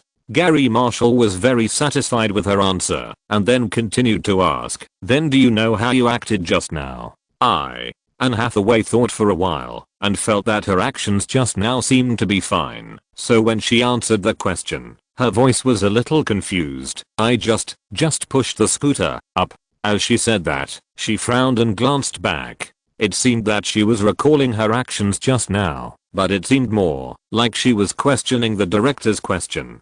If it were normal, Gary Marshall would have been angry, but now, he still kept smiling and said, "Yes, you did walk up just now, but didn't you find that there was something wrong with your posture?" "No." Anne Hathaway thought for a while and didn't answer, but her eyes full of curiosity fell on the director. The silly and innocent doubt made Gary Marshall scratch his head, raised his hand slightly, and slightly hooked the 8 fingers except the thumb, indicating that the other party would give him the electric scooter. Under his leadership, the two came to the slope. Gary Marshall demonstrated it to her personally. "Just now, you walked up along the edge holding the handrail. There's nothing wrong with this posture, because normal people would walk like this. But the question is Maya in the movie a normal person? No. Maya in the movie is a lively but shy girl. She can fantasize about an intimate kiss with her crush, but she can also blush and be speechless in front of the other person. This contrast happens to be the distinction between in front of and behind people. In front of acquaintances, she is introverted, and in front of strangers, she is cheerful. And now, during her school years, she didn't meet any acquaintances, so you don't need to use such a ladylike pace. Not only that, in order to reflect Maya's introversion in front of acquaintances, you have to be more cheerful at this time and make some cart-pushing movements that can distinguish personality, and you can exaggerate appropriately. Just like a naughty child. Do you understand what I mean?" "Oh." Anne Hathaway understood. "I see. Okay, then do it again." "Okay, director." Although the two people's voices were not loud, because of the silence in the whole place, the two people hiding in the distance could still hear it clearly. Such a friendly situation made them very satisfied. They were satisfied with the attitude of the staff. They were satisfied with the attitude of the actors. The reason they came here today was that they were worried that someone would take advantage of their seniority and someone would be spoiled. And now, since nothing happened, the director was friendly and the leading actor was humble and eager to learn, then there would be nothing to worry about. Okay, I'm leaving. Evelyn Watson smoothed the wrinkles on her clothes. I'm leaving now. Why don't you take a closer look? John Landor asked. No, you can just keep an eye on this place. I still have a lot of things to do. Evelyn Watson sighed. Besides me, there are only a few financial people in Warcraft films. I have to do everything myself. I'm so busy. John Landor also knew this fact, so he asked curiously, then you won't hire people? Hire people? No need. Evelyn Watson shook her head, because the things I have on hand can't be divided. Chapter 339 6 projects and 2 acquisitions. When Roland confirmed that his target was Disney, he was mentally prepared to develop Warcraft film and television. Unfortunately, when he poached Evelyn Watson from Sony and asked her to set up a company according to the standards of a first-line film company, he found that his Warcraft film and television still didn't need to recruit people. Why? Isn't it because the current operating model of Warcraft film and television is exactly the same as Time Warner? Outsourcing. Outsourcing. Outsourcing. Important things should be said 3 times. The 5 pits currently opened by Warcraft film and television are all undertaken by a complete production team, and the location shooting locations are all over the world. In this case, the entire company does not need to transform and expand according to the operating model of Disney and Fox. In this way, Evelyn Watson's job is actually to connect with each group and control the overall situation through feedback information. For example, now, after checking the crew of Princess Diaries and finding that there is no unstable factor in it, she left the set with confidence and let John Landor monitor and check. Then go to Sony to ask about the distribution of Memento. After learning that Sony would take Memento to Cannes for exhibition, doubts about protecting the boss's interests also followed. Although Cannes is the most commercially successful international A-class film festival, didn't the French Prime Minister call this year for European films to unite and fight against Hollywood? Other film companies withdrew their participating films after learning of France's attitude. In this case, aren't you asking for trouble by submitting Memento for exhibition? The questioning words made the leaders of Sony Global Distribution panic, and they hurriedly explained, although Memento is a movie invested by Hollywood, the director Christopher Nolan is British, so when we applied for it, we changed the film's place of origin and made it a US-UK co-production. Co-production? Upon hearing this, Evelyn Watson's voice became even louder. Do you think the judges of Cannes are all fools? Can't they see the trick? Withdraw, withdraw, withdraw. Withdraw the film immediately. Change the film festival. Change to Venice. Then show me who are the judges for Venice this year. Sony was annoyed by the clear instructions. Although they wanted to complain that the company had spent more than 300,000 yuan on Cannes, they swallowed the words before they even came to their mouths. There was nothing they could do. After all, Evelyn Watson represented Roland Allen. The head of Sony's North American headquarters had already notified them that they didn't need to ask about projects related to Roland Allen. They just had to do it. Because even if they asked, the higher-ups had no right to intervene. After their search, the lineup of judges for this year's Venice Film Festival was presented to Evelyn Watson. The president of the jury of this year's Venice Film Festival is Millis Forman, and the judges are Jennifer Lee, Shamila McMahon-Bath, Giuseppe Bertolucci, Claude Chabrol. As the names were announced one by one, Evelyn Watson, who was thinking frantically, had already extracted a lot of useful information. Isn't Millis Forman the director of One Flew Over the Cuckoo's Nest? Isn't Jennifer Lee's father Vic Morrow and her mother Barbara Turner? Isn't Giuseppe Bertolucci the younger brother of Bernardo Bertolucci? These judges are all our own people. With them here, why are you going to Cannes? Go to Venice. Give Memento an award.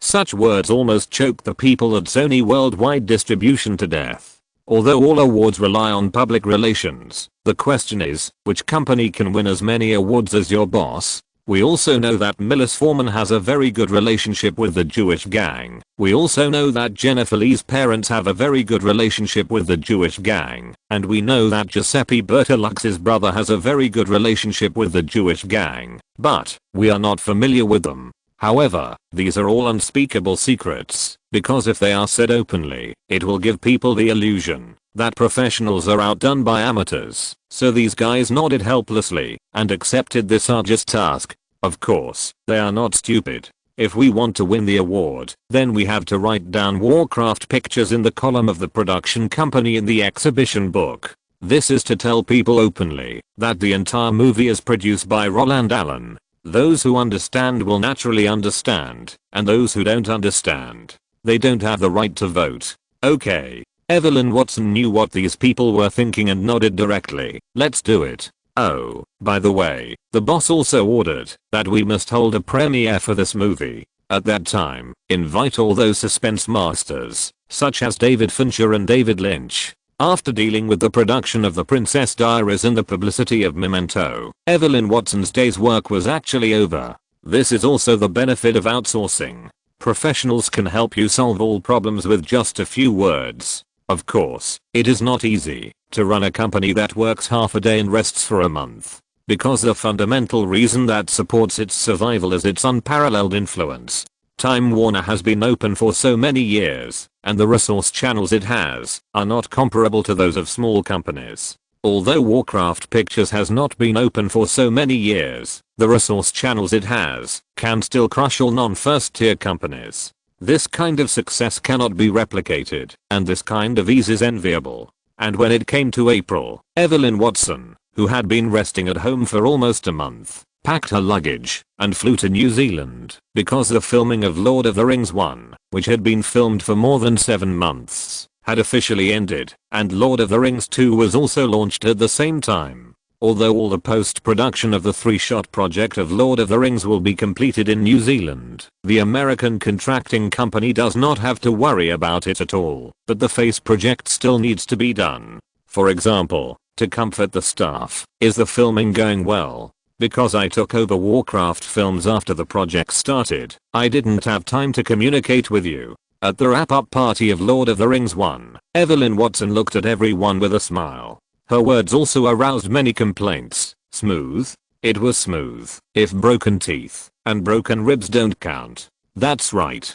Viggo Mortensen and Orlando Bloom insisted on not using doubles, and they were both injured. Viggo Mortensen had a tooth knocked out by an iron sword. Orlando Bloom broke a rib while hanging on the wire. Even though these accidents were tolerable accidents during the filming of major crews, Evelyn Watson still looked at Peter Jackson with surprise and asked, "Peter, didn't our crew sign a protective contract with the actors that they must use doubles for dangerous actions when filming fighting scenes? You are all filming in the wild. If a big accident happens, it will be too late to rescue." Words similar to questioning made everyone present quickly ask Peter Jackson to explain. No, this is what we insisted on. Viggo Mortensen said. Yes, this is none of the director's business. Orlando Bloom nodded in agreement. We hope that the images we shoot will be more realistic, so we don't use a double. Because we are in the battle ourselves, the director can take more close-ups and show the thrill of the fight.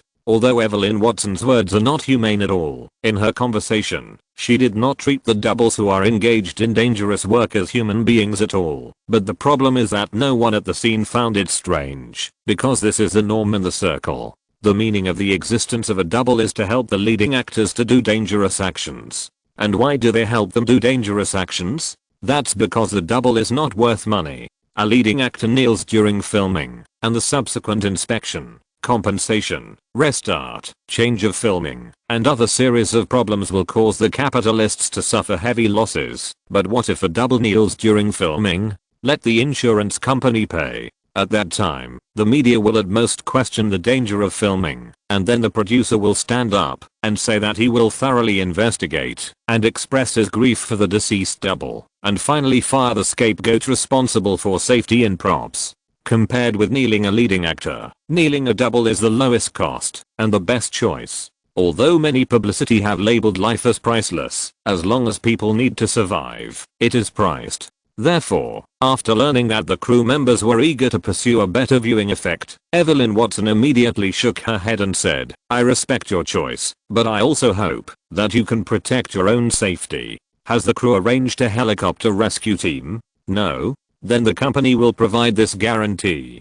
After helping the Lord of the Rings crew contact the 7*24-hour all-weather rescue service, Evelyn Watson, who had a good impression in front of everyone, returned to Los Angeles and represented the company to attend the premiere of Gladiator held on May 1st. Although she was not interested in this fictional Roman historical drama, she still watched the movie very seriously and gave it a high evaluation. There is no way who let this movie be invested and filmed by DreamWorks, and director Ridley Scott is about to accept the Black Hawk Down project. That's right, although the project of Black Hawk Down is fully controlled by Sony, there is no trace of Warcraft Pictures in the production company column, and there is only Arnold Schwarzenegger's name in the producer column. But in fact, apart from providing people, money, and venues, Sony does not care about anything else. Shoot it however you want. Don't talk nonsense to me. Because even if you talk nonsense to me, I can't make a decision.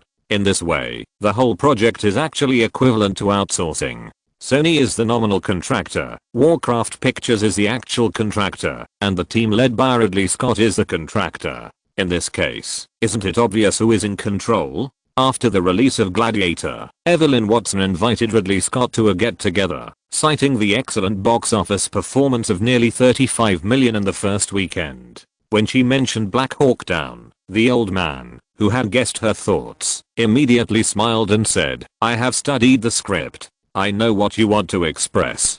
Don't worry, I won't do any artistic processing under the supervision of the US Department of Defense. Besides, your boss's wife has to call me uncle, and I won't cheat my own people. Oh, by the way, since you have asked me, I will tell you. The original start date of the movie was May 18th. But after reviewing the training level of the actors and referring to the opinions of the consultants, I decided to give them 10 more days of assembly and rehearsal, so the official start date was scheduled for the 28th. Such words made Evelyn Watson laugh. As long as Ridley Scott follows history and doesn't make random changes, there will be no problem. Because their biggest goal is to make a war film under the guidance of the American Department of Defense. Medieval witches and inexplicable phoenixes must not appear. Shortly after the start of Black Hawk Down, on May 30th, X-Men was also announced to be completed.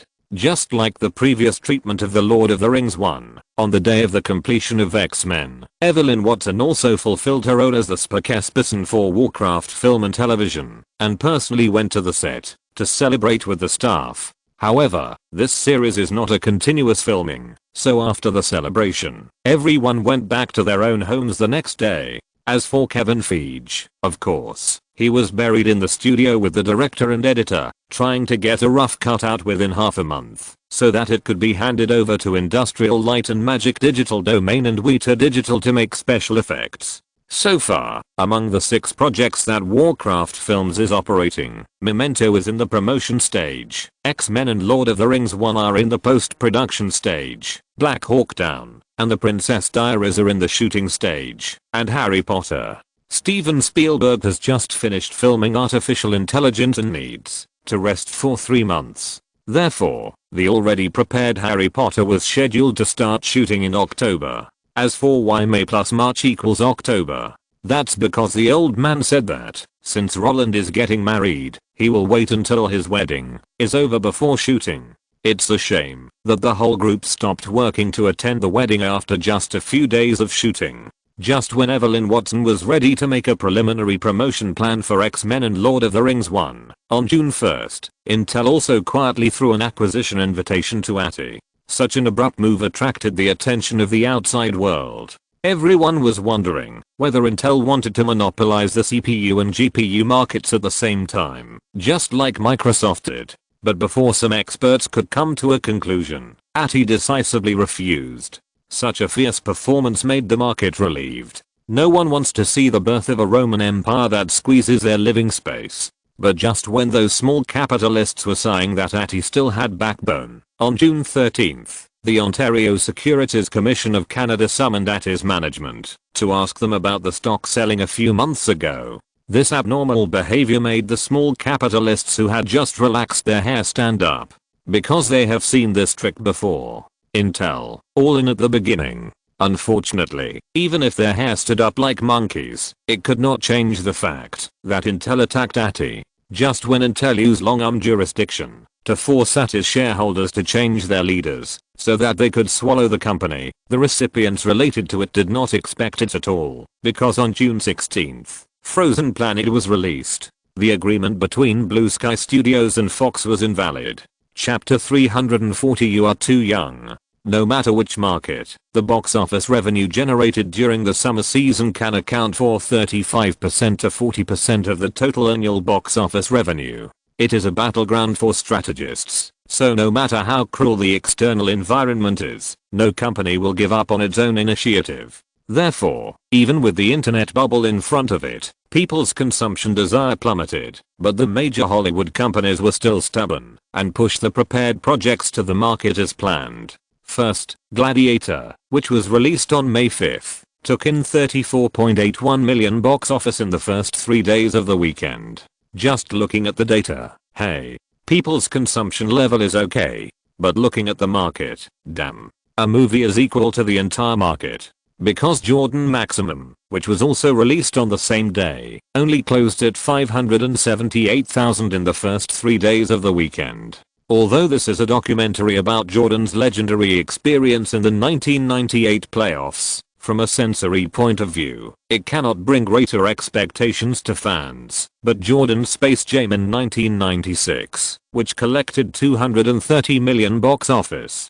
Such a bad movie can be sold out just by relying on the name of Jordan. So why is no one buying the more realistic IQ tax produced by the Mosaic Alliance, which re-edits the scenes that were not broadcast and recorded, and uses special effects? Is it because the tribe has no money? This is easy to solve. Promote the African American Reparations Act and claim $14 trillion from the federal government. Everyone gets $350,000, and the money will come, right? If the comparison between Gladiator and Jordan Maximum is not obvious, then the next movie, to be released perfectly interprets what it means, that the people have no money in their pockets. Battlefield Earth was released on May 12th, and won $11.54 million in the first weekend, but everyone knows that this result is full of water, because Battlefield Earth is adapted from the novel Post-Apocalyptic History published in 1982, written by Ron Hubbard, the founder of Scientology, and starring John Travolta, a fanatic.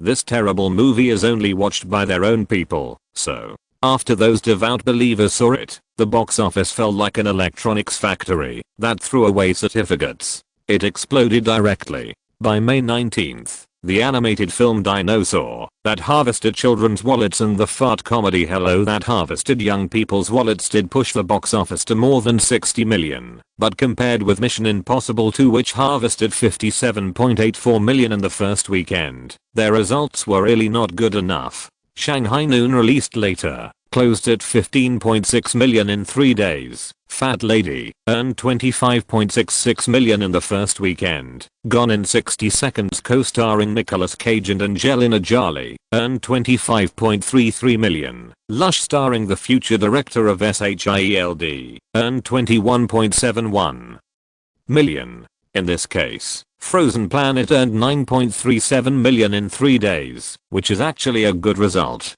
because in the case of an economic downturn, it means the winner takes all. If we say that before, when people had money in their pockets, one movie a week was the norm for entertainment, and a movie starring a B-list star could hit $30 million in the first weekend box office if it was well promoted, and a movie starring an A-list star could basically hit $40 or $50 million. Then now that people have no money in their pockets, the data of the B-list has dropped instantly, and the data of the A-list has skyrocketed wildly, which is normal, because the vast majority of the audience has no goals, and following the trend of big brands is their consumption habit. In this way, it is only after the tide recedes that we will know who is swimming naked. Only the real big names can attract the most box office. The remaining half-baked stars, even if they come up with the trick of tearing each other apart on the night of the filmation, the results will be so-so. The poor box office trend has also made all the companies see the sluggish market.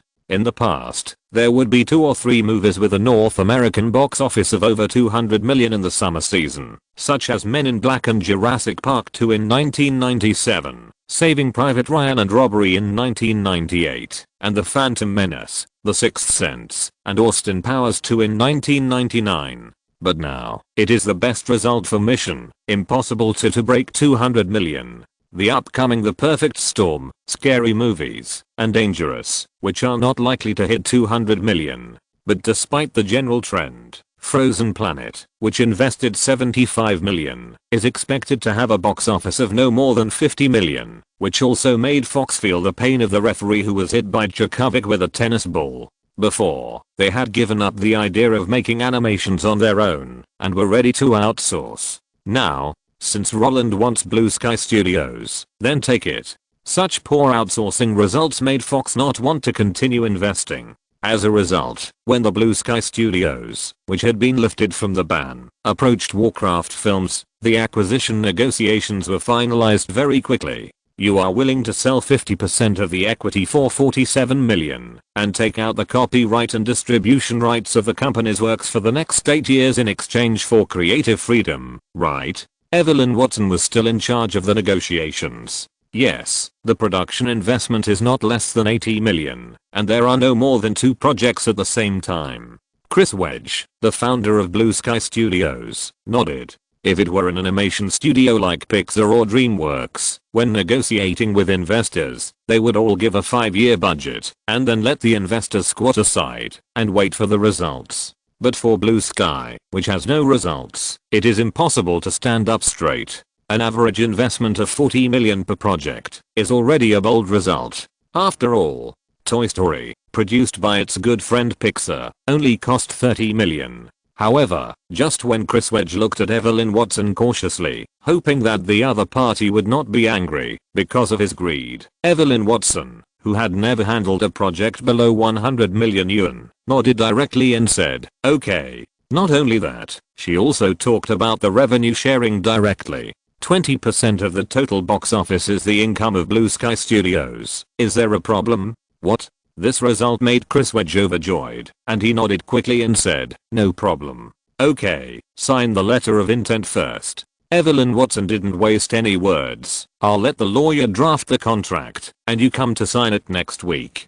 Hollywood's films released globally, after deducting taxes from various countries and the Commission of Theaters, can generally get 38% to 50% of the global box office. The reason for such a big difference is purely because of the negotiations of the North American Theater Alliance. Some movies can get 70% of the box office share from the North American Theater Alliance, while some movies can only get 50%. In this way, when overseas standards do not change much, the smaller the producer, the more difficult it is to survive. After that, the distributor will take 10% as usual, so the producer can only get 28 to 40% in the end. Under this algorithm, giving Blue Sky 20% is already a very generous decision.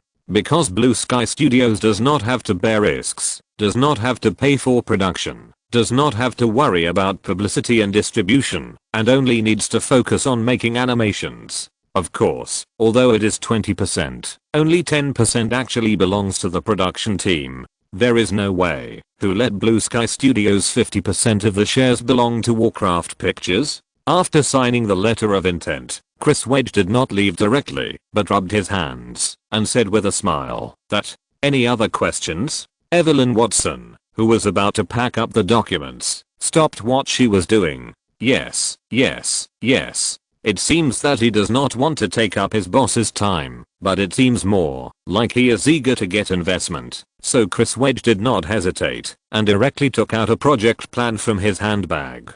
We have already finished Frozen Planet, the film Fox gave us. During the period of no communication in the contract, we also thought of a new project, a story about animals living in the Ice Age. When Chris Wedge took out the project book, he was a little nervous, because it is a taboo in the industry to discuss the project before the acquisition contract is officially signed. If the idea is not satisfactory, the acquirer may really think that they have made a mistake and withdraw the acquisition invitation. In this way, it is like a cooked duck flying away. But after Evelyn Watson simply flipped through the idea book, the casual answer surprised Chris Wedge even more. "Oh, you have a project? Have you prepared the contract?" "Not yet." "Then prepare it and sign it next week." Ah. The unexpected result made Chris Wedge raise his eyebrows, and the next second, joy spread all over his face. Okay.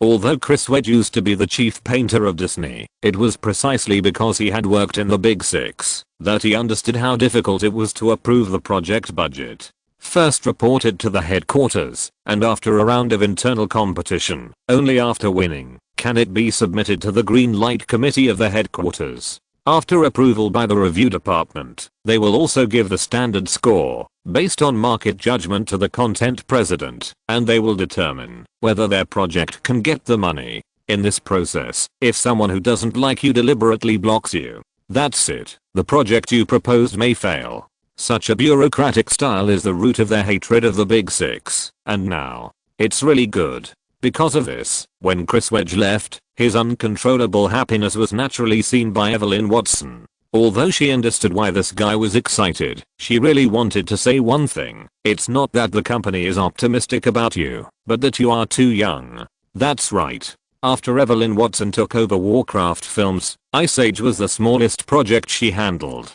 Compared with the series that was shot 3 times in a row and had a budget of 300 million yuan, Ice Age was really not good enough. How can we pay attention to a project that can't even be organized by public funds? There is no way to pay attention to it. When News Corporation learned that Warcraft Films had no movement after swallowing Blue Sky Studios, they also breathed a sigh of relief, because compared with the animation industry, the current corporate restructuring is more important. At the end of last year, they were accused by the British media of evading 1.4 billion in taxes. Although the other party did not produce actual evidence, no one wanted to be entangled in such a mess. Therefore, the tabloid king who wanted to move the company from Australia to the United States began the journey of splitting up the company internally. In this way, he would not cause trouble at this time. However, although Roland Allen had no movement, News Corporation still did not take it lightly and secretly offered to in and Rotten Tomatoes, hoping to get these two bean sprouts with good growth first.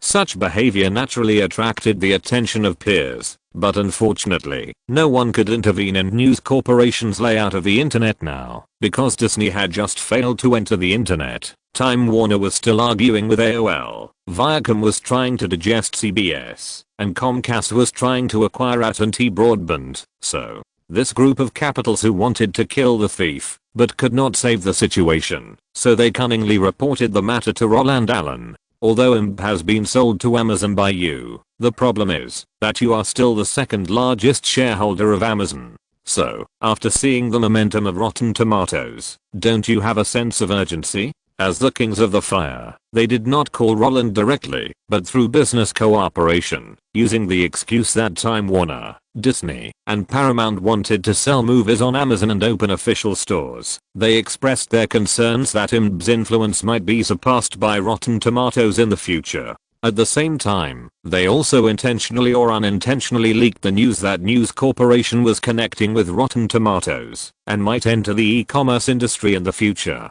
forcing these guys to report the information by lowering the price. As a result, when Roland, who was in Budapest, the capital of Hungary, inexplicably took the phone handed to him by his assistant, he was completely confused. After listening to David Olsens' retelling and understanding Jeff Bezos's nervousness, he was even more speechless. While holding the drawing board, News Corporation wants to do e-commerce? What a joke. Now the whole world knows that the internet bubble has burst, and the market value of those internet companies has been halved. As a listed company that needs to be responsible to all shareholders, how dare they use their own stock price to test the waters? Tell Jeff not to worry, News Corporation will definitely not attack Amazon. Their acquisition of Rotten Tomatoes is nothing more than wanting to expand their media territory. Does it have any impact on us? Of course, but the impact is not big, so don't pay too much attention to it. Yes, just reply to him like this.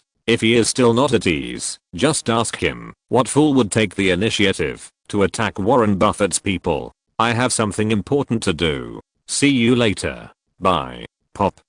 Roland hung up the phone neatly. After throwing the phone back to the assistant, he raised the drawing board and continued to look ahead. At this moment, Kate was standing on the second floor observation deck of the Fisherman's Bastion. The grey and white two-story building formed a sharp contrast with the white wedding dress, and the spire combining the neo-Gothic and neo-Roman styles was the best background. Because of their existence, Kate, who was standing under the tower overlooking the Danube, became a husband-waiting stone. In the golden glow of the setting sun, she silently waited for the love that belonged to her. That's right, the business that Roland and David were talking about was to draw pictures for their own stinky wives. As for why they had to draw, it's just the wife's task. Note, giving 10% to Blue Sky Studios is really not low. It is said that the conflict between Pixar and Disney was because Pixar only got 14% of the box office share. The British media that accused News Corporation of tax evasion is called The Economist.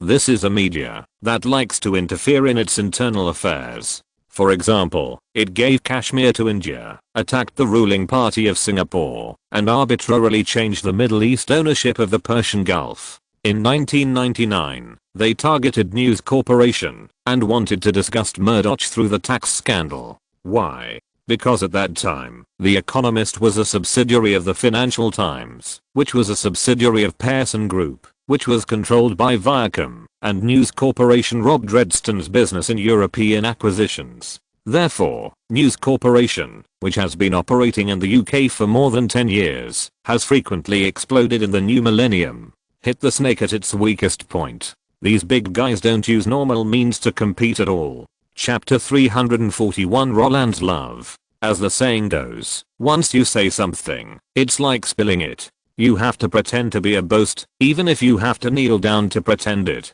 At the beginning, when facing the British royal wedding planner hired by Kate, Roland said very confidently, wedding photos don't need to be taken in a specific location. Anyway, you have money and time, so you can go wherever you want. Not only that, he was young and frivolous and ignorant at the time and said, the wedding dress for the wedding day will be customized separately, and the others can refer to first line finished products. Buy whichever one you like. This is a once in a lifetime event, so you can't just settle for it. So, Kate, who was warmed by these two bold words, combined them slightly according to the context. First, she took Roland to various major wedding dress brands to choose the styles she liked. The most classic heart-shaped neck wedding dress, the halter neck wedding dress that highlights the waist curve, the one-shoulder neck wedding dress full of retro temperament, the lace sleeve wedding dress that adds temptation, and the fishtail wedding dress that outlines the figure. She bought them all. If the act of picking out 17 sets in 3 days was completely acceptable to Roland, because while he was sitting in the dressing room admiring Kate's changing clothes, the money needed to buy these wedding dresses had already been earned by his tools, then Kate's reluctance to wear clothes afterwards. The act of not wanting to wear ordinary clothes really made him see the madness of women. After choosing the wedding dress, Kate pulled Roland to discuss the location of the wedding photos. The Mouth of Truth in Rome, the Wall of Love in Paris, the Sagrada Familia in Spain, the Amalienborg Palace in Copenhagen, the Sea of Flowers in Amsterdam, the Poetic Lake in Fussen, the Cliff Heights at the North Cape. These are the places Kate wants to go. After finalizing the location, Kate flew to wherever she wanted to take pictures, just like playing a tour of the world. According to different scenery, choose different wedding dresses, and then pose according to the shape. In the past few months, Roland saw the most women wearing wedding dresses and women wearing nothing at all. Compared with this monotonous change, the happiness that overflowed from every pore of his body was the only eternal one. At first, Roland thought that this was Kate's excitement after her wish came true, because he knew that Kate was also a rational person. And the other party had said to him before, I liked your face first, then your money, and finally gave up my acting career for you. But when Kate took out the drawing board prepared by her assistant in advance and acted coquettishly to Roland, asking him to record a sweet photo of the two of them in every city he went to, Roland realized that even the most heartless people have their own fantasies. Even if the original intention of the two parties to get together is for profit, after going through this stage and deciding to build a family together for the rest of their lives, the kind of mutual communication of knowing each other's roots and opening their hearts can make the two parties have a closer relationship. This kind of feeling is not love, but it has surpassed love. In life, lovers may have their own little tricks, but they don't. Because both parties know each other's goals. Roland helped Kate fulfill her biggest wish in life, and Kate understood that Roland was obsessed with power. Lovers with similar values may still have their own conflicts, but they didn't. Because most conflicts in the world originate from greed. But what can they be greedy for now? This subtle change surprised both of them. They even believed that, if they reenacted Titanic, their current state could completely crush their previous erotic love. But at the same time, they were also happy about it, because no one wanted to force a lifetime with a hard stone. Therefore, for Roland now, painting for his wife is indeed the most important thing.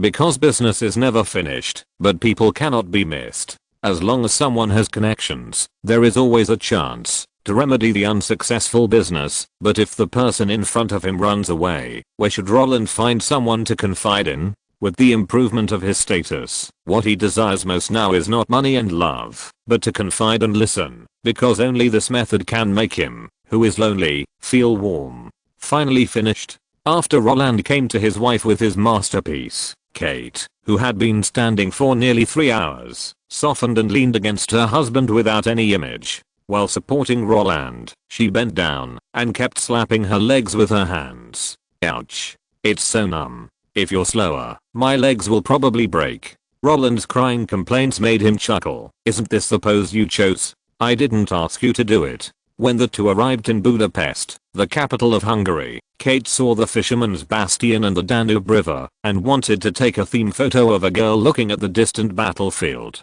based on the war history here, hoping that her fiancé would return triumphantly to marry her. The creativity, copywriting, content, storyboards, everything was prepared by Kate herself. And Roland was just a tool who listened to his wife. But although this is a fact, how can Kate be happy to say such words of shirking responsibility at this time? This is like a couple playing a game in the arena. After winning a round, the nurse happily told her boyfriend that her healing amount had reached a new high. At this time, her boyfriend suddenly replied that it was because the other 3 DPS were too stupid to stand in the enemy's AoE and take a shower. Isn't this asking for a fight? Is the girl here to discuss tactics with you? No. She just wants you to praise her for being awesome. So, Kate, who was still hammering her legs, stood up with a pout. Since the theme of today's photo shoot is lovesickness, Kate wore a long-sleeved wedding dress that didn't show her shoulders or back.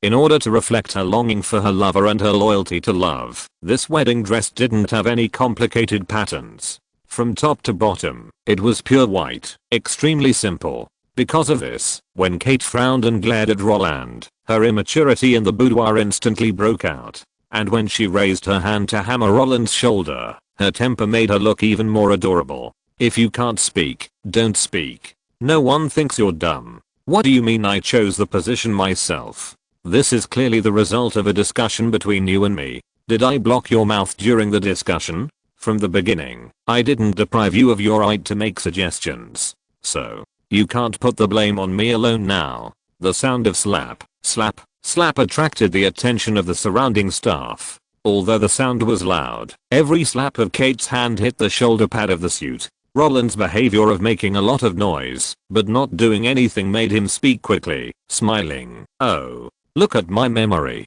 I forgot that this was the result of our discussion. But this is really one person's responsibility. Who told you to look so beautiful in this conservative wedding dress? I was just thinking about it when I was painting. How could you come up with such a good idea? Compared to you, I haven't learned any composition skills from Stephen and James in these years. Kate, who was not angry at all, rolled her eyes at the flattering words. When Roland smiled and presented his finished work in front of her, she, who was still angry in front of Roland, couldn't help but pursed her lips, and her beautiful eyes smiled into crescents. Kate in the painting, with her back against the castle attic, the open door proved her belonging. With her hands on the fence, the slightly tilted curve perfectly interprets the inner expectation and desire. Facing the distance, there are mountains and rivers painted by MIU, symbolizing the illusory love. The sparkling Danube is like a natural moat, perfectly dividing reality and dreams. It's not bad, is it? Although she was very happy, Kate still said shamelessly, there is room for improvement. Roland shook his head repeatedly with his puffy cheeks. No matter how hard I try, I can't draw your true beauty. Kate's elementary school-like words finally broke her efforts. She tilted her head and smiled. Are you excited? I don't understand what you are talking about. Roland continued to play dumb. However, this suicidal behavior directly deprived Kate of his opportunity to defend himself. Okay. Don't understand, right? Then you don't need to understand. My feet are numb. Carry me back. What? Roland was shocked. Before he could react, Kate had already put her arms around his neck and relaxed her body naturally. Like a koala, she hung on her man. Such behavior made Roland say that he was losing money, but after he and the cheating guy looked at each other for a long time, the smug look made him admit defeat and took her away from the scene in a princess hug. Where are you going? Roland didn't want to give a good face to this guy who was pushing him, but Kate, who was satisfied, giggled. Let's go back to the hotel to change clothes and have dinner. Isn't this how we have been living these days? For ordinary people, taking wedding photos may be a double torture of body and mind, because the merchants who want to make money from you will constantly manipulate you and make you do various poses according to their requirements to achieve large-scale production within a limited time. But for Roland and Kate, the merchants who follow the shooting only need to do one thing. That is to shut up. In this way, acting according to one's own preferences is the norm in the group. While eating, they talked about everything and talked about the afternoon phone call. Who called you when you were painting in the afternoon? Kate asked. David. Roland answered casually. David? Why did he call suddenly? Did he want to ask you how the wedding preparations are going? Kate was curious. Upon hearing this, Roland shook his head like a rattle. No way. It's a business matter. He told me that Amazon learned from some sources that News Corporation wants to enter the e-commerce field. Roland briefly described the matter. Is it serious? After hearing the cause of the incident, Kate asked again with concern. Should we go back or ask someone to find out about News Corporation's movements? Didn't you just swallow up their Blue Sky Studios? Is this revenge? Although Kate has always said that everything must be done by her before the wedding is completed, but this kind of thing is just a casual remark. When she is free, she will take away the right to speak at home, but when things really come to the door, support and companionship are the only choice. No need. Roland didn't worry so much and repeated his previous judgment. When the internet bubble collapses, News Corporation will not take risks. What if? Kate was still a little worried. What if? There is no what if. Roland said confidently. E-commerce needs to rely on burning money to occupy the market. News Corporation can afford this money, but the market will not give them the confidence to burn money. Even if News Corporation can convince all shareholders to enter the market after the collapse of the internet bubble, what they will do is to acquire those e-commerce platforms that are still alive in the market. But apart from Amazon, isn't eBay the only one that still has a chance of survival? And the best way to beat eBay is, what is it? Kate hated Roland's behavior of speaking half sentences the most. Hurry up and say it. Pa slapped her man's thigh again. I'll tell you. Roland couldn't deal with this kind of person, so he directly revealed the mystery. The best way to beat eBay is to acquire PayPal. That's right. In Roland's opinion, those media groups that are hostile to News Corporation are too low level to fan the flames. Because of debts of nearly 10 billion, News Corporation, which is being targeted and hammered by those media giants, has no time to burn money in new industries. Even if News Corp really carried out capital invasion and wanted to retaliate against Roland by buying, Roland could also buy and fight back.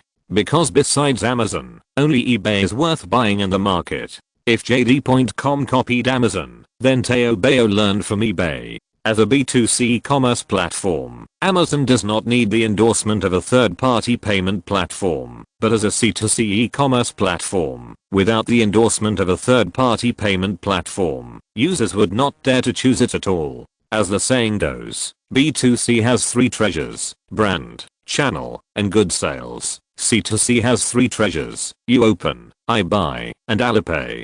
Teo Bayo took off because of the existence of Alipay, and eBay was not eliminated because it acquired PayPal. In this way, if you want to strangle eBay, the best way is to acquire PayPal. As for what you say, News Corp can also create a PayPal by itself. That's just wishful thinking. Before the company moved to the United States, without Wall Street's intervention, those politicians who wanted to kill them could fill the Pacific Ocean. To be honest, if News Corporation wanted to retaliate from other channels, Roland would still be nervous, but e-commerce, the probability of News Corporation winning is not even as high as the probability of hackers only clicking a like after hacking the account.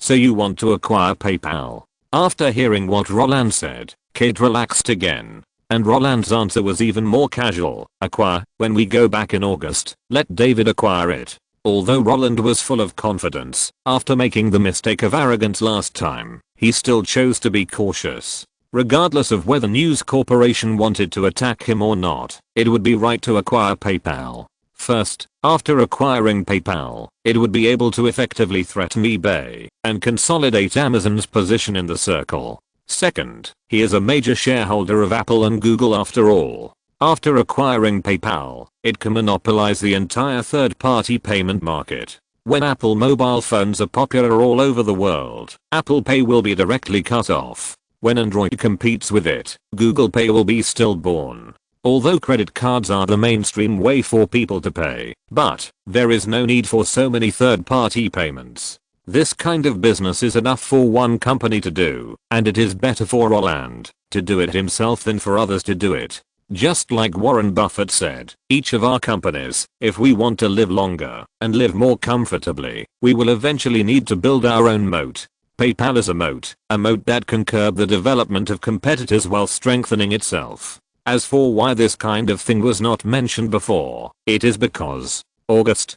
Kate was stunned after hearing this word, because she didn't know why Roland said this inexplicably. But when Roland pulled her into his arms, put his hands in her hair, massaged her scalp, and helped her recall the comfortable feeling, made Kate, who was like a cat, suddenly realize, oh, I almost forgot those things while playing. August, is it the day when Freaky Friday is released, right? Chapter 342 Conspiracy. In early October 1999, the filming of Freaky Friday started, and in mid-December 1999, the filming of Freaky Friday was completed. As the fifth film of the Olsen sisters, the third film in which they starred, and the second to last film, before they were about to retire, Roland, as the eldest brother in the family, actually didn't care much. Why?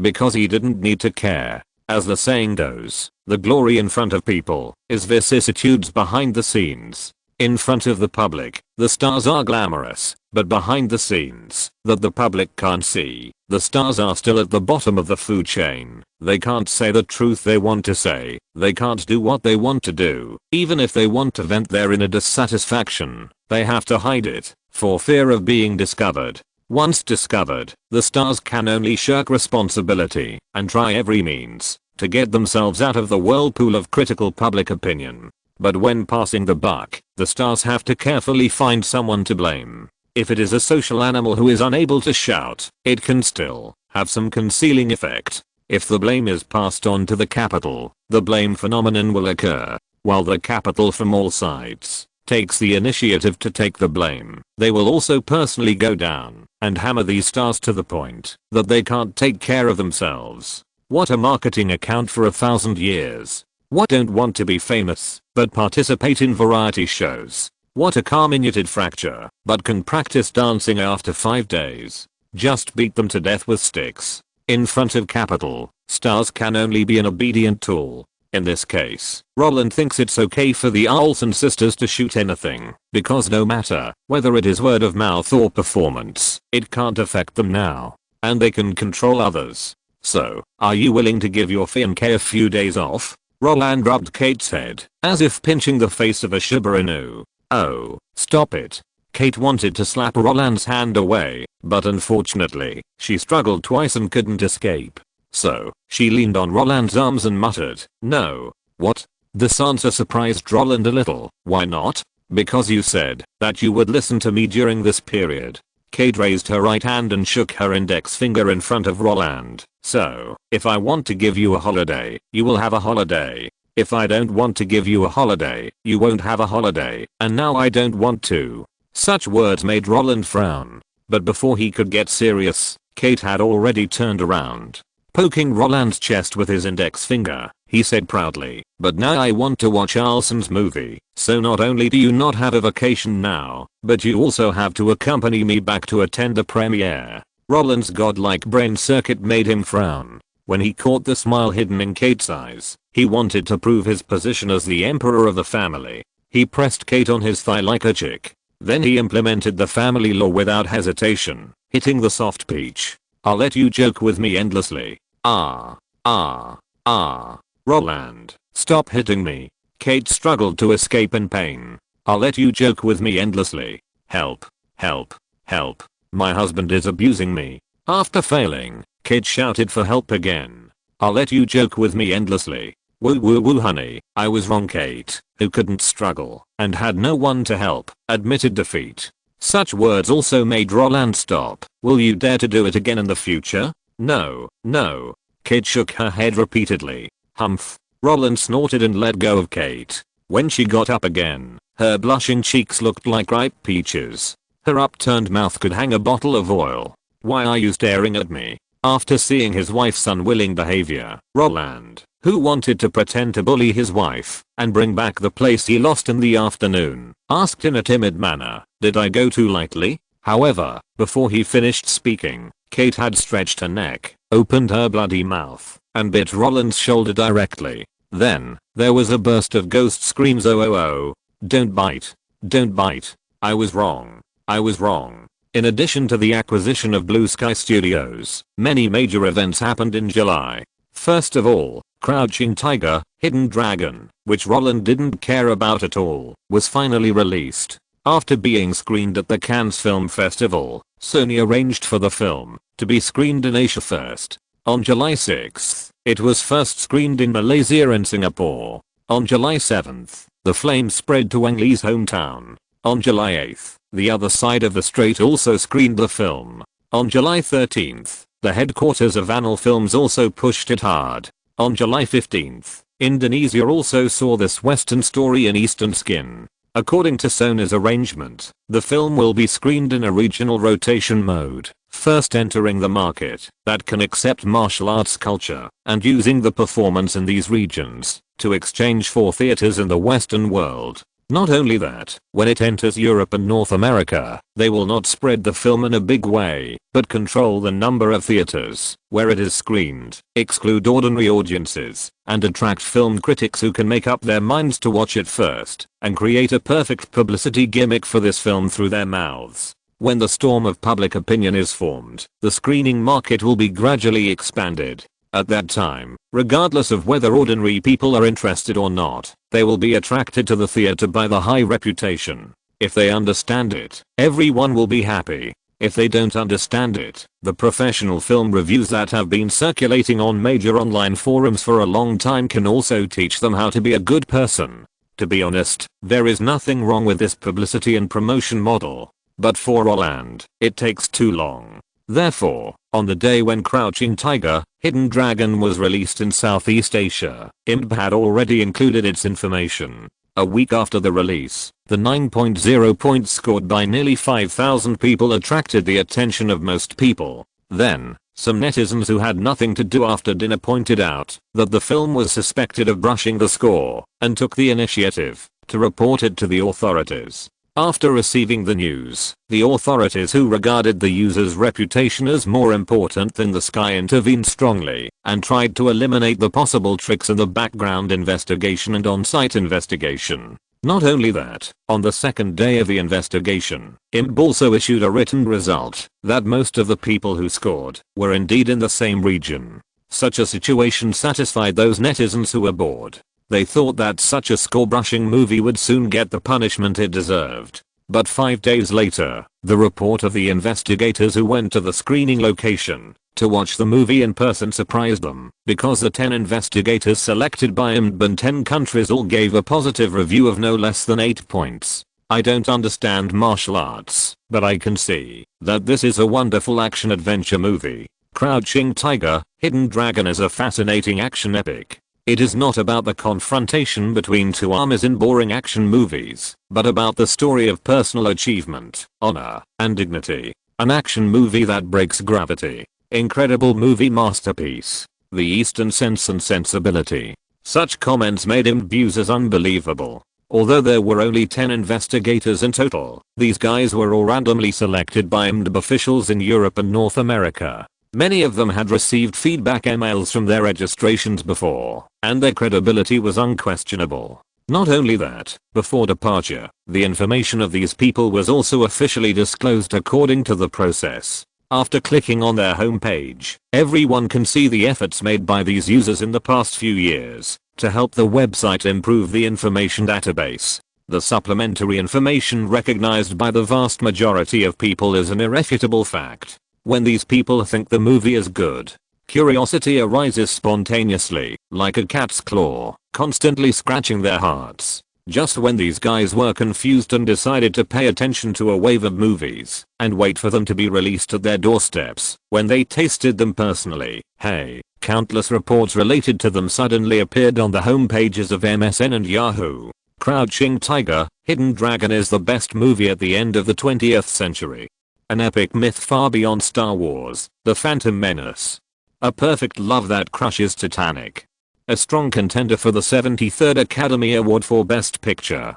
Sony's greatest investment, after acquiring Columbia Pictures and TriStar Pictures. The extremely exaggerated slogan stunned those abusers. What was even more surprising than them were the ordinary netizens. No one could figure out where the movie Crouching Tiger, Hidden Dragon came from. After reading the news reports and figuring out the situation, they found out that Sony, the investor of the movie, had invested a lot in publicity. If they hadn't invested, why would there be a news headline that far surpassed The Phantom Menace? If they hadn't invested, which film critic would write a desperate article that crushed Titanic's perfect love? No matter how bad the former is, it's still Star Wars with hundreds of millions of fans. As for the latter, Roland's fans can spray away Sony's market value of hundreds of billions. What kind of movie is Crouching Tiger, Hidden Dragon? How can a movie I have never heard of surpass Southwestern? A love story greater than Titanic? Just because of Ang Lee? Is Sony crazy about making money? They come up with such publicity? Who knows when this movie will be released? I will definitely go back to the cinema to support it. I want to see how good this movie is. Panasonic has given up. Sony is really strong. The sudden publicity and overwhelming discussion made Sony full of questions. They were just about to promote the movie in North America, but they ran into tap water. There was such a good thing. When they investigated the whole thing and found that the popularity of Crouching Tiger, Hidden Dragon was related to the company controlled by Roland, they felt frustrated and entangled because they couldn't figure out what the current situation was. Why did Roland buy a press release for us? I don't know. This PR press release looks like it was bought by him. It's very bad for us. It's disrupted all our plans. There's nothing we can do. Are we still going to do a preview? What should we do now? Public opinion has already risen. If we find someone to blow the whistle, it will only have a counterproductive effect. Then just release it directly? Go ahead. Although the wind direction is dangerous, the momentum is already very good. Yes, yes, yes. Is the reputation of the movie important? As long as it can make money like the Blair Witch Project, it's enough. In fact, the performance of Crouching Tiger, Hidden Dragon is not important to Roland. All he wants is to tie Crouching Tiger, Hidden Dragon to Sony. He wants everyone to know that Crouching Tiger, Hidden Dragon is a project promoted by Sony. He wants to firmly engrave the concept that the fundamental purpose of Sony's invasion of Hollywood is to get a share of the world's public opinion in the hearts of the public. It's that simple.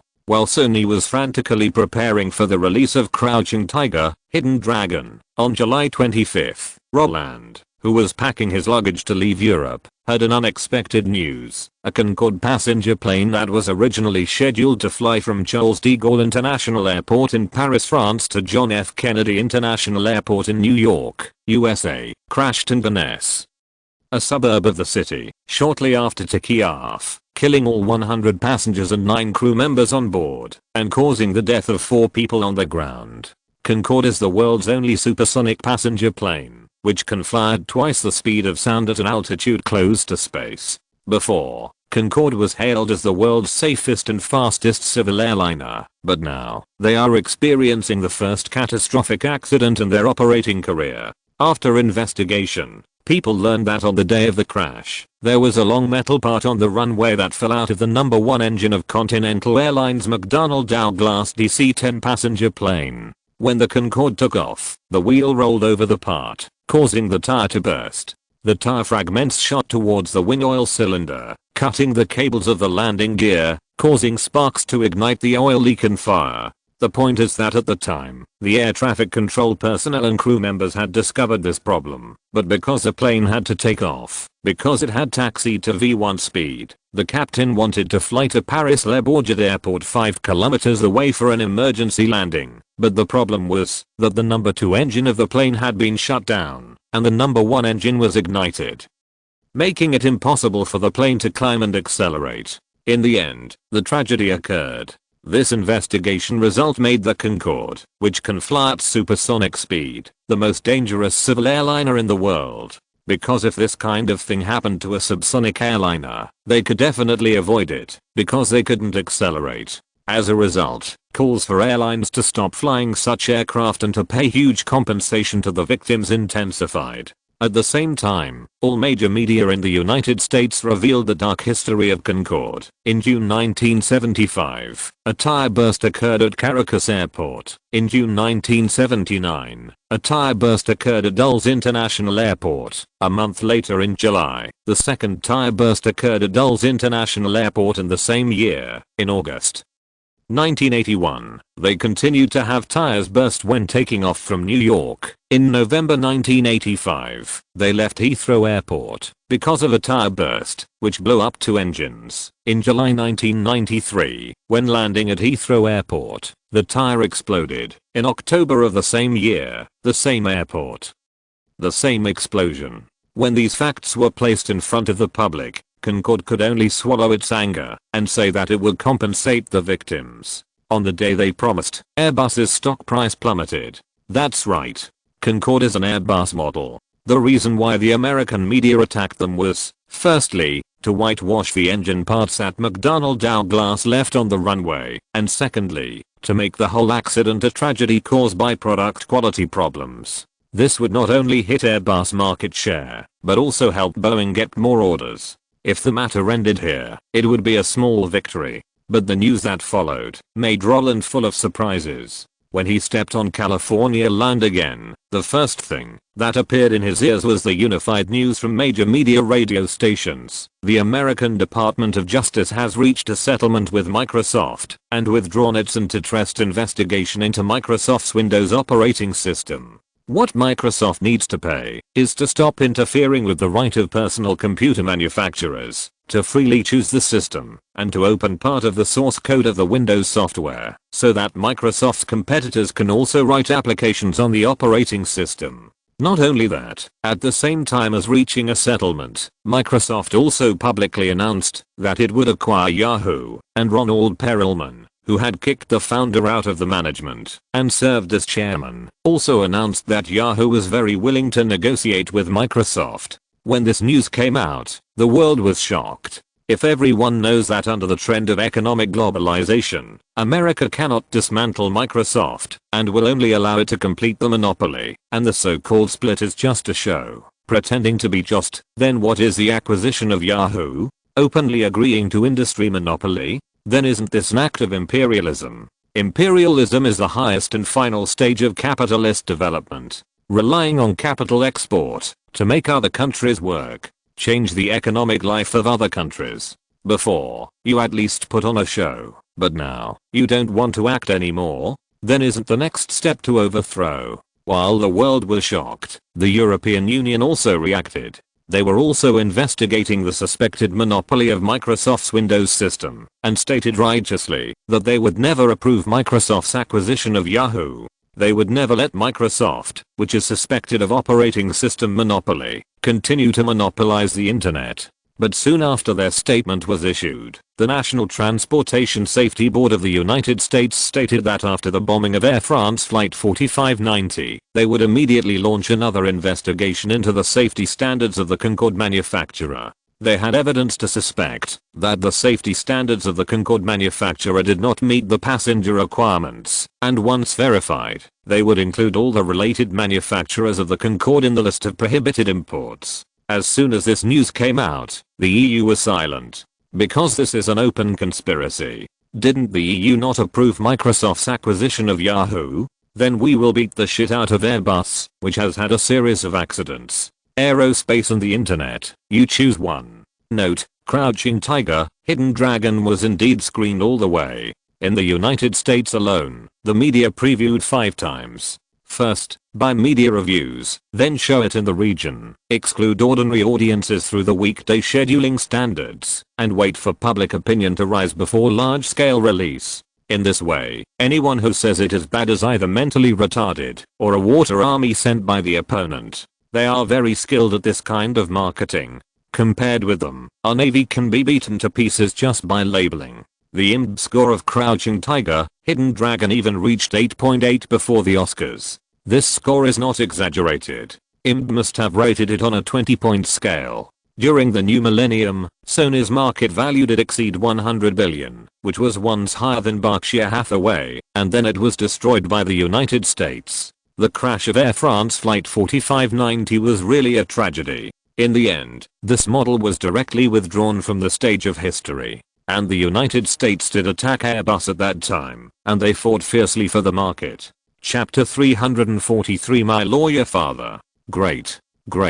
I didn't expect Microsoft to have such a trick. Roland was sitting in a visitor's chair in the CEO's office at Apple headquarters, turning around. After learning that Microsoft had made a direct offer to acquire Yahoo, while escaping the antitrust investigation by the Department of Justice, Roland flew to Steve Jobs without saying a word, because he wanted to know how such a thing was accomplished. Roland has always been a green tea, that is, he wanted to sell Yahoo to Microsoft to cash out, but he was afraid that Microsoft would become an invincible dragon that monopolizes the operating system and the internet after swallowing Yahoo. It was with this kind of fear of gain and loss that he has been paying attention to this transaction, eager for an external force to cut off Microsoft's evil intention of acquisition and give himself a larger living space. In his imagination, the only ones who can do this are the violent institutions in the world. For example, the US Department of Commerce does not approve it, the EU antitrust regulator does not approve it, and other countries raise questions.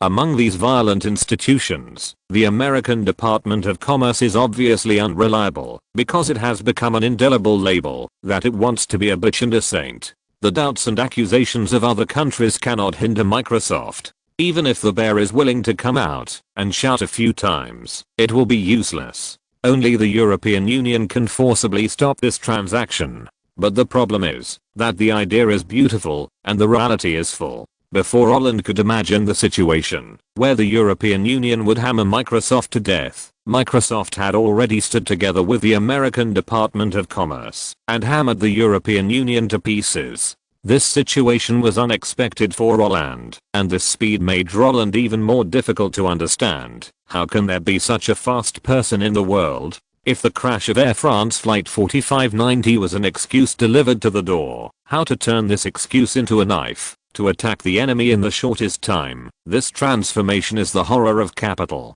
When Roland was puzzled and confused and asked Steve Jobs, who was most familiar with Bill Gates, this question, the guy standing in front of the French window looking out at the scenery, laughed. Surprised? Asked the Apple godfather. Of course, aren't you surprised? Roland replied.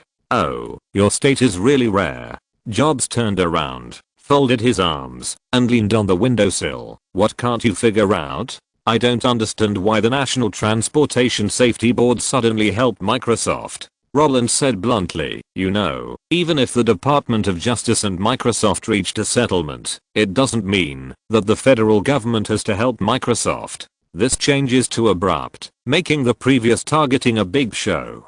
A big show to fool the world. Roland's words made Jobs nod, and he pulled out his right hand, as if introducing the product to the world at a new product launch conference, and said confidently, I agree with your point of view, and I also think their change is too abrupt, but what if I tell you that at this time, the National Transportation Safety Board must come forward? What? Roland didn't understand. Jobs continued to explain, you heard it right. The National Transportation Safety Board has to step in at this time. On the surface, it is helping Microsoft, but in fact, it is helping Boeing and Lockheed Martin. I think you should know about Airbus. It is the world's largest global passenger aircraft manufacturer. It is a product of the integration of the entire European aerospace industry. It is formed by the merger of Germany's DF, MBB, MTU, France's Ross, Matra, and Spain's CASA. The reason for its formation is to confront Boeing.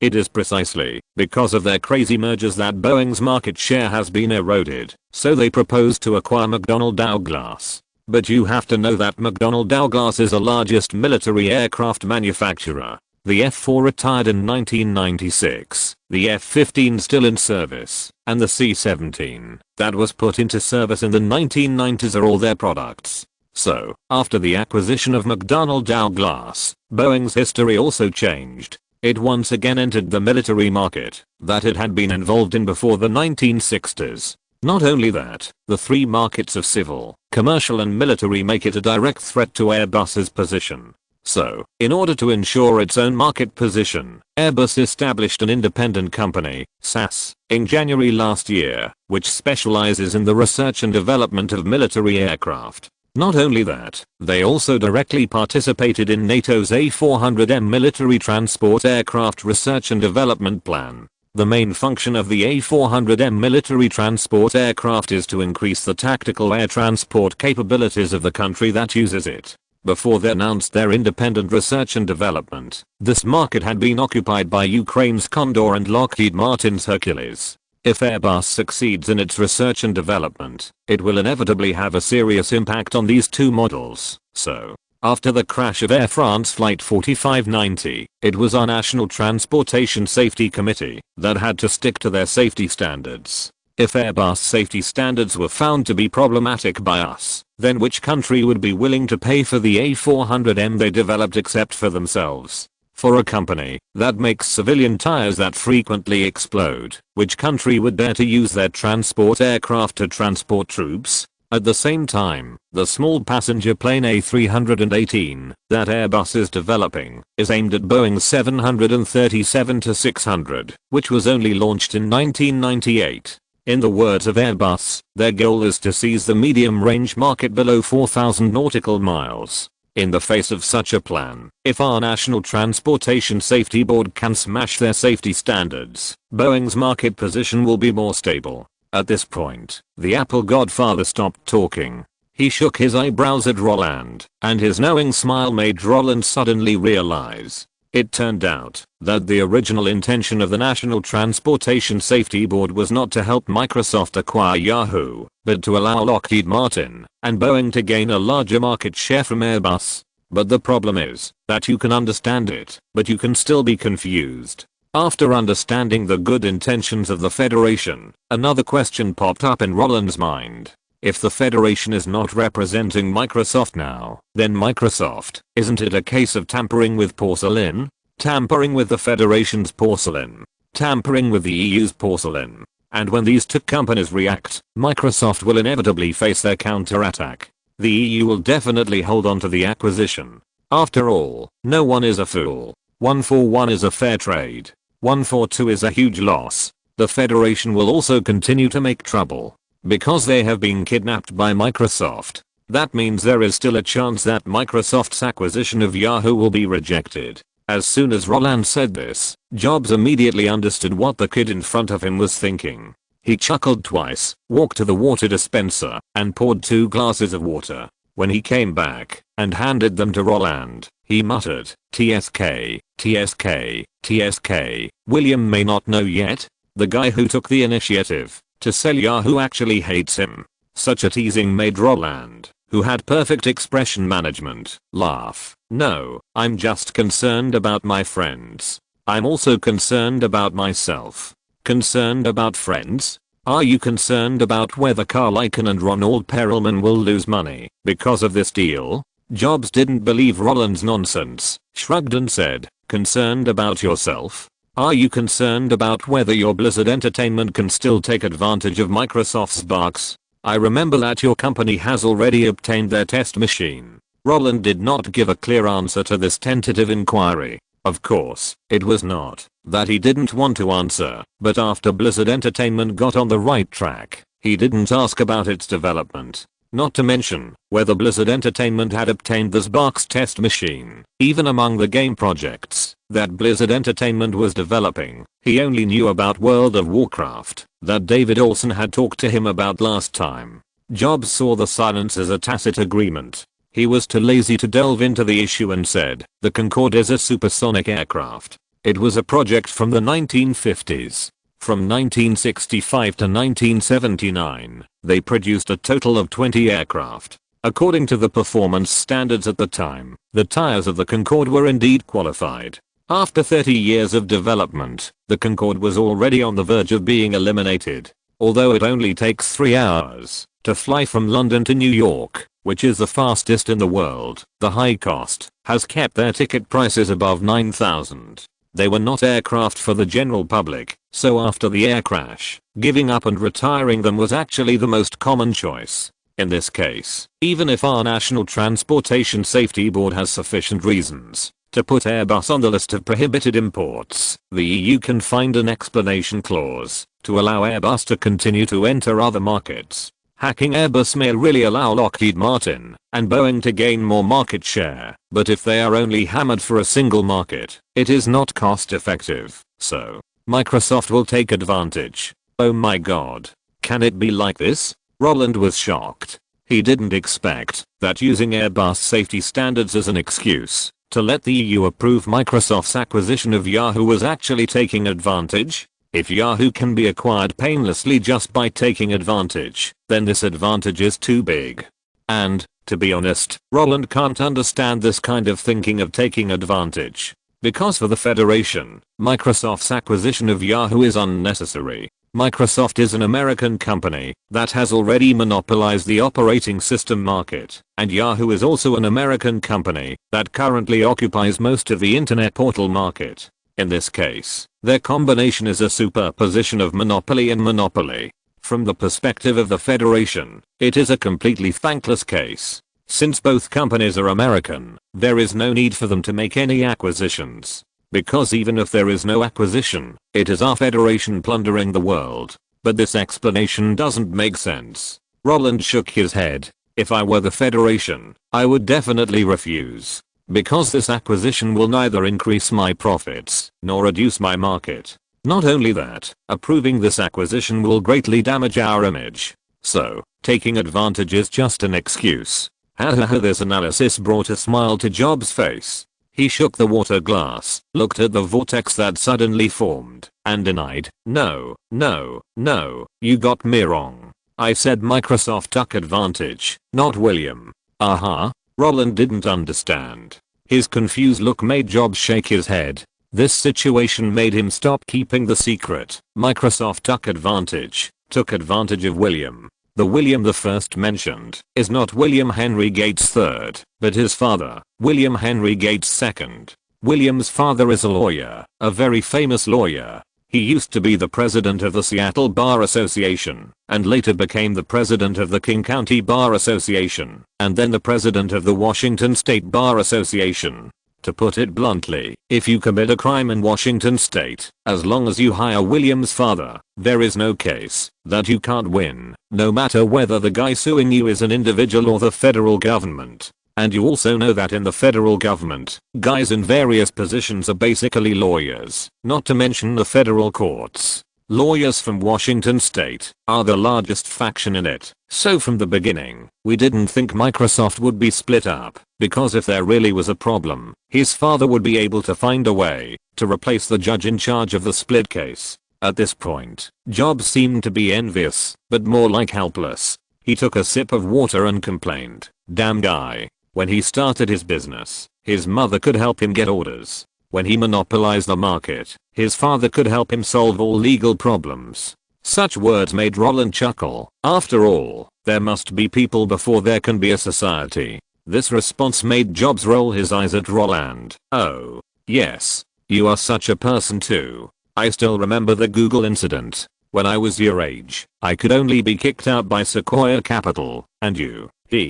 Roland shook his head repeatedly after hearing the sarcastic words, and Jobs did not dwell on such boring topics, but continued with the previous words. "Since we all think that his father can influence the personnel issues of the federal court for his son, then when the opportunity for Microsoft to acquire Yahoo arises, isn't it the most normal choice for his father to come forward to help? The point is, his father doesn't have to spend too much effort to help now, because like Microsoft, Boeing's headquarters is also in Seattle, and the team of lawyers hired by Boeing have always been his father's people. When Boeing wanted the NTSB to discuss Airbus, why didn't they make a deal with Microsoft when they knew they couldn't make any actual profit? You have used Yahoo to show the world how the internet can guide public opinion many times. When this power is in the hands of your own people, the criticism of Airbus will only increase day by day. After all, the war of public opinion is also a war."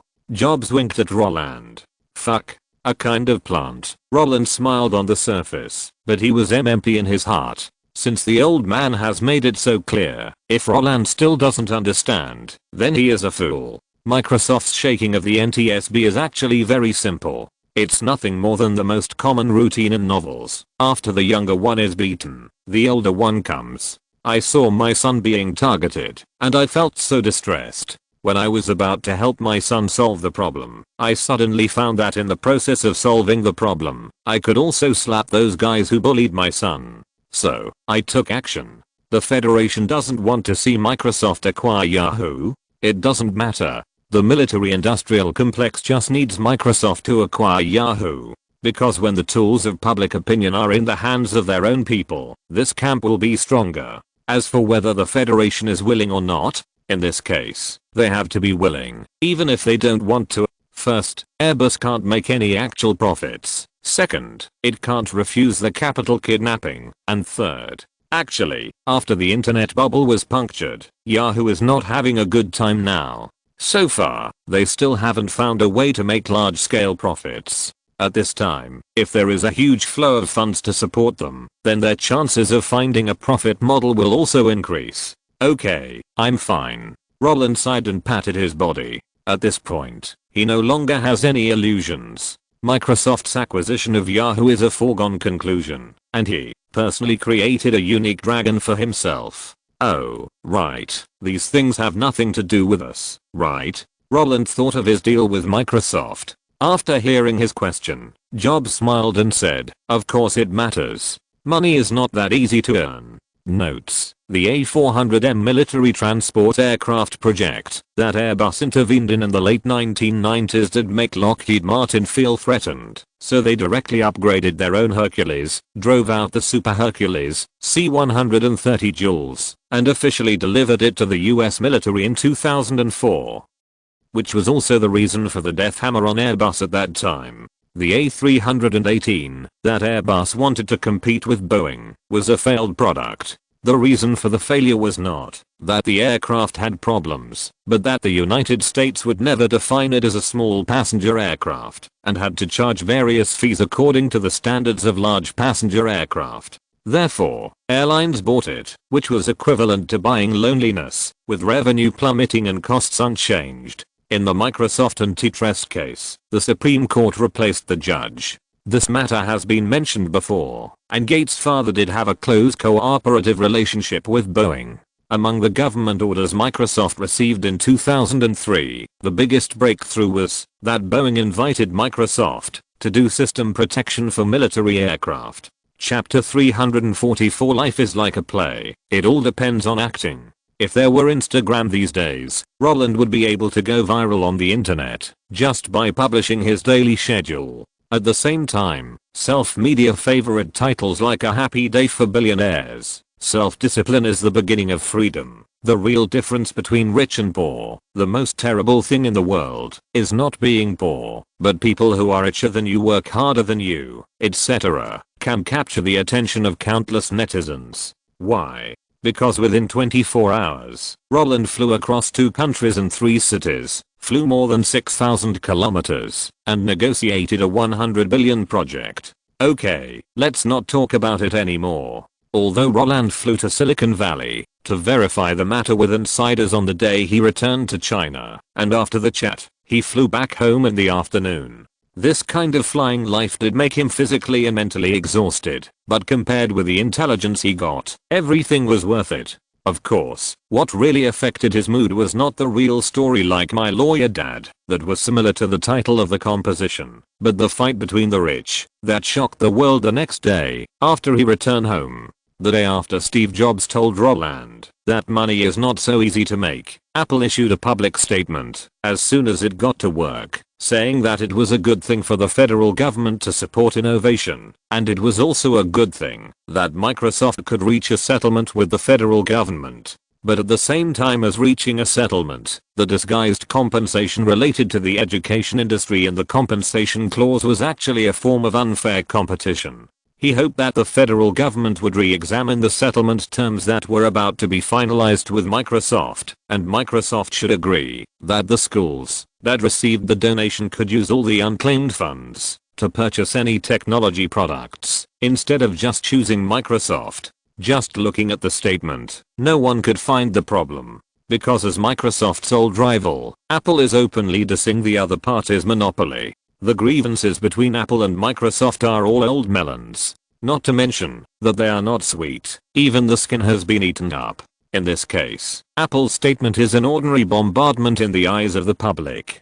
Due to the huge difference in size between the two sides, the symbolic significance is far greater than the actual significance. But just when everyone thought that this kind of voice was just the struggle of the week and Microsoft would not respond at all, Steve Ballmer, the CEO of Microsoft, publicly accused Steve Jobs that morning, saying that he was riding on Microsoft's popularity. I don't know how the settlement agreement that the Department of Justice agreed to became an unfair competition in disguised monopoly in the eyes of Mr. Steve Jobs. If your ideas are the laws of our country, then I believe that with your temper, America will have to be renamed the Apple Empire. If you really think you have a lot of time, you can use the energy you envy us Microsoft to research better products. As far as I know, the new product you launched this month, Power Mac G4 Cube, is not much different from Power Mac G4. But the price is 200 yuan more. If this improvement is your greatest effort, then I think your shareholders will be very angry. Deg. Steve Ballmer's sarcastic response shocked those who thought the old melon was boring. Ever since the rise of Windows, when Apple's market dominance was replaced by Microsoft, Microsoft has never looked at Apple in the eye. Regardless of whether Apple took the initiative to lead the joint lawsuit against Microsoft, or rebuke Microsoft for many years, and exposed Microsoft's ugly face to the public, whenever these hostile attacks appeared, Microsoft always responded simply with a calm attitude, never confronting it head-on, as if arguing with it was a stupid and inferior act. That kind of high-handed attitude has made people accustomed to Apple's incompetent rage, and when one day, the guy in the cloud suddenly came out personally and responded fiercely to the ant's rebuttal, it felt like learning that the fairy who was not worldly would also poop, and it was extremely shocked. Oh my god.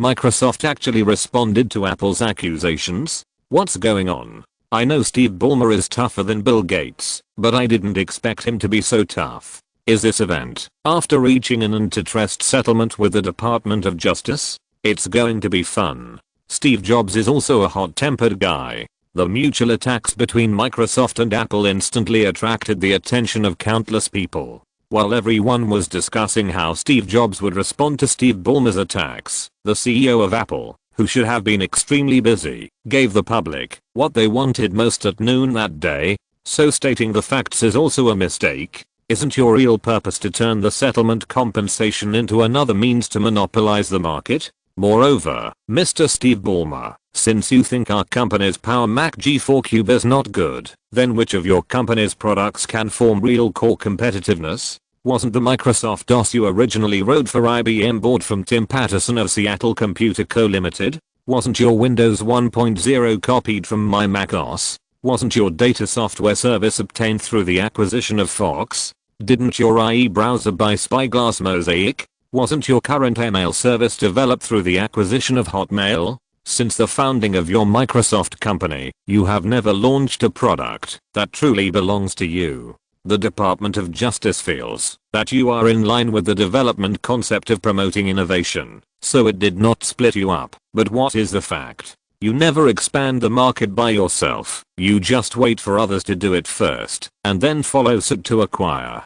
You are the least innovative company in America. Awesome. The bloodstained response made the crowd excited. Although the whole world knows that Bill Gates and Paul Allen just entered the business with the idea of playing around when they started their business, so they very hastily split and merged the two words microcomputer and software to form the name of Microsoft, which has no novelty. But knowing it does not mean that you can say it. Just like many people know that it was Bill Gates' mother who first helped him get the order from IBM to write key operating system software for PC, and then Microsoft started to make DOS. This entrepreneurial road, similar to pretending to be a woman to chat with, is actually just a private topic of conversation. If it is really put on the table, wouldn't it be a slap in the face? The point is that now Steve Jobs' behavior of publicly exposing his past in front of Steve Ballmer is no different from a fight where you take off your shoes and slap the other person in the face. This kind of humiliating speech makes the audience who don't know the truth look confused, but for the people who like to watch the fun, it's just too cool.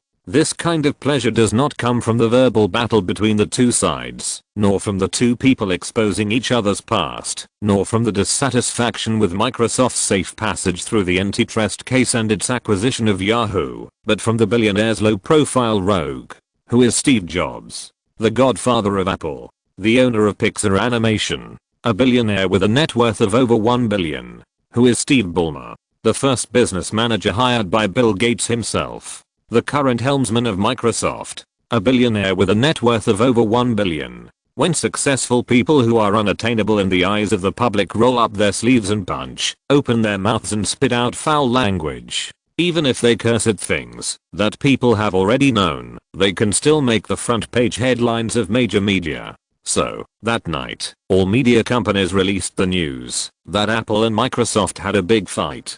Because the incident was clear, after the show was broadcast, the whole world knew that when various companies evaluated the matter of the US Department of Justice and Microsoft reached a settlement, Apple had already shown its dissatisfaction with Microsoft. Not only that, Bill Gates' old rival Steve Jobs also found loopholes in the settlement agreement between Microsoft and the federal government. When the news spread around the world, the sky cleared, the rain stopped, and the European Union, which I felt I could do, jumped out again. They publicly supported Apple, highly praised Steve Jobs' struggle, and used the method of giving him a taste of his own medicine. Just like the National Transportation Safety Board questioned Airbus's safety standards, the European Union was also questioning whether there was a problem with the judgment criteria of the American Antitrust Act. If there is no problem, then as a company that has grown through acquisitions, why is it called a representative of promoting innovation? When the European Union caught Microsoft's handle and fought back in the shortest time, Microsoft's acquisition of Yahoo was actually settled. Why? Because the conflict between Apple and Microsoft was originally a stepping stone for the European Union. On the second day after the incident, the verbal war between Steve Ballmer and Steve Jobs also escalated, and on the third day, they had even gone beyond normal product criticism and entered the stage of cursing. Steve Jobs angrily criticized Microsoft as a thief, and Steve Ballmer labeled the other party as a butcher. Steve Jobs angrily criticized Microsoft as a robber, and Steve Ballmer labeled the other party as a tyrant. Steve Jobs angrily criticized Microsoft as a pile of shit, and Steve Ballmer told the fact that the other party abandoned his wife and daughter. Then, it exploded. Just as people simply couldn't believe that Steve Jobs could expose Microsoft's lack of innovative spirit while attacking Microsoft, when Steve Ballmer brought up Steve Jobs' old story, in the eyes of the public, the Apple godfather, who originally wanted to criticize Microsoft and take advantage of the verbal advantage, could no longer endure it. On the afternoon of the fourth day, Steve Jobs flew to Seattle. He rushed into the Microsoft building with bare hands and had an offline park with Steve Ballmer. When the scene of the real fight was faithfully recorded by the media who happened to pass by, the people who saw the video were really shocked this time. Because no one thought that things would develop to this extent. Did they really hit someone?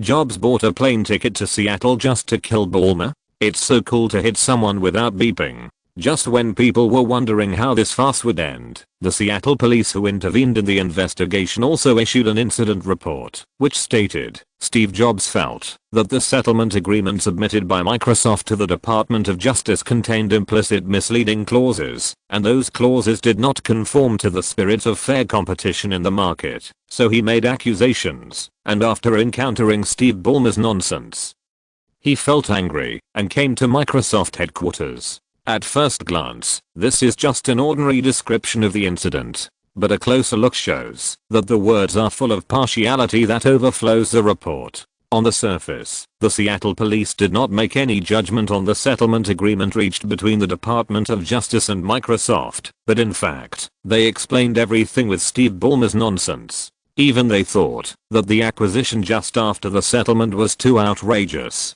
Such a development made the European Union applaud loudly, and comments on the dispute were posted one after another. Not only that, they also pretended to abdicate justice and decided to launch a formal investigation into the suppression of Apple by Microsoft in the European market. It is expected that Microsoft will be fined a huge amount of money. When things got to this point, Microsoft's stock price also fell. This situation made Bill Gates, who was sitting at home waiting for the result, couldn't help it.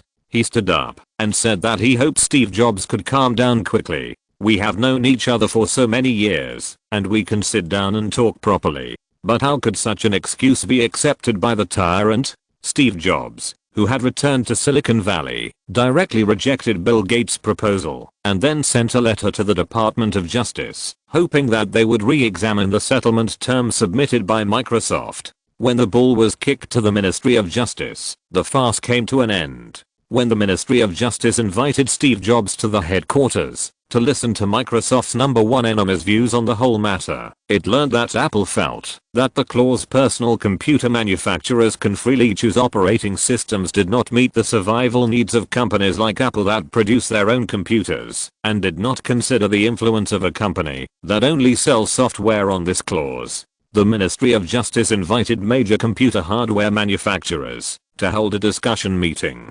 The entire closed-door meeting lasted for 2 days. When the Ministry of Justice held a press conference on the morning of the third day, the final result was officially released. The Ministry of Justice would not overturn or modify the decision it had made, and would still maintain the settlement agreement reached with Microsoft. However, at the same time, considering that the clause personal computer manufacturers can freely choose operating systems was not completely fair to computer manufacturers that produce their own systems, they suggested that hardware manufacturers should measure their cooperation with non-Windows operating system computer manufacturers by the standards for treating computer manufacturers using Windows operating systems. To be honest, this suggestion without a formal document is useless. Because hardware manufacturers can completely ignore the Ministry of Justice. Computer manufacturers using Windows operating systems are all about volume, so of course they can get relatively low hardware prices.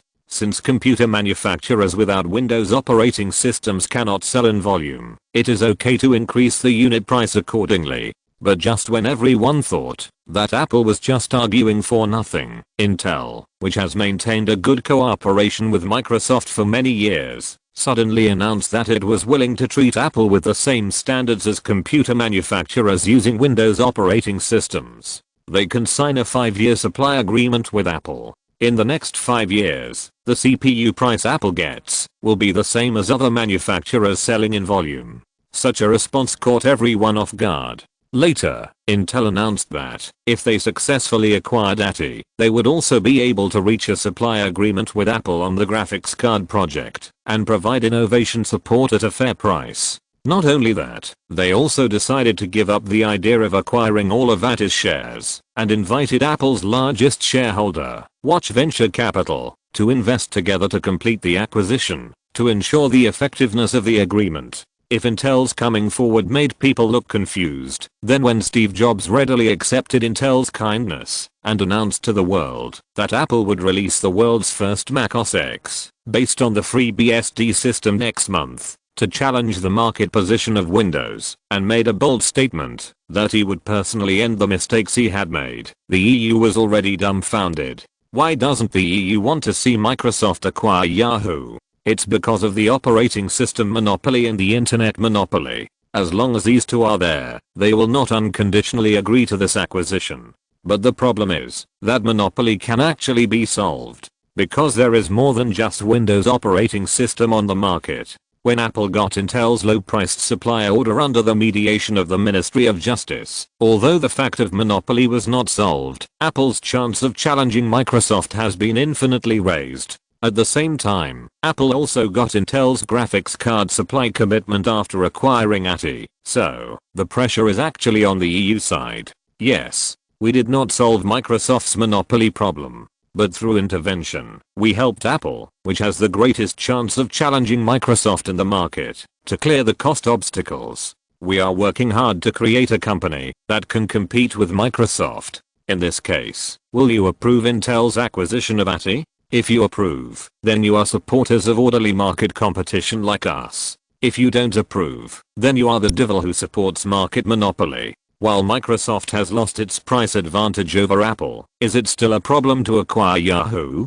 Their core business will be seriously threatened in the next 5 years, and acquiring Yahoo cannot maintain their monopoly position. So, the step has been found for you. Will you step down? If you step down, everyone will be happy. If not, the National Transportation Safety Board will continue to put pressure on you. In fact, all mergers and acquisitions between giants are to ensure that they have stronger competitiveness in the market, and the antitrust review generated in this case is actually a check and balance between violent institutions. You want to swallow our market, and I want to swallow your market. You want your company to grow bigger, and I want my company to grow bigger. The so-called antitrust review is just an excuse for double standards, and what really determines the success or failure of the acquisition is the fist. Whoever has the bigger fist, his words are the truth. Let alone now, even in 10 years, the EU will not be able to stand up to America. If they can be tough, they will not issue huge fines to technology companies such as Google, Apple, and Microsoft every day, but will ban them from the European market, like they do to other companies.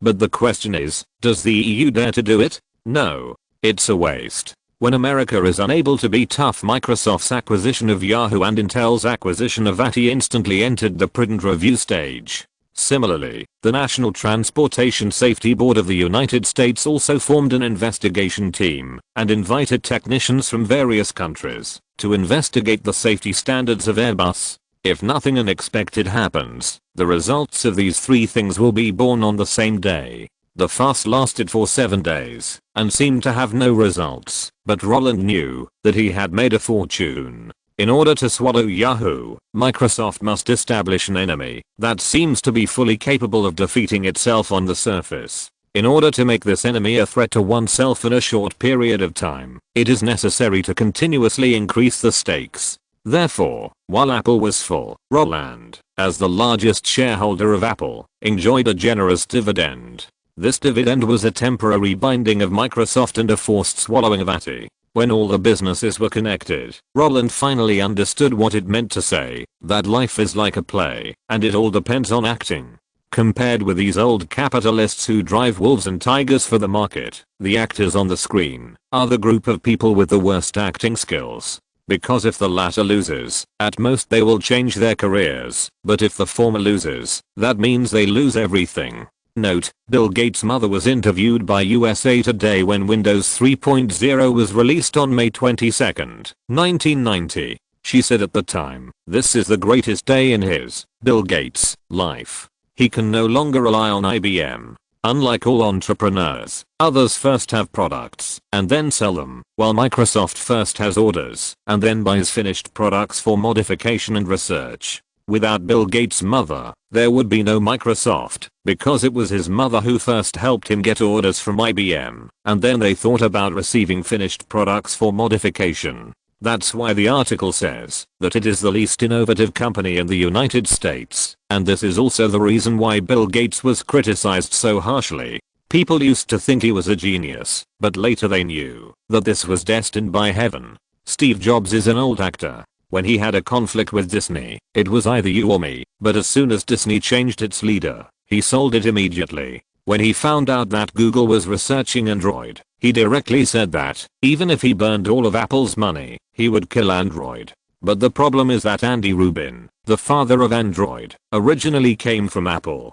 Android was developed based on Apple's smartphones in the 1990s. The copyright is in the hands of Apple. As a result, Jobs didn't even fight a single day of lawsuit with Google, but just kept talking nonsense. If you're listening to this novel on a channel other than Fanfic World, it means they downloaded and uploaded it without effort. We cordially invite you to visit our channel, Mundo Fanfic Novelos. There you'll find the original version of this story and you can explore many other novels of various genres. We're waiting for you to immerse yourself in a world of incredible novels. Chapter 345, Goo Breeding and Agreement. When Intel invited Apple's major shareholder Overwatch Ventures to jointly acquire AT&T according to the established plan, Overwatch Ventures also promptly sold all of its Enron shares at 84 yuan per share. Compared with the 39 yuan when it was bought, the 84 yuan selling price, even if it includes the tax and fees of short-term operations, can still make Overwatch Ventures a lot of money. But if it is put together with what it is going to do next, the money is a bit shabby. After encountering the long-arm jurisdiction, AT&T, which has changed its leader, accepted the $3.2 billion acquisition invitation. According to the half-equity acquisition negotiation, Overwatch Ventures, which is unwilling to complete the acquisition by share exchange, needs to pay $1.6 billion in cash for this acquisition. In this way, even if Overwatch Ventures makes enough money on Enron stocks, there is still a hole of nearly $700 million to fill. This is a hole of $700 million. It will take a long time to burn it if it is piled there. The smoke produced may not cover the entire San Francisco, but it is more than enough to block a Golden Gate Bridge. The thought of such a costly acquisition made Overwatch Ventures feel a little overwhelmed.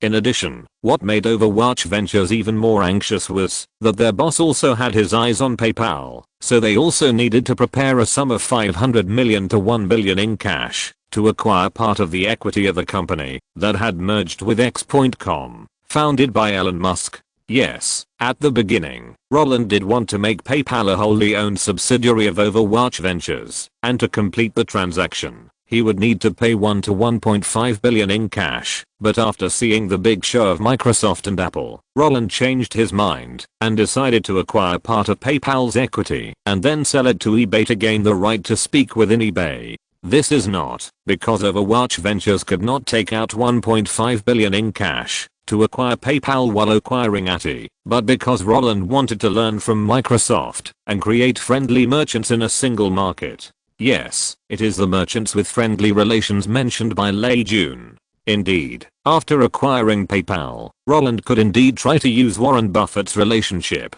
to connect with Visa International and MasterCard International. While other online payment companies were trying to cultivate their brands, he could directly attack with the endorsement of the world's first and second largest international credit card organizations. Before the industry developed wildly, he crushed all opponents with the weapon of regulation, but there was no point in doing so except being hated and getting into antitrust lawsuits. Although it is said that only when a company dominates a single market can it reap the biggest profits, once a company dominates a single market, the subsequent targeting will also be a headache. Even if all problems can be easily overcome, the constant investigation and fines will consume the company's external credibility. In this case, it is better to put on two vests from the beginning and let the competition continue.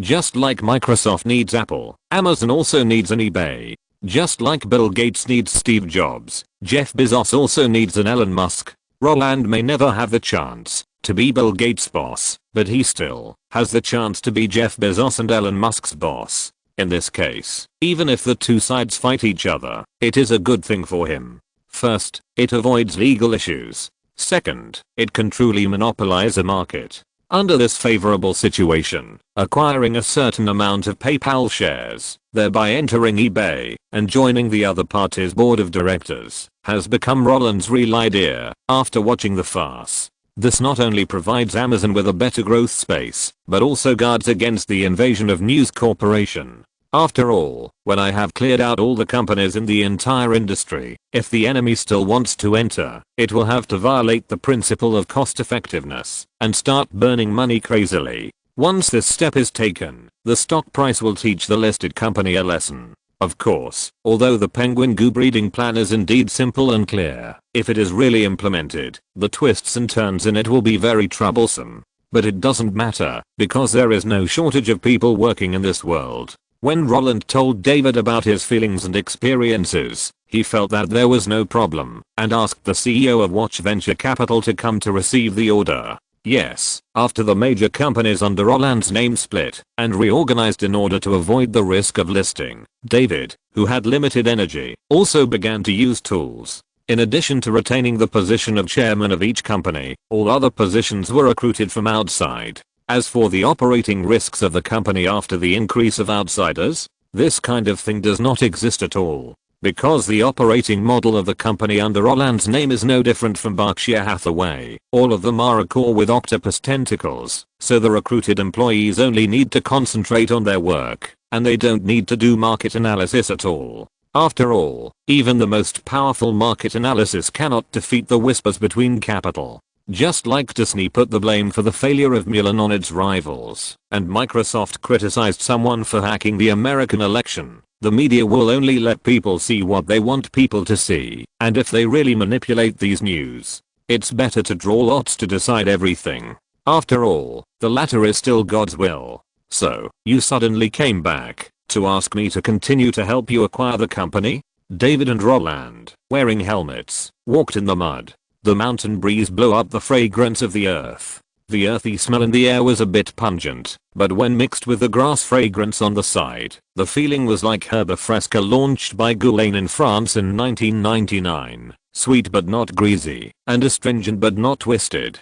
Don't ask Roland, who doesn't like to study this stuff. How can he understand these? Many things will naturally be understood after having a woman. How is that possible? Roland, with his hands in his pockets, looked at the construction site in the distance and replied casually, "Am I that kind of person? I came back this time to attend the premiere of Ashley and Mary's new movie. The acquisition of the company is just a side job. After all, my sister is more important than business." "Oh, really?" Roland's sweet talk caused David to sneer. He snorted and turned his head, glanced at the guy who was already taller than him, and said, "My sister is more important than business? Then why didn't you come back for his birthday? The zoo has been built, but you haven't been there once." This retort made Roland look embarrassed, but while he was laughing, his thoughts suddenly turned, and he said stubbornly, "The zoo is different from the premiere. As long as the zoo is built, we can go anytime, and the premiere will be one less time. After all, this is Ashley and Mary's second to last movie. Scarcity makes things valuable. Scarcity makes things valuable. TSK. David rolled his eyes. Roland's perverse theory made him laugh. Obviously, he was so in love that he forgot everything around him. There is nothing shameful about this kind of thing, so why bother hiding it? He didn't dwell on such trivial matters anymore, and continued to move forward along the path that others had trodden. During the time that Roland was away, David had spent more than $30 million to help him acquire the 157-acre land on the top of Beverly Hills. "According to you, we will build a medieval castle on this piece of land which is larger than Disneyland. And in order to meet Kate's needs, I will go to the UK and ask a Norman-style designer to design it. As for the cost, I don't know yet, but are you sure you want to build a Nordic-style castle in Los Angeles?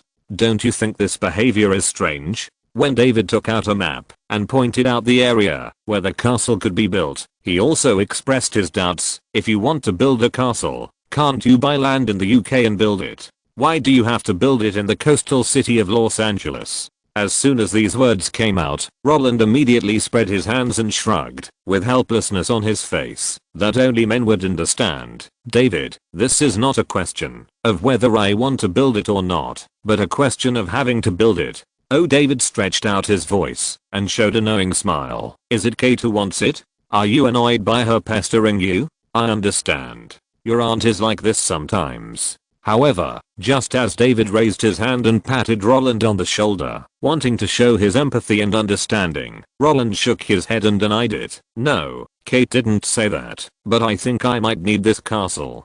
Kate wants to stay in the UK, but the climate in the UK is really too unfriendly to me. After living in Europe for half a year, Roland returned to Los Angeles. The warmth that came to him made him feel comfortable physically and mentally. Compared with this coastal city, where the room temperature is kept at 68 degrees Fahrenheit all year round, the temperature fluctuations in European countries are just like using an electrocardiogram to speculate in stocks. It's heaven in the last second and hell in the next second.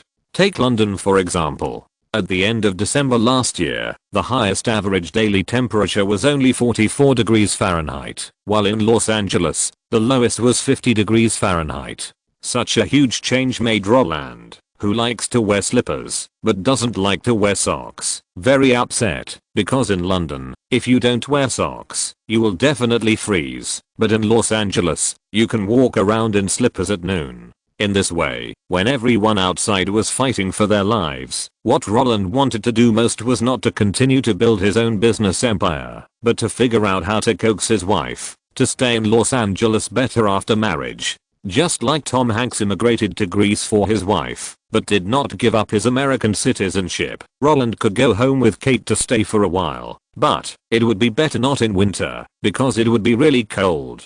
So you want to build a Norman castle? Let her live in a familiar environment? There's a routine. Roland's brain circuit made David praise him and give him a thumbs up. While putting away the drawings, David patted Roland on the chest, and his admiration for him was as endless as a torrent of water. I always say that I don't understand romance, but when it comes to doing it, I'm very good at it. I've heard about the previous wedding preparation process. In this age of rampant technology, a billionaire with a net worth of tens of billions actually uses hand-painted methods to fulfill his fiancée's wedding dress dream. Sure. If you add the previous proposal, wow, tell me which woman doesn't want to marry you? When David put his arm around Roland's shoulders and narrated Roland's heroic deeds over the years in a sarcastic tone, Roland suddenly felt his face getting hot. No, isn't all this for greater benefits and a more stable life? People like us don't need passion, we just need stability. I know. You don't need to be so excited. David didn't believe Roland's excuse at all and said, I understand what you said, I just admire that you can act so well. Seeing that Roland wanted to say something, David exerted a little force with both hands and pushed Roland forward. Okay, let's take a look somewhere else, and then we can go home for dinner. Does Roland love Kate? This kind of question no longer has any meaning for David. At this moment, he is like an old father who has raised his child. Seeing his idiot child succeed and have a happy family, he feels happy and satisfied. Oh, by the way, she and I have signed a prenuptial agreement. While strolling, Roland also told him about the security he had prepared. David naturally knew about this. After all, he had asked a lawyer to draft the prenuptial agreement according to Roland's wishes. All the fixed assets in the UK belong to her, right? Yes, that's my idea. What? What do you mean by your idea? Because she changed it. What else did she ask for?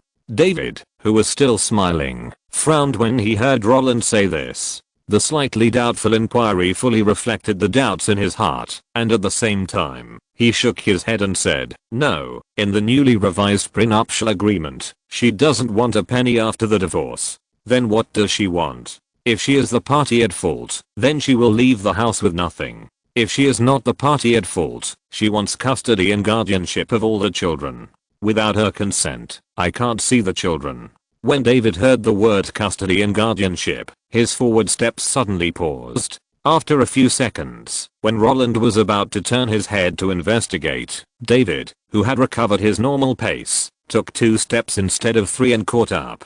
Holding Roland's shoulders, the unshaven old uncle smiled and said, "Okay, I want stability more than you." "Yes, I want stability more than me." Roland raised his eyebrows and nodded in agreement. Just like Roland didn't want to divorce Kate, Kate didn't want to divorce Roland either, because everyone knew that divorce compensation was not attractive at all compared to Mrs. Allen's identity. But the problem is that no one can guarantee which will come first, divorce or tomorrow. In the case of having to sign a prenuptial agreement, Kate wants to change the loss-cutting plan of divorce compensation to a means of continuing the marriage after the accident. If she is the party at fault, she will leave the house with nothing. This harsh clause made her cut off other thoughts with her own hands. If Roland is the party at fault, the child belongs to her. This pain of losing a child will make Roland act cautiously. The shackles of the prenuptial agreement will be like R&K, making both parties carefully maintain this relationship, and in this case, both parties believe that they can harvest visible happiness. As for if it really comes to the point of divorce, Roland can use other means to make the judge award the child to him. Kate is not worried about this matter at all, because at that time, there will be many violent machines who want to make trouble for Roland, who has a global monopoly in a certain industry. Among them, of course, including the UK, which has lost face in this business. Note, ATI has never been expensive. In reality, when it was acquired in 2006, AMD's premium was only $5.4 billion. Disney has been blaming others for something else for a long time. ABC issued a press release on why Milan failed, and CNN even forwarded it. Chapter 346 Disney Routine 1. The North American release date of Freaky Friday was set for August 11th, so the premiere could not be earlier. The reason why it was arranged at the end of the summer season was mainly because of the tacit understanding of all parties under the sluggish market. On May 5th, DreamWorks took the lead and fired the first shot of the summer season with Gladiator. On May 24th, Paramount launched Mission Impossible 2 in the prime time of the summer season, which was a huge box office hit. On June 30th, Warner Bros. Released The Perfect Storm in the middle of the summer season, and on July 21st, The Dangerous, invested by DreamWorks, finally met with everyone. On the surface, these movies have no great connection, but if you take out all the big names in the film and put the leading actor of The Perfect Storm, George Clooney, with the previous The Bourne Supremacy, you will find that these big name movies are all related to the Jewish gang. In this way, based on the principle of not fighting each other, these competitive movies are released 2 or 3 weeks apart, which has become the norm. Although the Olsen sisters are not members of the Jewish gang, they are also included because of Roland's relationship. Under this circumstance, the small budget Freaky Friday was naturally assigned to the end of the summer season. If it was someone else, they might complain a few times.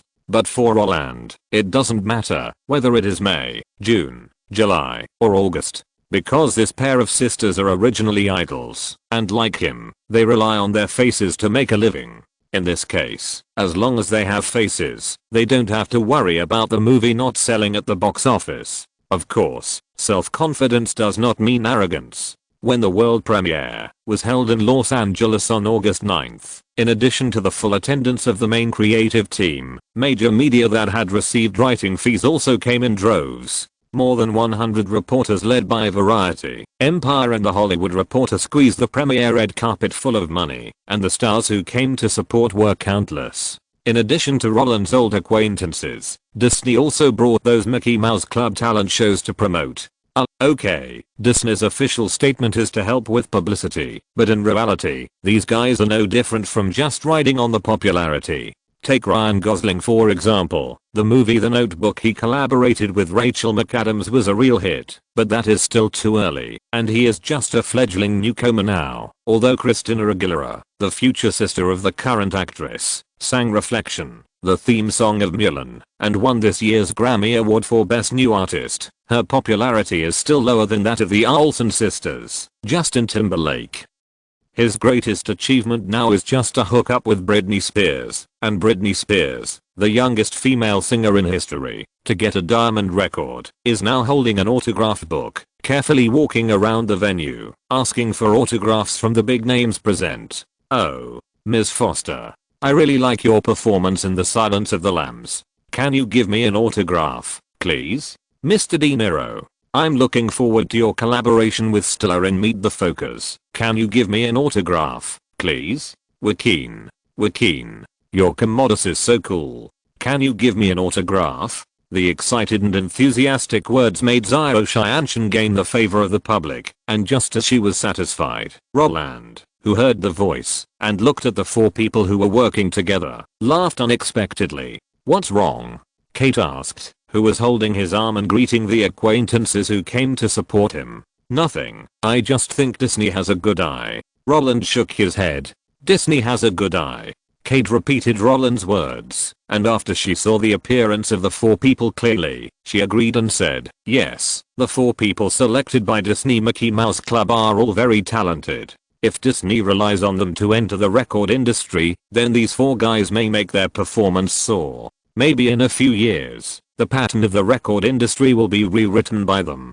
Haha. Roland pursed his lips, trying not to tell his wife about it, because when he said Disney had good vision, he meant that Disney had chosen a group of troublemakers, not that they were talented. The most typical example was Justin Timberlake, the boss of the Jaya family. In 2004, at the halftime show of the 38th Super Bowl, the boss of the Jaya family collaborated with Michael Jackson's sister Janet Jackson. At the end of the performance, the boss of the Jaya family ripped off the other's bra while posing with the other party. Then, Janet Jackson's Spring Light was broadcast all over the world through CBS. This incident caused an uproar, and the two were also rejected by the Grammy Awards that year.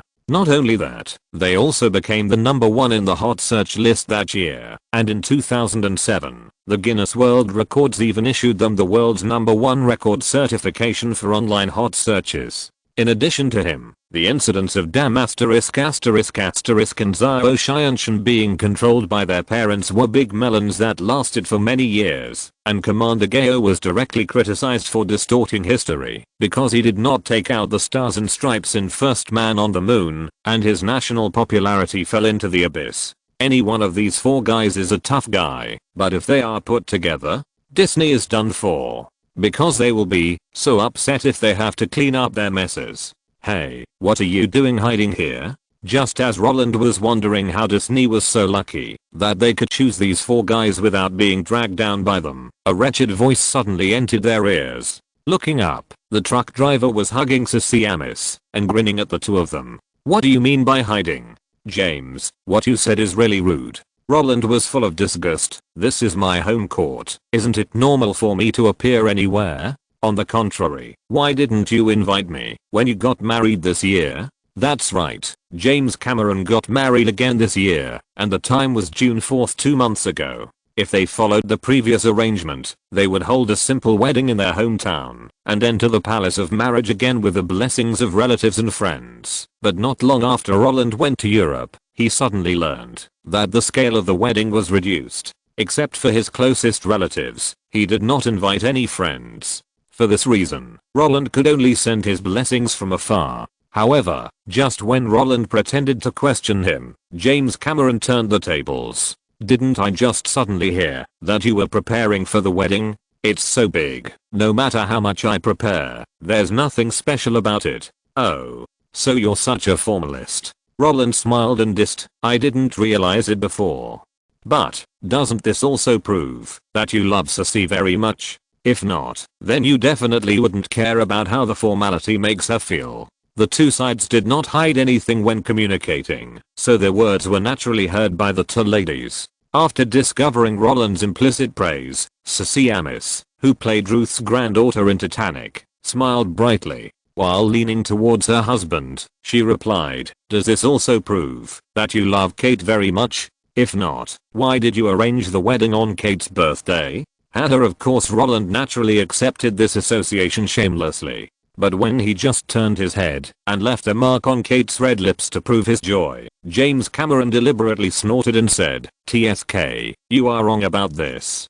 Don't I know him? As a guy who hasn't celebrated his birthday in the past 10 years, he arranged his wedding anniversary on Kate's birthday. Isn't that just being lazy? As soon as this was said, Kate and Sissy laughed. Roland seemed to be poked in the sore spot and glared at the truck driver. If Kate kicks me out tonight, you won't have a good life either." The slightly reprimanding words made the truck driver tremble. But the next second, he couldn't hold it back and blew his nose. This made Roland burst into laughter. While he was laughing, he raised his hand and shook hands with the old man. "Happy wedding, James." "Thank you, Roland."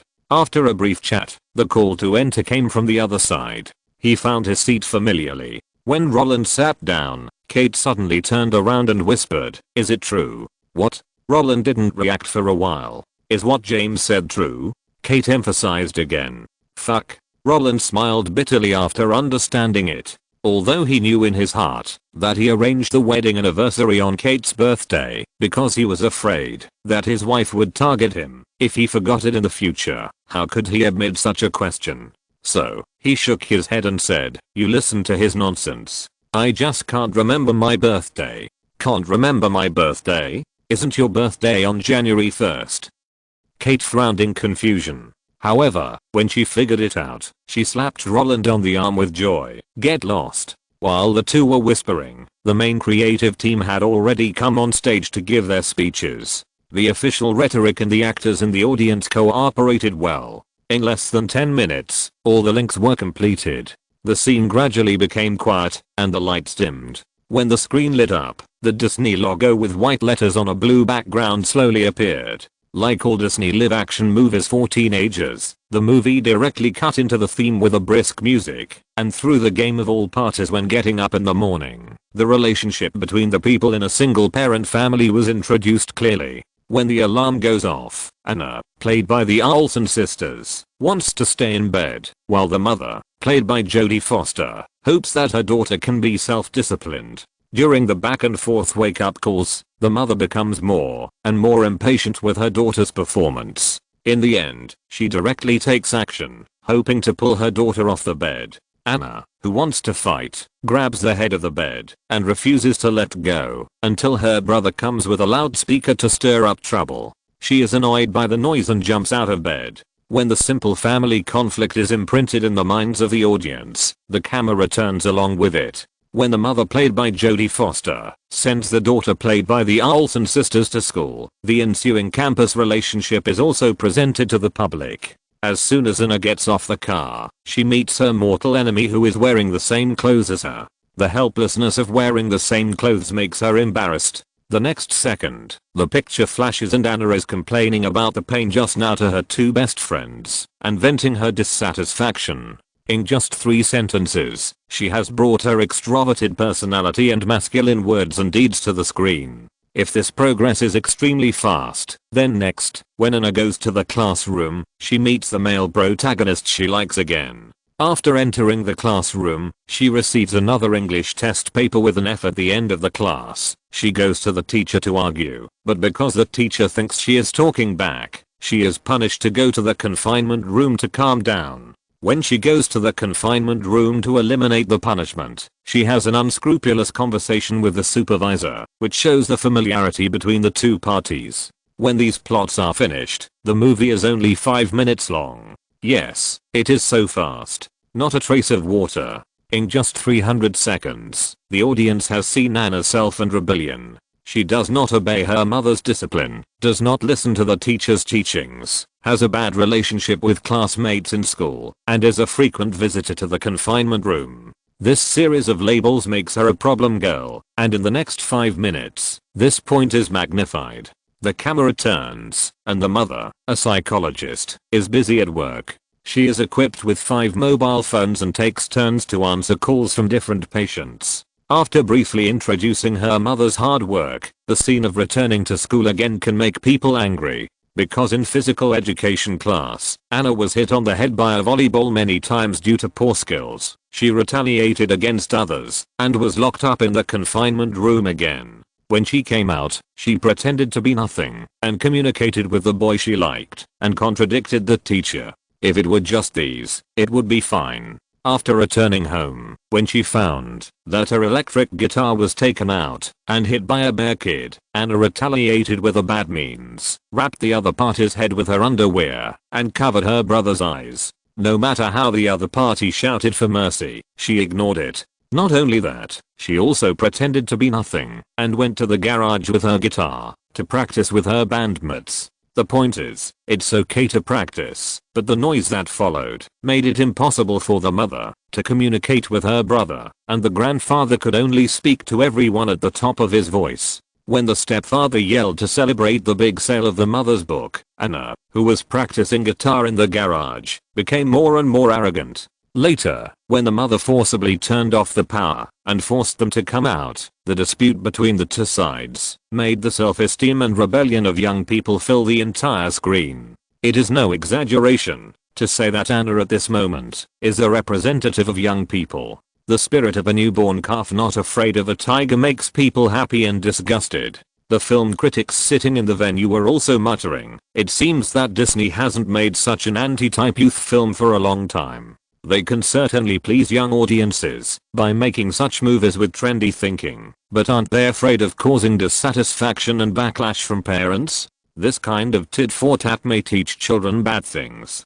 Hey, you are overthinking this. Which Disney movie is not family friendly? Those without villains will end happily, and those with villains will definitely whitewash and help the protagonist. Wait and see. This is definitely Disney's reversal routine." Note, the mess made by Janet Jackson and Boss Jaya eventually became the fuse for opposing the Iraq War. Before the incident, there was a strong anti-war voice in the United States. After the incident, the scandal of the two directly overshadowed the anti-war voice. So at the end of the year, Janet Jackson put the blame on Bush, accusing him of manipulating public opinion and covering up his atrocities. However, the public still trusted him, so Bush's re-election was in crisis. Gosling was boycotted because in First Man, his character, Armstrong, did not raise the stars and stripes after landing on the moon and was accused of distorting history, which led to a box office fiasco. Even after the founding of the country still said it would strengthen patriotic education. Isn't free speech the free speech of capital? Chapter 347 Disney Routine 2. In fact, what these critics said is right.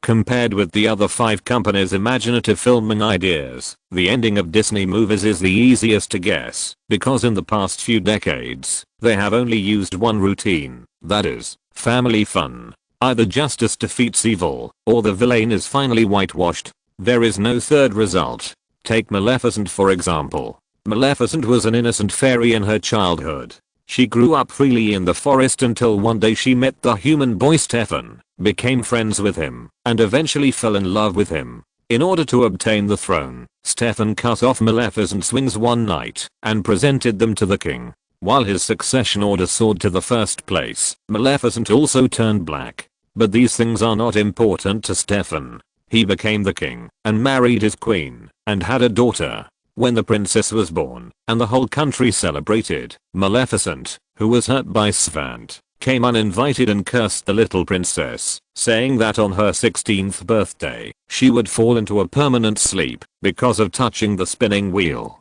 When the king asked her why she did this, Maleficent gave the reason, that "I like to see you begging me." So for the sake of his child, the king knelt down and begged his lover who had been hurt by him to let his daughter go, and Maleficent kept his promise and gave a glimmer of hope, saying that as long as the princess could get the kiss of true love, she would wake up. According to the routine in Grimm's fairy tales, the prince fell in love with the princess. But Disney had to do something to whitewash Maleficent. While ordering the burning of the spinning wheels across the country, the king also asked 3 fairies to take Princess Aurora to the mountains and forests to live in seclusion and come back after the curse was over. But the 3 fairies smoked, drank, and permed their hair all day long, and they didn't know how to take care of children at all. So, Princess Aurora was raised by Maleficent, who had been following her. In the process of getting along, the cold Maleficent was softened by the soft and cute child, told her story, and wanted to lift the curse she had cast, but unfortunately, it didn't go as she wished. Aurora grew up as expected, and curses followed one after another. The most surprising thing was that the prince's kiss was useless to her. In the end, it was Maleficent's true love's kiss that awakened Princess Aurora. With the help of Princess Aurora, Maleficent took back her wings, killed the ambush set by the king, and returned to the forest with Aurora to live a shameless and happy life. Hiss. From this point of view, isn't it a reasonable and logical plot that Gong Huang finally blocked the knife for the fairy? For the audience, the Elf Queen's lolly training plan is an unexpected reversal. But for film critics, this is the most normal Disney routine. Therefore, the critics' score of Mulan on Rotten Tomatoes is higher than that of Tenet. Because the former is at least understandable, while the latter only had a box office of $9.4 million in North America in the first weekend. Even if there is intervention from the epidemic, the theaters can only be opened halfway, and then the box office is still poor when multiplied by 2. After all, in this era, it is normal to break 100 million in the first weekend. Even if the external influence is strong, when there is only one blockbuster in the same period, the 10% box office is a reason why Warner is unwilling to disclose it. Because it's too embarrassing. It is precisely because Disney's narrative style has left people with a deep-rooted concept of watching movies. So when Anna, played by the Olsen sisters, and her mother, played by Jodie Foster, had a big fight, all the guests at the scene were waiting for a reversal. When Anna's future stepfather suggested that everyone put aside the dispute and go to a Chinese restaurant in Chinatown to have a meal and relax, the plot of the mother and daughter exchanging identities was also arranged. When the owner of the Chinese restaurant found that the mother and daughter who often came to eat here quarreled over some trivial matters, she thoughtfully sent them cookies that could bring good luck. After uncovering them, the mother and daughter found that there was a text on the note, hidden in the cookie. A new journey is about to begin. The prize is hidden in each other's eyes. When you see your own shortcomings, selfless love can make you find yourself again. After they read this text, a brief earthquake belonging to the two of them occurred. After that, time came to the next morning. Because they used cookies with Oriental mysterious power, the roles of the two were swapped. The mother became the daughter, and the daughter became the mother. Yes, this is the East in Disney's eyes, or in other words, this is the East that Disney is willing to show to the public. Just like Orientals can do Chinese Kung Fu, in their view, the fact that all Orientals master the terrifying skill of soul swapping, that should belong to witches is also a truth that must be disclosed to the world. So, don't think that Jet Li's Fu Manchu Macup is just an accident. Because Disney has done this countless times. Relying on other people's public opinion to promote your own culture is a real brain-dead move. For the guests on the scene, this change is already a very obvious turning point. By exchanging identities, let the daughter understand the mother's hard work and let the mother understand the daughter's helplessness. This routine has been filmed too much. Disney still can't jump out of this box. Although the routine is a bit old, the audience will change. The audience in the past may have seen it, but how can the children now know it? As long as the young people who go to see this movie think it is trendy, that's enough. Yes, this is why Hollywood likes to remake classics the most. All classics are existences that can stand the test of time, and their success can be traced. In this case, renovating classic old films every 10 or 20 years and incorporating modern element to the screen is actually the safest way to make money. As for the old audiences, who think it's not okay, so what? Because new audiences are the target customer group of the film company. This is also the reason why the other 5 Hollywood companies envy Disney. If the fairy tale Ip in Hand is renovated every once in a while, you can make a lot of money. More than 20 years ago, you watched The Lion King yourself. More than 20 years later, you took your children to watch The Lion King. Maybe you think the remake is rubbish, but it doesn't matter, because you have contributed money 3 times. And if you still want to let your children see the classic of 1994, that's it. Maybe in another 20 years, it will be your children's turn to recommend The Lion King to your grandchildren. When Anna and her mother exchanged roles, the direction of the plot was also very clear. After a period of adaptation to the role exchange with an exaggerated performance, the mother began to try to play the role of the daughter, and the daughter tried hard to play the role of the mother. In this process, both parties subconsciously transformed each other with their original thoughts. But when the mother found out that the reason why her daughter often got F was that the teacher who taught her daughter was actually the boy classmate who had a crush on her in high school, and the other party gave her daughter an F just to hope that she could come to the parent-teacher meeting for her daughter, the incident of the elder's death became the pain of the younger generation, making the mother understand that she lacked care. for her daughter. When the mother found out that the guy who often bullied her was really an unforgivable villain, she was ashamed of her unreasonable and unwilling to listen preaching. At the same time, the daughter also found out that her mother's life was not easy. The full schedule of treatment made her breathless. The tense life of being interviewed at any time made her give up thinking for a time. The degeneration of her body organs and the dimness of her eyes also made her life inconvenient. What surprised the daughter most was that when she held a parent-teacher meeting for her brother as a mother, she learned that her brother had expressed his feelings in his composition, saying that the person he admired most was his sister. The reason why he kept provoking her was entirely because he wanted to attract the other party's attention and hope that she could play with him. The girl who chose to rebel because of lack of love also softened. When the mother, who was parasitic in her daughter's body, found that the little boy who liked her daughter would be attracted by her daughter's every move through her body, she realized that her daughter had indeed found her own love. This damn boy didn't love her daughter's face at all, but her interesting soul. Similarly, when the daughter who was parasitic in her mother's body learned that her future stepfather was willing to give up the wedding rehearsal time so that she could participate in a more important band competition, she was also moved because she thought that this damn man had taken her mother away. For the first time, she felt that this man who might become her stepfather was not bad. In this case, the two took out the note full of oriental mysterious power again, and they understood the meaning of the sentence selfless love can make you find yourself. After the daughter played the role of mother and welcomed the stepfather to join her family, the earthquake that belonged to the two appeared again, and the mother and daughter became themselves again. At the wedding, the mother and daughter hugged each other. "Thank you for everything you have done for me." The mother had tears in her eyes. The daughter hugged her mother's neck, looked down, and responded shyly, "I love you." The response that is not a response is the best confession.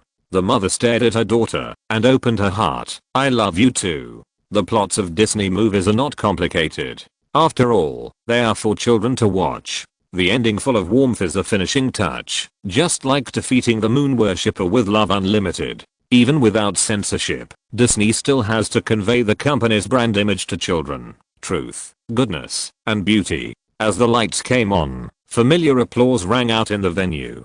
Although the movie is very old-fashioned, the jokes are very ordinary, and the didactic meaning is very strong. Even so, it cannot be denied that it is a qualified commercial film. Not to mention, the boss, who is bigger than the Disney production team, is listening with them below. Amid the applause of celebration, the main creative team also came on stage to pay tribute. At the end, the staff also moved a sofa and directly told everyone about the production process of the film on the spot. The first person to speak was Dick Cheney, chairman of Disney Pictures. It was Roland Allen who suggested remaking the 1977 film. When he told us that we could try to make a film that shows the generation gap between teenagers and their parents, we were very hesitant because there are too many films about the contradictions of growing up. Even his own debut series, Home Alone, is of this type.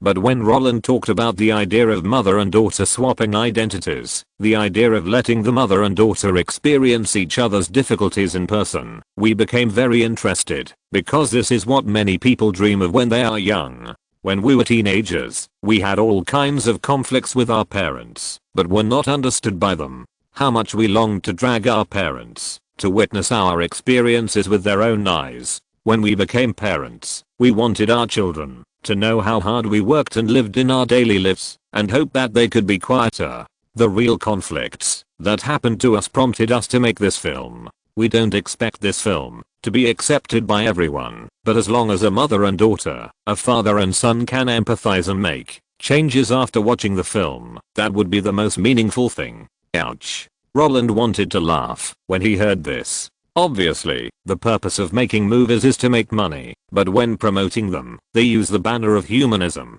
to gain a good reputation. What is the difference between this and emphasizing the free market while directly shutting down WeChat? After Dick Cheney finished speaking, the director of the film, Mark Waters, also spoke. "This is my second film, and I'm very happy to work with Ashley and Mary. When I got the script, I once doubted how this classic family comedy could fall into my hands. When I learned that this was because Roland Allen who provided the idea, was also a newbie. I realized what kind of opportunity I had. After all, his achievements are obvious to all. What he likes must be liked by the audience. Oh, don't brag, don't brag. Roland, who was staying at the bottom, smiled and shook his head because he knew that he climbed up by hugging thighs. But when the director directed the fire to Roland, the guys on the scene could no longer ignore him. While laughing and applauding, countless eyes continued to gather from all directions.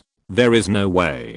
Because this guy's a real capitalist. He was the one who started Microsoft's series of explosive operations to drive the wolf and swallow the tiger.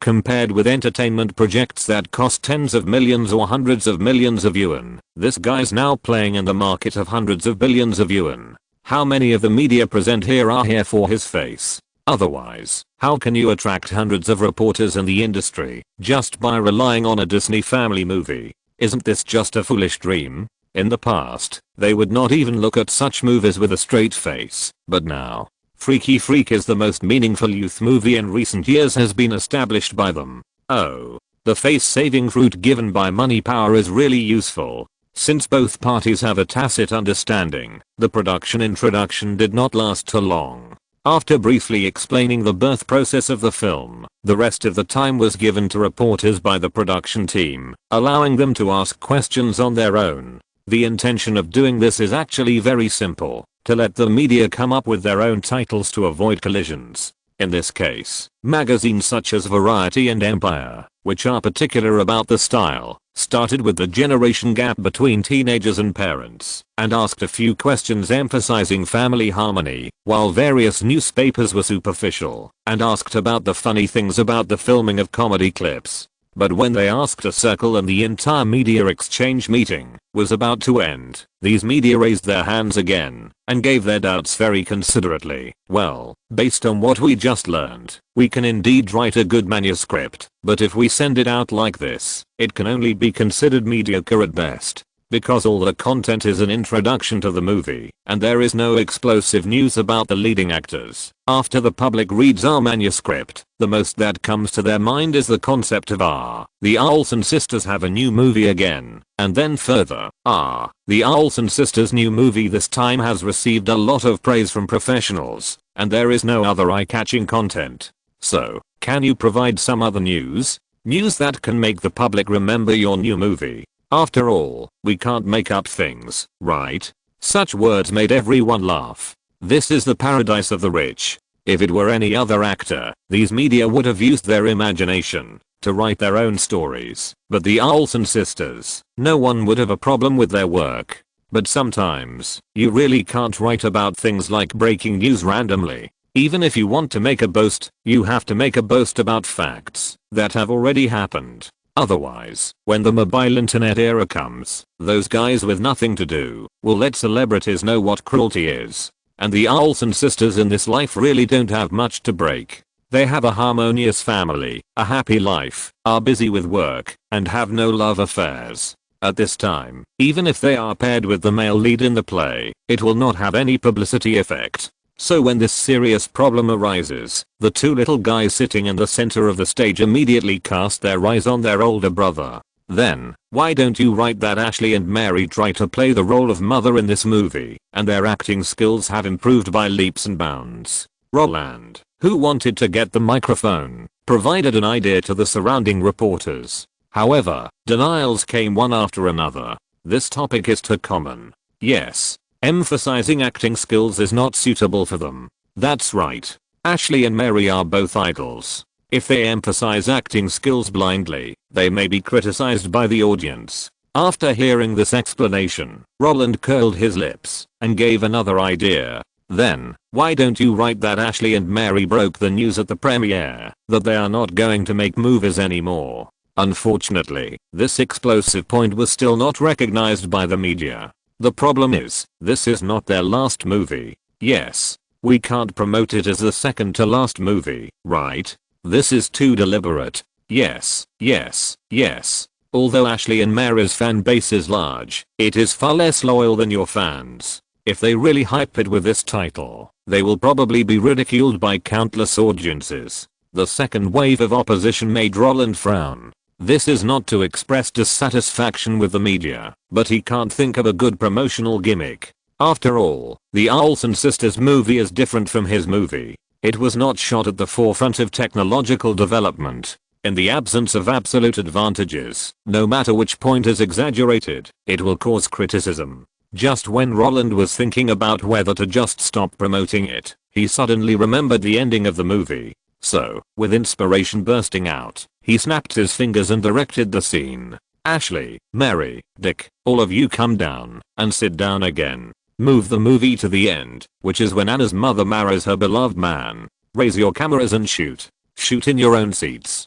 Don't turn off all the lights later. Leave 2 hour lights to provide them with light. And as for the report, write it like this. The main title is, at the premiere of Freaky Friday, Roland Allen and Kate Winslet kissed passionately. The subtitle is, when asked about the reason, they were moved by the scene, and revealed that the wedding date is approaching. As for the accompanying pictures, it depends on your own level. Chapter 348 Marketing. After 23 years, Jodie Foster returns to her youth. She is nearly 40 years old and perfectly plays a young girl. The younger generation is better than the older generation. Ashley Olsen and Mary Olsen have grown up. A reset beyond the previous work. Freaky Friday is a more interesting movie than The Couple, because while it brings laughter to children, it also allows parents to reminisce about their youth and see the current confusion. Freaky Friday is a movie that excites me. The wonderful plot eliminates the sour taste of every bad movie I have seen this summer.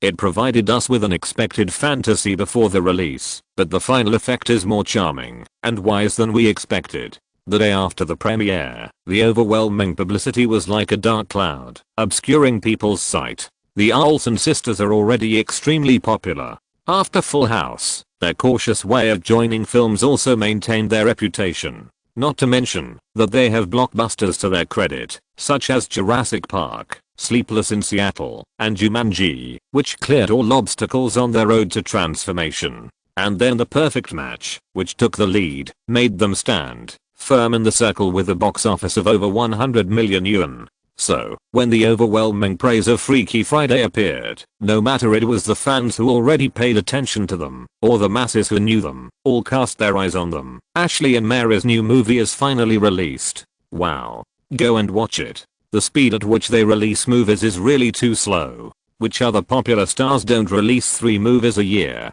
And what about them?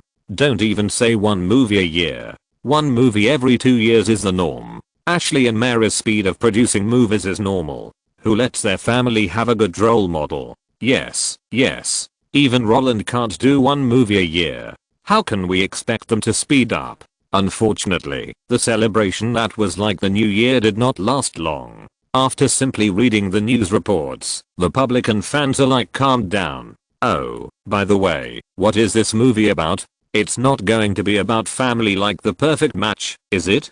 Of course it is. This is a Disney movie. They never break their own traditions. Not to mention the media has revealed that this is a remake of the 1977 movie in which Jodie Foster swapped identities. So, it's most likely another movie about family. Ah, is that so? Then I don't want to go to the theater to watch it. Me too. If it's still a movie of the same type, I can rent a disc and watch it then. The release line of this summer's movies is too long. I've already watched Mission Impossible 2, Scary Movies, and The Nutty Professor 2, and spent a lot of money on movies. If it's not a groundbreaking work, I think I will only wait until Christmas to go to the theater. After all, the situation this year is really not good. Yes.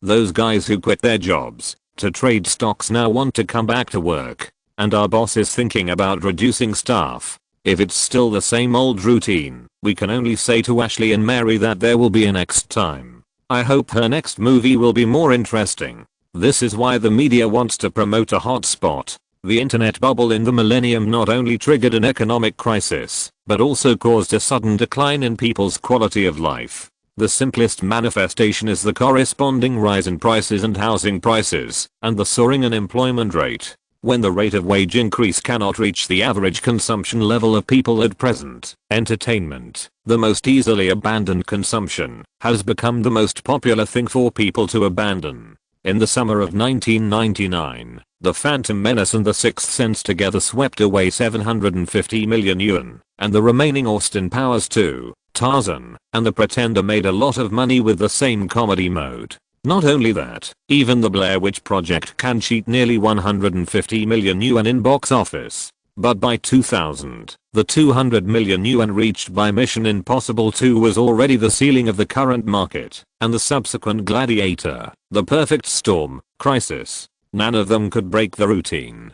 Just like 20 years later, when the retail prices of pork and eggs rose slightly, even if the cinemas opened, they had to consider it carefully. After watching 810 it, Milan could only be given up. Similarly, when making the decision to watch Leap and Jiangxia, My Hometown and Me in the Vanguard, they could only say goodbye. There is no way. Life is forced. There is no money in the pocket. One movie ticket can buy a pound of pork, and after watching 3 movies, you can eat 2 trays of buns. If you talk a little more, maybe the merchants can send you to the headlines. This kind of trend cannot be solved by one person. And if someone can really solve this problem, then this guy will definitely be re-elected 2 more terms than Trump. In this case, if Freaky Friday does not have any special highlights, then except for the diehard fans of the Olsen sisters, no ordinary people will take the initiative to pay for it. But the problem is that Disney is a company that seeks stability.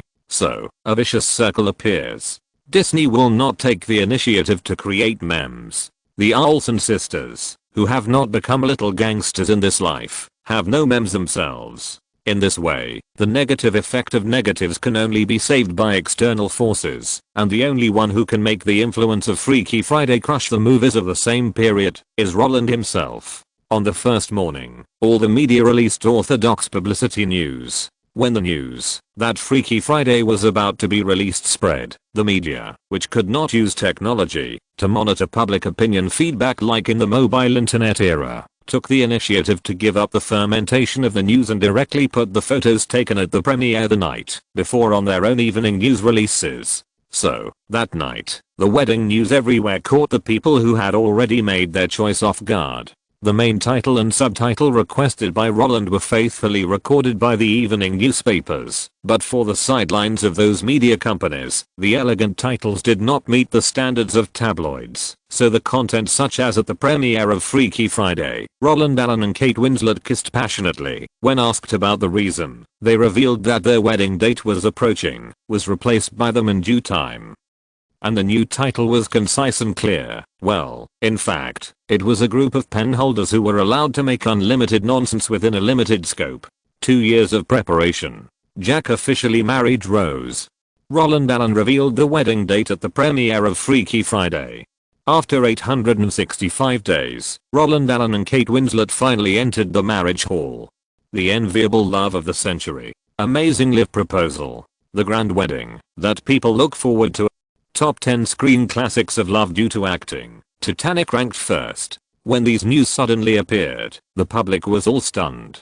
2 years ago, at the Oscars in 1998, the scene of Roland proposing to Kate instantly emerged. The scene of Roland personally putting a replica of the Star of the Sea on Kate is still vivid, and the solemnity of kneeling on one knee and giving the ring made the fans who recalled this scene burst into tears. Because no one thought they would go this far. Or in other words, proposing is equal to getting married, and living together without a marriage certificate is the norm in Hollywood. As naked fame and fortune, the combination of Hollywood stars is actually equal to the merger of 2 listed companies, and because these stars themselves are the core productivity of the entire company, so, having a husband and wife in reality, but not in name, is the most common way of combination in Hollywood. There is no way who lets this approach avoid a lot of property problems. The most typical guy is Tim Burton. In 1991, Tim Burton met CK's model Lisa Mary. In 1992, they announced their love and engagement. After that, Lisa Mary starred in her boyfriend's films Ed Wood, Mars Attacks the Planet of the Apes, Sleepy Hollow, and The World of Dirty Boys. She had a conflict with Tim Burton during the filming of Planet of the Apes and eventually broke up. If it is understandable that they did not get married after dating for 9 years, then what about Tim Burton's second girlfriend, Helena Carter, whom he met during the filming of Planet of the Apes, after she gave birth to a son for him? In October 2001, Tim Burton and Helena Carter got engaged. In 2003, their son was born. In 2014, they parted ways after dating for 13 years. If this was not a de facto marriage, Zangson would have dug his own coffin board. In addition to Tim Burton, Ricky Gravens, the male lead of Birth of a Lie, has been in love with his girlfriend for 30 years and publicly stated on David Letterman's late night talk show that there is no point in getting married. Oprah Winfrey has been dating Stedman Graham since 1986, and they got engaged in 1992. But they have not yet obtained a marriage certificate. Jon Hamm, the star of Mad Men, and his girlfriend Jennifer Westfield have been in love for 18 years and finally announced the end of their marriage by breaking up and said that they will never get married. And Goldie Hawn has several children, but she just won't get a marriage certificate. In fact, for these stars, de facto marriage is far more meaningful than legal marriage, because this way they can enjoy power and do not have to bear obligations. For this reason, in the eyes of the public who are used to seeing all this, Roland can propose to Kate at the Oscars, which is broadcast live worldwide, which is already a manifestation of true love. When the wedding, a beautiful thing that most people resist, appears, all entertainment news, no, all news, were suppressed. Oh my god. Oh my god. Oh my god. Is Roland really going to marry Kate? Ah. This is so unexpected. Fuck you. I thought Oscar's proposal was the perfect ending. And then we just have to wait for them to have a baby. Are they really going to have a wedding? Oh. This is probably the best news I've heard this year. Ha ha ha ha ha ha. They're really getting married. They're really getting married. My ring was not bought in vain. Not in vain. Oh my god. Oh my god. Is this the reason why Kate hasn't taken any roles in 2 years? Is this the reason why Roland hasn't announced his next work after filming Spider-Man? This is really great. Is there any video record? I don't want to read text reports. I don't want to read these useless text reports. When the public was dizzy with Roland's decision, the reports on paper could no longer satisfy them because the news given by each media was surprisingly consistent, all of which were secretly filmed plus subsequent inquiries. In addition, no media could provide the video reports that the public wanted to see, as if this kind of thing was simply insignificant. Such a situation made the public very dissatisfied. Because for them, this explosive news is more interesting than all the movies in the entire summer season combined. Just as the public was frantically searching for news on the market and showing their desire on the internet, hoping to learn more, ABC TV, owned by Disney, suddenly announced that, because the group had a good cooperation with the Olsen sisters, it had obtained an exclusive interview with Roland Allen and Kate Winslet. As soon as this news came out, ABC's ratings soared suddenly, and in the video news that was shown later, the new Liwats leaning on the sofa told the public the whole story with an apologetic look. When did you two start preparing for the wedding? The reporter asked with a smile, while holding the microphone. At the beginning of the year, when he accompanied me home. Kate answered. That means you have been preparing for the upcoming wedding for at least half a year? The reporter asked again. Yes. Half a year. Roland nodded. Then why did you announce this matter only now? The reporter asked again. Actually, we didn't plan to announce this matter because we don't want to take up a lot of public resources when the internet bubble bursts and the election is about to begin. Roland glanced at Kate and said helplessly, I wanted to hold a private, grand wedding and invite a few 100 million relatives and friends to attend. But when we were watching Ashley and Mary's movie before, we were moved by the warmth shown on the screen. So he kissed me secretly, and you happened to take pictures of it. Roland didn't know how to express it, so Kate continued to explain her man's words. When watching Freaky Friday, Roland and I discussed it below, saying that we would also raise a lovely daughter in the future. So he responded with a kiss, but unexpectedly, this scene was photographed by those reporters, and then you asked us the reason. We briefly explained it, and asked you not to report it, but who knew that you didn't report it in the morning? but spread the matter all over the world in the afternoon. As they said, the two of them smiled bitterly at the camera almost at the same time. The look made the fans who were watching the news sob in ecstasy. Oh, the two of them acted so well together. They are really getting married. They are really getting married.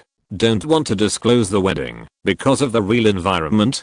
Don't want to occupy a lot of public resources. Wow, so thoughtful. Did they do intimate actions because they wanted a baby and were caught by reporters? Wow, so warm. Hey, how come the exclusive interview ends here? Why didn't they say when the wedding was? Wedding photos. Wedding photos. I want to see wedding photos. Oh, am I the only one who cares? Did they want a daughter after watching Freaky Friday? This is not true. Does it mean that Ashley and Mary are very cute in the movie? Of course. Ashley and Mary are Roland's sisters. If it weren't for the wonderful reversal of the identity swap, how could Roland and Kate have the idea of raising a daughter because of the two sisters they see every day? Wow. Is that so? It seems that Freaky Friday is a good movie. I don't know if it's good, but it should be very warm. After all, they both want children. Then I have to go and see it. When will the movie be released?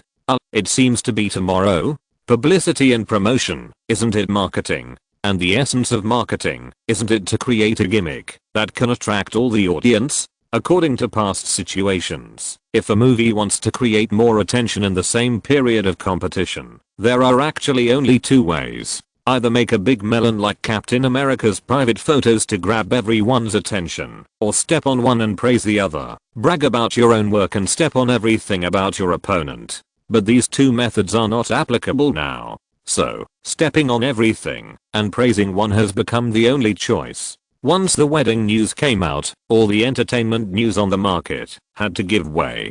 In this case, even without any publicity, all the movies can return to the same starting line. If you say that you just wanted to have a daughter because of watching the movie, that simple hint becomes the only way to success. Roland and Kate revealed on Freaky Friday that the reason for their wedding was because they wanted a child after watching the movie. Wow. How warm is this movie? How cute are the Olsen sisters? When is Roland and Kate's wedding? How is the wedding preparation going? Became the only forethoughts of the public. As for naked marketing, this statement is simply untenable. In the eyes of the public, Roland is just an actor, and his uncle David Olsen has long fallen from the Forbes Global Rich list when he sold Yahoo shares. In this case, being secretly photographed and exposed by the media is the norm, and forming alliances and letting all major media serve you?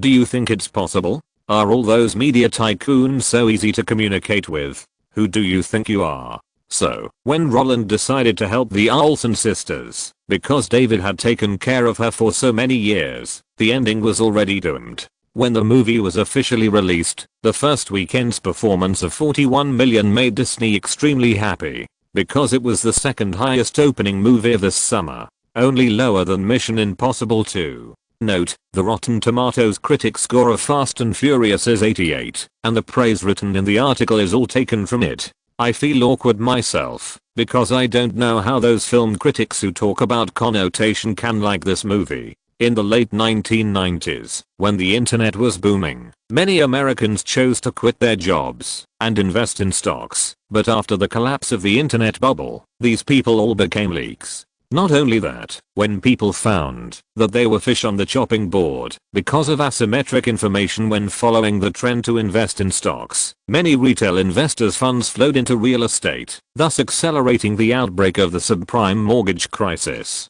Economic problems also caused consumption conflicts. The box office market fell by nearly 11 points that year, and the summer season market fell by almost 20 points. If it weren't for the distinctive movies, the audience would not go to the theaters. The stars who are not married as written in the article are all real, or in other words, many Hollywood stars say they are married, but in fact they are engaged, and the simplest criterion for identification is to look at the divorce. As long as they don't go to court and don't fight for custody, they are basically de facto marriages, rather than legal marriages. This kind of thing is actually very common. After all, the cost of divorce is too high.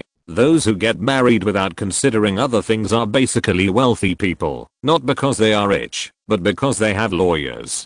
Just like Bill Gates, his prenuptial agreement was drafted by his father, and his father. How many people have passed away while I was writing this book?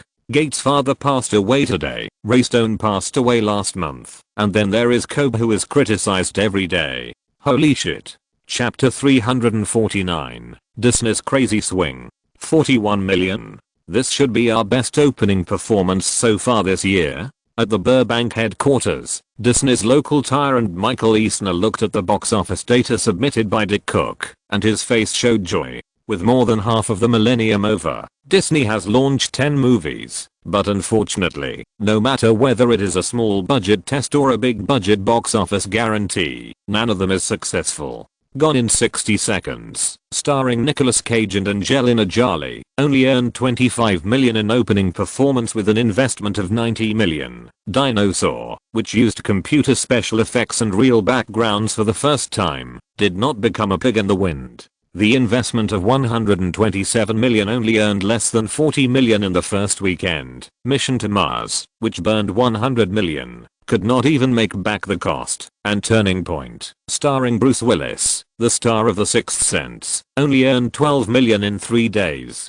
This result surprised everyone. Under such circumstances, a movie like Freaky Friday, that made less than 30 million yuan, and earned 40 million yuan in the first week, can be called crazy. Considering the 65:35 split they negotiated with the North American Theatre Alliance in the first week, this low-cost movie has actually paid back in just 3 days, and every penny of income from then on is net profit. Of course, no matter how much Freaky Friday earns, it cannot make up for the losses of the entire film group. But the problem is that investing in 10 films and making one profit and investing in 10 films and losing 10 are two different concepts. In the case of a bad external environment, investing in 10 films and making one profit can also put the blame on the production team for the company's losses, accusing the movie stars who play the leading roles of not being able to carry the box office under bad conditions. But if investing in 10 films and losing 10, then even if the external environment is bad, shareholders will doubt that in this content production position.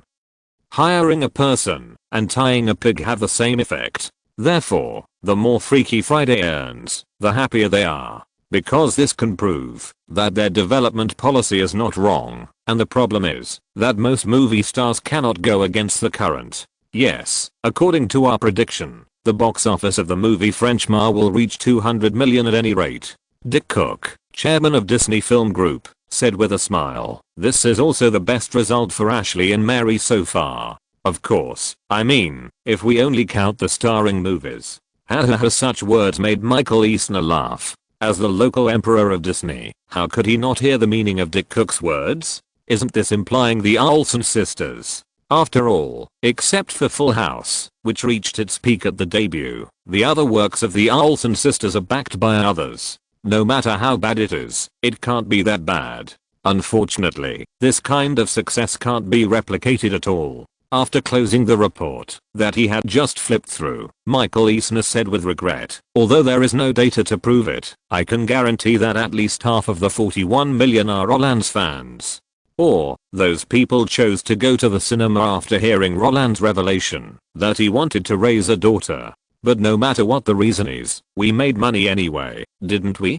Dick Cook shrugged and said indifferently, "And, as far as I know, the Olsen sisters will retire after filming at most one movie. I plan to get their last movie. Oh, by the way, the Princess Diaries they are producing also fits the positioning of our company. If there is no problem, I want to talk to Evelyn Watson, the president of Warcraft Films." At this point, Dick Cook stopped and looked at Boss with a tentative look. Although he was smiling, the cautiousness that overflowed from his bones explained the food chain reaction clearly. Michael Eisner is the king at the top of the pyramid, and Dick Cook is just looking up at his dust. If it were just about the box office, Dick Cook would not have to go there in person. Although 41 million is a lot, it is not even a small thing for them who control a group company. Just report it directly by phone and inform the boss of the good situation, and that's it. But after seeing the success of Freaky Friday, or seeing Roland Allen cheering for his own movie, Dick Cook's mind became active again, because he remembered the cooperation that had been shelved for a year.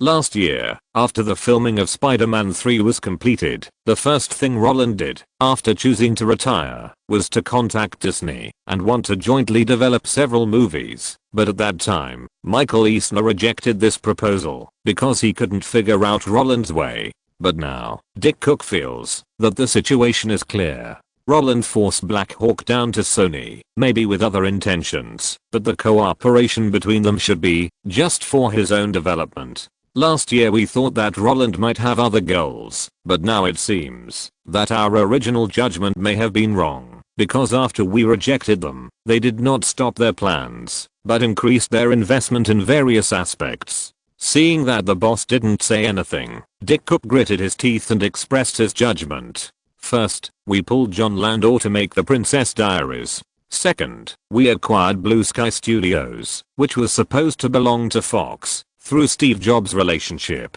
Not only that, Warner's active invitation at the end of last year also revealed the idea of cooperation between the two sides. And now, he can speak publicly for the movie he participated in. All of this proves that Roland wants to develop his own film company well. In this case, if we can get the distribution rights of their movies, the production pressure in the future will be much smaller. Just like we asked them, the Jewish gang, to produce Good Morning Vietnam, Who Framed Roger Rabbit, Dead Poets Society, and The Lion King before, we can also learn from Warner and outsource the film production. What's more, don't we have the same relationship with Pixar now? We don't have to worry about production at all, we just need to focus on distribution.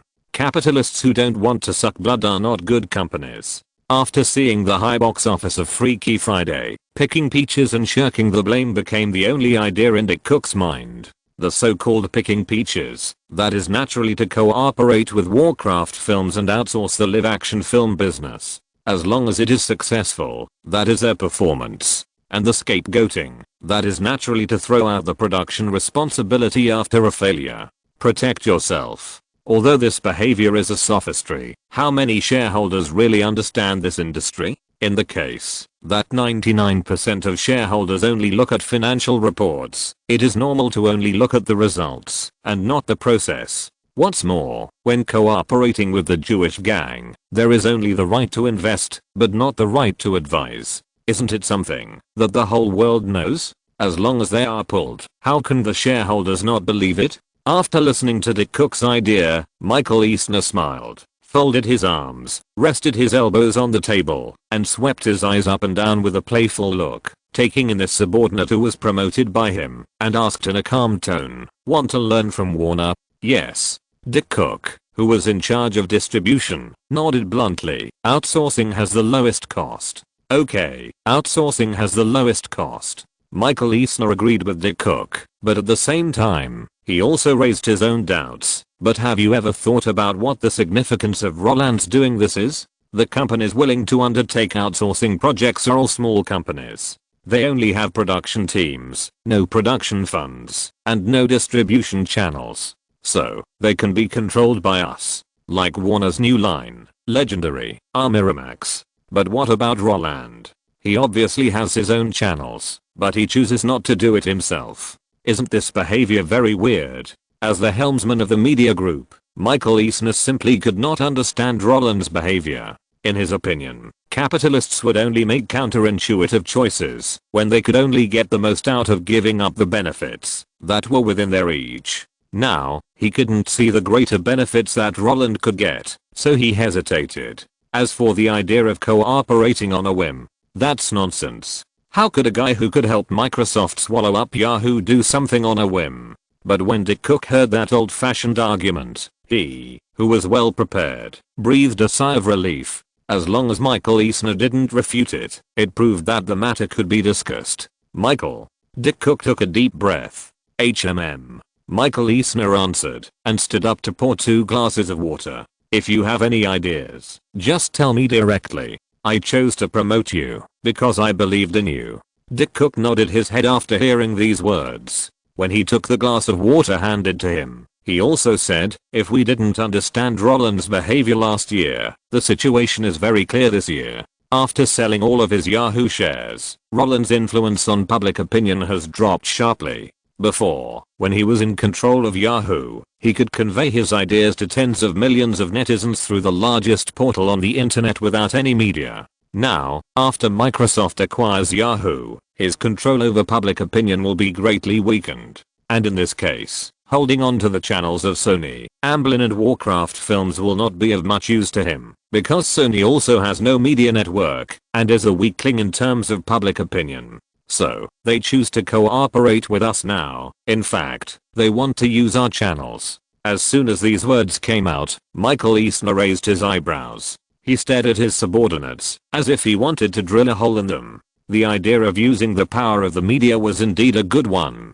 But, if he wanted to use the power of the media, why did he snatch Blue Sky Studios from News Corporation? Michael Eisner changed his sitting position, and raised his chin. Roland's behavior is not in line with your judgment. Although this behavior was very disrespectful, it was the best recognition for Dick Cook. So, the driver who used to drive a train in Disneyland rubbed his face, and said with a smile, because News Corporation is weak. Although News Corporation controls major newspapers in the world, to us, it is still a foreign company. As long as it doesn't move the company to us, it is our enemy. Is it robbery to rob the enemy's industry? It's not robbery at all. Fox was robbed. Do they dare to retaliate openly? No. Apple can play tricks with Microsoft. Intel can help Roland acquire AT&T. What is News Corporation? If it were a local company, it might be able to fight back, but as a foreign company, even if it has a good relationship with our Elephant Party, the Elephant Party will not help him out when he is wronged.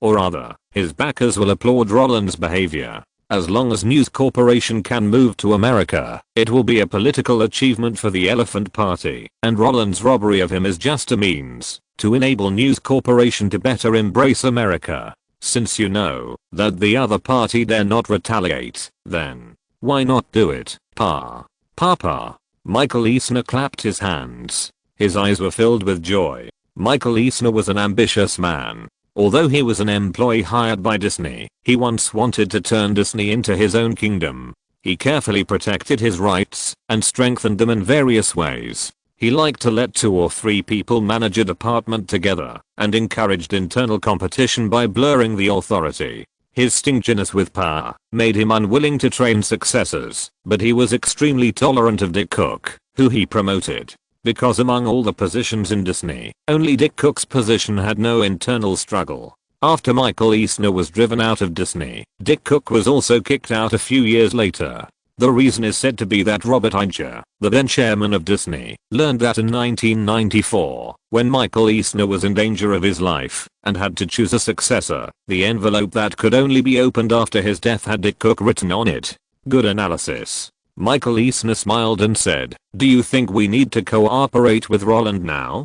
On the surface, Michael Eisner was asking Dick Cook for his opinion. In fact, his confident tone betrayed everything. In his opinion, Disney, which he ruled, had not yet fallen into the situation of asking for external help. But Dick Cook's next words made the smile on his face suddenly disappear, and the gloomy dissatisfaction rose wildly. "It is necessary," Dick Cook said in a deep voice. "Boss, we are in danger now. Disneyland Paris has been losing money since its opening. ABC did not officially start to make a profit until last year, but the person who saved it was ABC's president Robert Iger, because he insisted on introducing Who Wants to Be a Millionaire?" Similarly, Disney's plan to enter the internet also went bankrupt due to the arrival of the internet bubble. The Go.com project caused the group to burn $1.5 billion in cash out of thin air. And we have been claiming to the outside world that Pearl Harbor co-produced with Jerry Bruckheimer can break the box office record of Titanic. But, are we really confident?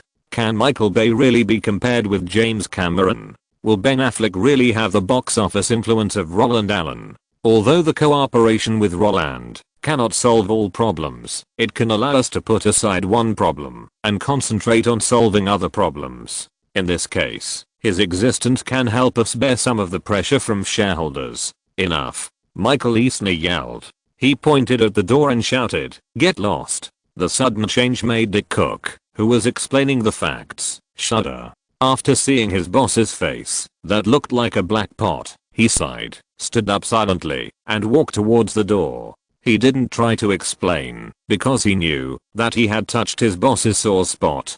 Because Disneyland Paris was built by Michael Eisner against all odds. The internal strife of ABC TV network was instigated by Michael Eisner.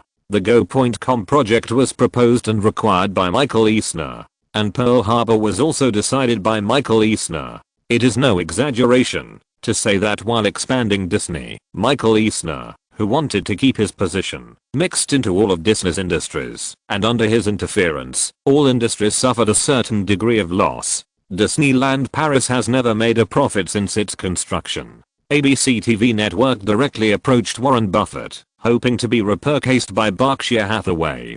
Go.com made Disney a laughingstock. Pearl Harbor. How many people think that this kind of film can surpass Titanic? Everyone is waiting to see Disney's joke. Because of this, after discovering that his company can indeed cooperate with Warcraft Films, Dick Cook, who wanted to help his boss relieve pressure, proposed an outsourcing plan. But now, the tyrant is still the tyrant. However, just as Dick Cook sighed and wondered what reason the boss who promoted him would use to kick him out of Disney for challenging his authority, Michael Eisner, who was sitting there, was also looking at his back. And when he was about to pull the door handle and roll out of the other party's office consciously, a hue suddenly drilled into his ears. Come back. What?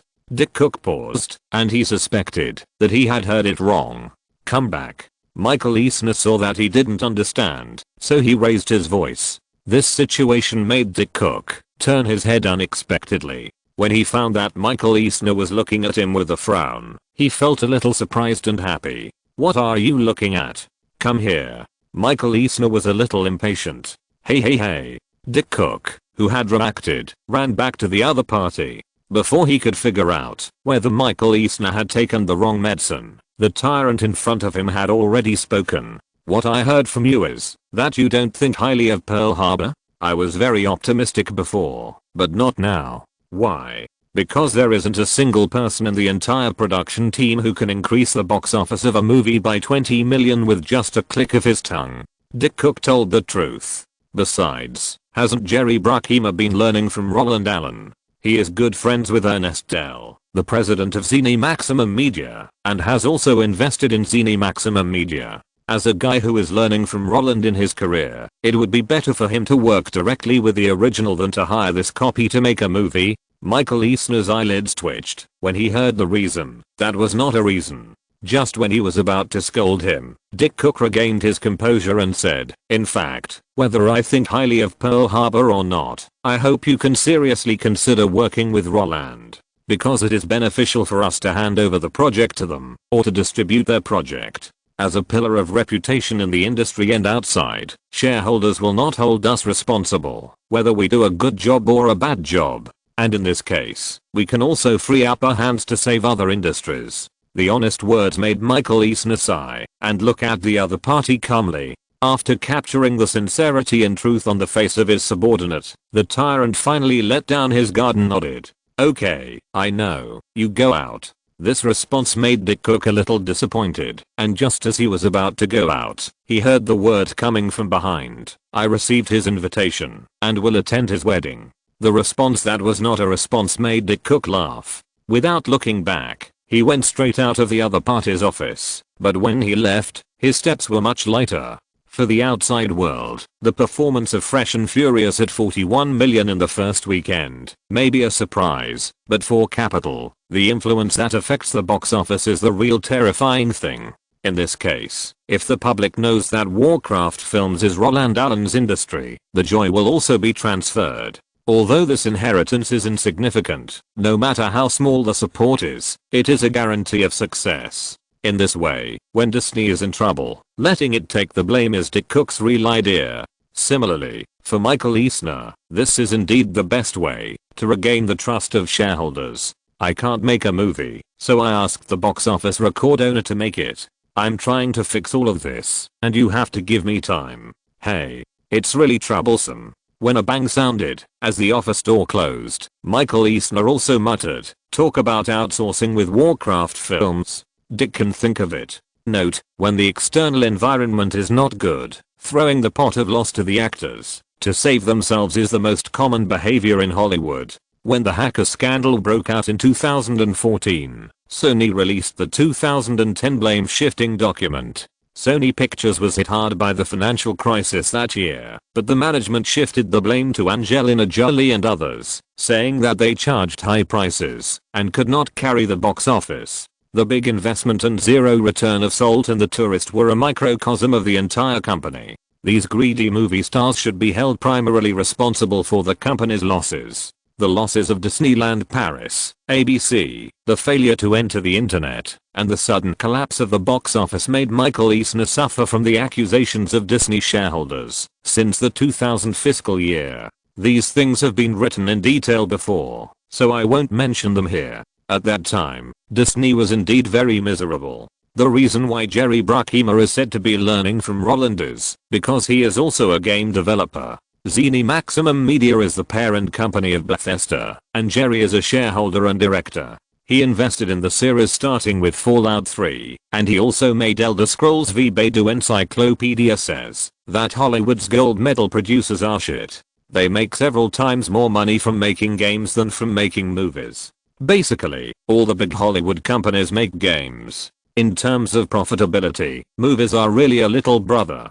Take Disney for example. The most profitable derivative of IP is video games. During the Atari period, they made Mickey Mouse into a plumber and sold it for $25 per copy, and it sold like crazy. Chapter 350 The Relax Tell You Obey IE. Michael Eisner's worries are understandable. As an ambitious man who is determined to turn Disney into his own backyard, he will put every subordinate around him, all the partners around him, and potential enemies outside in the same position for measurement. From the perspective of others, driven by his own ambition, he ponders the real purpose behind the other party's words and deeds. Because he doesn't want the Miramax incident to happen again. When Michael Eisner talked about the acquisition with the Weinstein brothers, how could he not know that the brothers were looking at Disney's publicity and distribution capabilities and the gap in the live-action film business? The reason why they were willing to sell the company's shares to Disney was to seek the position of the Prince of the Six Majors, or in other words, they had a dream of ascending the throne one day in the future, and Michael Eisner, who was in power, felt that he could control the other party, so the acquisition was reached. But they had ulterior motives and let the development of things go beyond their expectations. Miramax, who wanted to seek the throne through the prince, found that in Disney, he was at best a son. Michael Eisner, who wanted to be a father, found that the son he took in was a rebellious son. As a result, the Weinstein brothers, who shouted that there was no prince in the world for 70 years, became Erlang Shen who obeyed orders, but did not obey the orders. When the local emperor Michael Eisner found that he could not deal with them because of the restrictions of the contract, he was furious and directly took out the cruel treatment of immigrants in the American detention center. When he took another new sons, he directly castrated the rights that the other party should have, making them completely become his own image. It was precisely because of his extreme obsession with rights that when he found that the new partner had the ability to fight, even if this cooperation could save the company, he would stop and hesitate. In his view, this was not raising a tiger to cause trouble, but inviting a wolf into the house. Assuming that Roland had ideas about Disney, the company would have fallen into the trap of changing owners when he was introduced.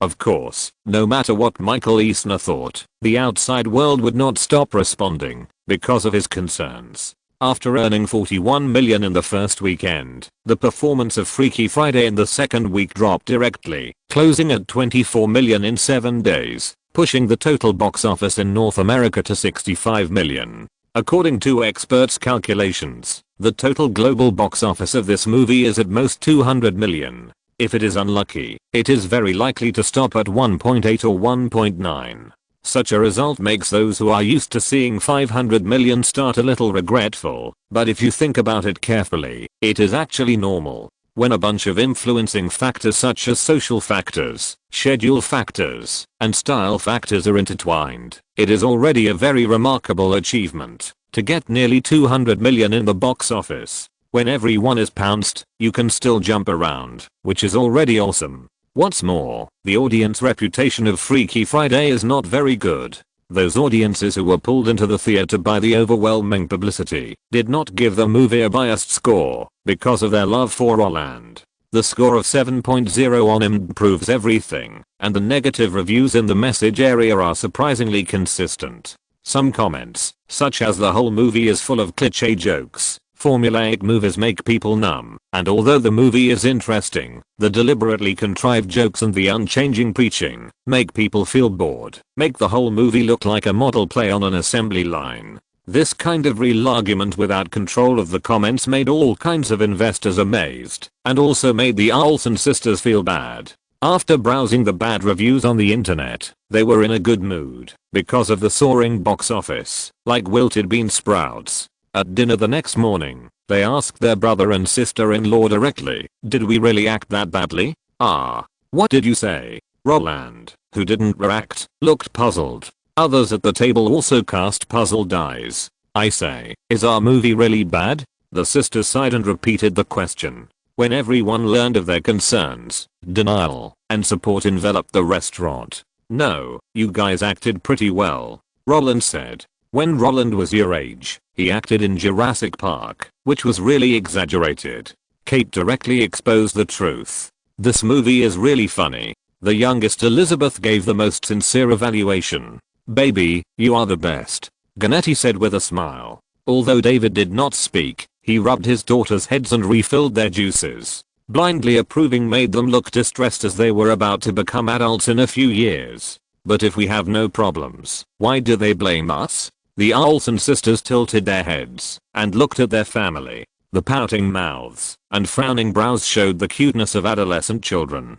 "Ashley, Mary." David motioned his daughters to look at him. "In fact, you don't have to care about the comments from the outside world, because we will never know whether these comments are malicious. But if we don't care, do they not exist?" The Olsen sisters felt that their father was deceiving himself. After saying this, David shrugged with a wry smile. Just when he was about to say something, hoping that his daughter would not focus on the present, Roland, who was eating breakfast, had already put down his spoon, wiped his mouth with a tissue, and said, "Ashley, Mary, creation is always subjective, and the same is true for appreciation. No one can create a work that everyone likes, and no one can like the work created by everyone, because people's thoughts cannot be unified." Take Freaky Friday for example. When we were writing the script, we had already determined the target customer group of this movie, guys aged 8 to 16, so when we were making it, we had to serve them.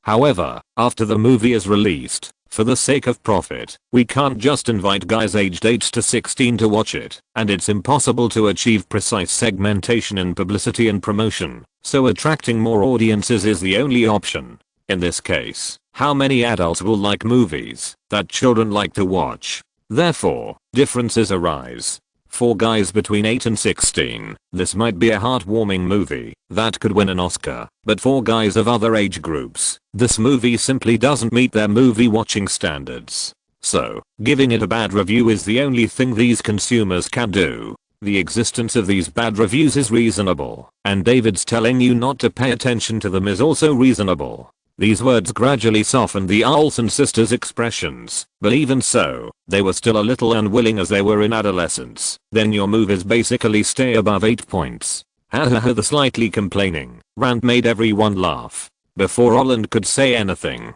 Ganetti said, "Oh, are you too confused?" Roland's film Hook didn't even get a score of 7, and none of his famous films in the Home Alone series got over 8 points. Hook was just a guest appearance, and the fact that the Home Alone series didn't get over 8 points doesn't mean that the audience doesn't like him. The Olsen sisters felt that the example their mother gave was problematic, and aren't movies like Terminator 2 and Jurassic Park rated over 8 points? The Spider-Man series is even more stable at 8.5. Roland sighed at the argumentative words. He leaned back in his chair and turned his head instinctively. When he saw his wife looking at him with a smile, the tacit understanding made him grab her hand. Okay. Roland raised his left hand slightly and kept pressing down, signaling the two little guys who were in a bad mood to listen to him. In fact, those movies are all assembly line products. The turning points are fixed at certain times. If you don't believe it, I can show you the script. If you still don't believe it, you can call James and Stephen yourself. And the reason why it can get high scores is purely because it stands on the shoulders of the times. Before the appearance of Terminator 2, has anyone seen a guy that deforms like Mercury on the screen? Before the appearance of Jurassic Park, has anyone seen living dinosaurs on the screen? None. So, what we are selling is actually the beauty of the first time. In this case, even if our format is neat, the audience will give high scores. Because this is the newest version they have never seen before. And the subsequent Spider-Man series is purely selling feelings. Selling our feelings. At this point, Roland raised his right hand. When the interlocking gesture was put on the table, the Olsen sisters laughed, even though they were in a bad mood. Fan filter? Ashley asked. Popularity conversion? Mary waved her hand. Yeah. This answer made Roland shrug. When he made a face, the explanation that was not an explanation made everyone laugh. In fact, Roland has always felt that audience ratings are useless, not because it is easy to fake, but because even if it is not faked, people cannot be absolutely objective when scoring, and will always be biased by their own subjective consciousness. For example, when you encounter a work of an actor or director you like, you will involuntarily give it a higher score, and when you encounter a guy you don't like, you will choose to give a low score. In addition, when you find a work that you particularly like, but the score is relatively low and does not meet your expectations, you may subconsciously give a full score in order to pull the score. If you find a work that you really hate, but the score is high, you want to make your worldview agree with the low score. So, the so-called ratings are actually the audience's search for spiritual recognition and satisfaction. In this case, it is understandable to control reviews for marketing, but if you control reviews for the sake of controlling reviews, you are stupid. With Freaky Freaks already getting high box office, Roland would not follow the example of a certain artist named Zoo, who induced a newspaper editor to fire a reporter in order to control reviews and engage in workplace poor. After all, in many cases, letting the audience vent their dissatisfaction is also a means of maintaining audience favor. There is no perfect person in this world, so why pretend to be a saint? The stupidest thing is to try to cover up the shit that the whole world already knows. After counseling the Olsen sisters, everyone continued to eat, and during this process, Ganetti suddenly asked again, Roland, you are helping them to increase the box office in the form of a wedding this time. It won't affect you, right? After all, your Spider-Man 3 will be released on November 16th this year. At this time, you are wasting your audience favor. Ganetti did not continue, but the meaning was very clear. After sensing her concern, Roland and Kate laughed at the same time. Weddings have to be announced eventually, Roland said. According to our previous plan, we announced the wedding first to let the public know that we are officially married, and then spread the news of my retirement through media interviews on the eve of the release of Spider-Man 3. The gimmick that stimulates the audience to watch Spider-Man 3 is my retirement, not the wedding. And now, Roland glanced at Kate, and the other party also said, it just makes the news of the wedding more valuable. With this answer, Roland raised his hand and put his arm around Kate's shoulders, and Kate also leaned into Roland's arms at the right time. The tacit behavior made the three Olsen sisters curl their lips, and also made the Olsen couple nod with emotion. A few years ago, when Kate and Roland first met, she was an artistic girl who wanted to win an award. After spending enough time with Roland, her behavior of focusing on money really had some meaning of husband and wife following suit. Make the wedding news more valuable? David's tongue darted around, and veins formed on his cheeks. When are you going to announce the specific time? It depends on who is willing to buy the news, Roland said. At present NBC's Tonight Show has invited us. Kate said. Oprah also made an offer to us. Who do you want to sell the news to? Elizabeth, who was eating her oatmeal breakfast, was also curious. Whoever is sincere will sell it to him, Roland said indifferently. Yes, compared with Disney's entanglement, Roland is now very comfortable. If he was still desperately thinking about how to make Warcraft films a thorn in Disney's side before, then now. If he can't take the dry road, then don't take it. After witnessing the crushing methods of Microsoft and Boeing, Roland has thought it through. If Disney doesn't take the soft approach, then he will start saving money and crush it in one wave. Don't sell. Then I will beat you to pieces. Okay, don't think about these things. Seeing that everyone wanted to ask more questions, Roland waved his hand and said, instead of asking me who to sell the news to, you might as well discuss where to go. Ashley, Mary, wait until I get married, then I'll go to Disney to talk to you about the new movie. Lizzie, don't go to school next semester so that you don't have to ask for leave again for the wedding. As for studying, I'll hire a tutor for you. Yeah. Before he finished speaking, the three little guys had already raised their hands in cheers. At this moment, no one cared who Roland was going to sell the wedding news to. Instead, they rushed to report their ideas, eager for Roland to push their parents. I want to go to the zoo. I haven't seen the little swan for a long time. Elizabeth shouted. Roland, I want to go to Sydney. Ashley said, you were filming with Kate during the last Atlanta Olympics. Let's go together this time. I want to go to New Zealand. I want to go to New Zealand. Mary jumped up and said, Mom said you bought a big piece of land there. Leave a house for me too. The chattering made the Olsens' eyes jump.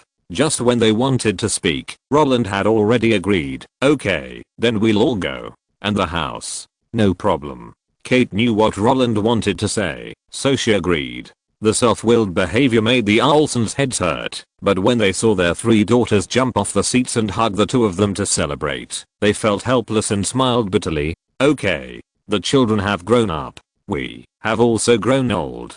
David raised his hand and grabbed his wife's wrist. After pulling it twice, Ganetti, who did not resist, had already leaned over. End of this chapter. Thank you very much for reaching the end. Don't forget to like. Looking for more exclusive content and immediate access? Subscribe to our Patreon. Remember, every like, subscription, or donation encourages us to continue. Thanks to everyone. See you in the next video.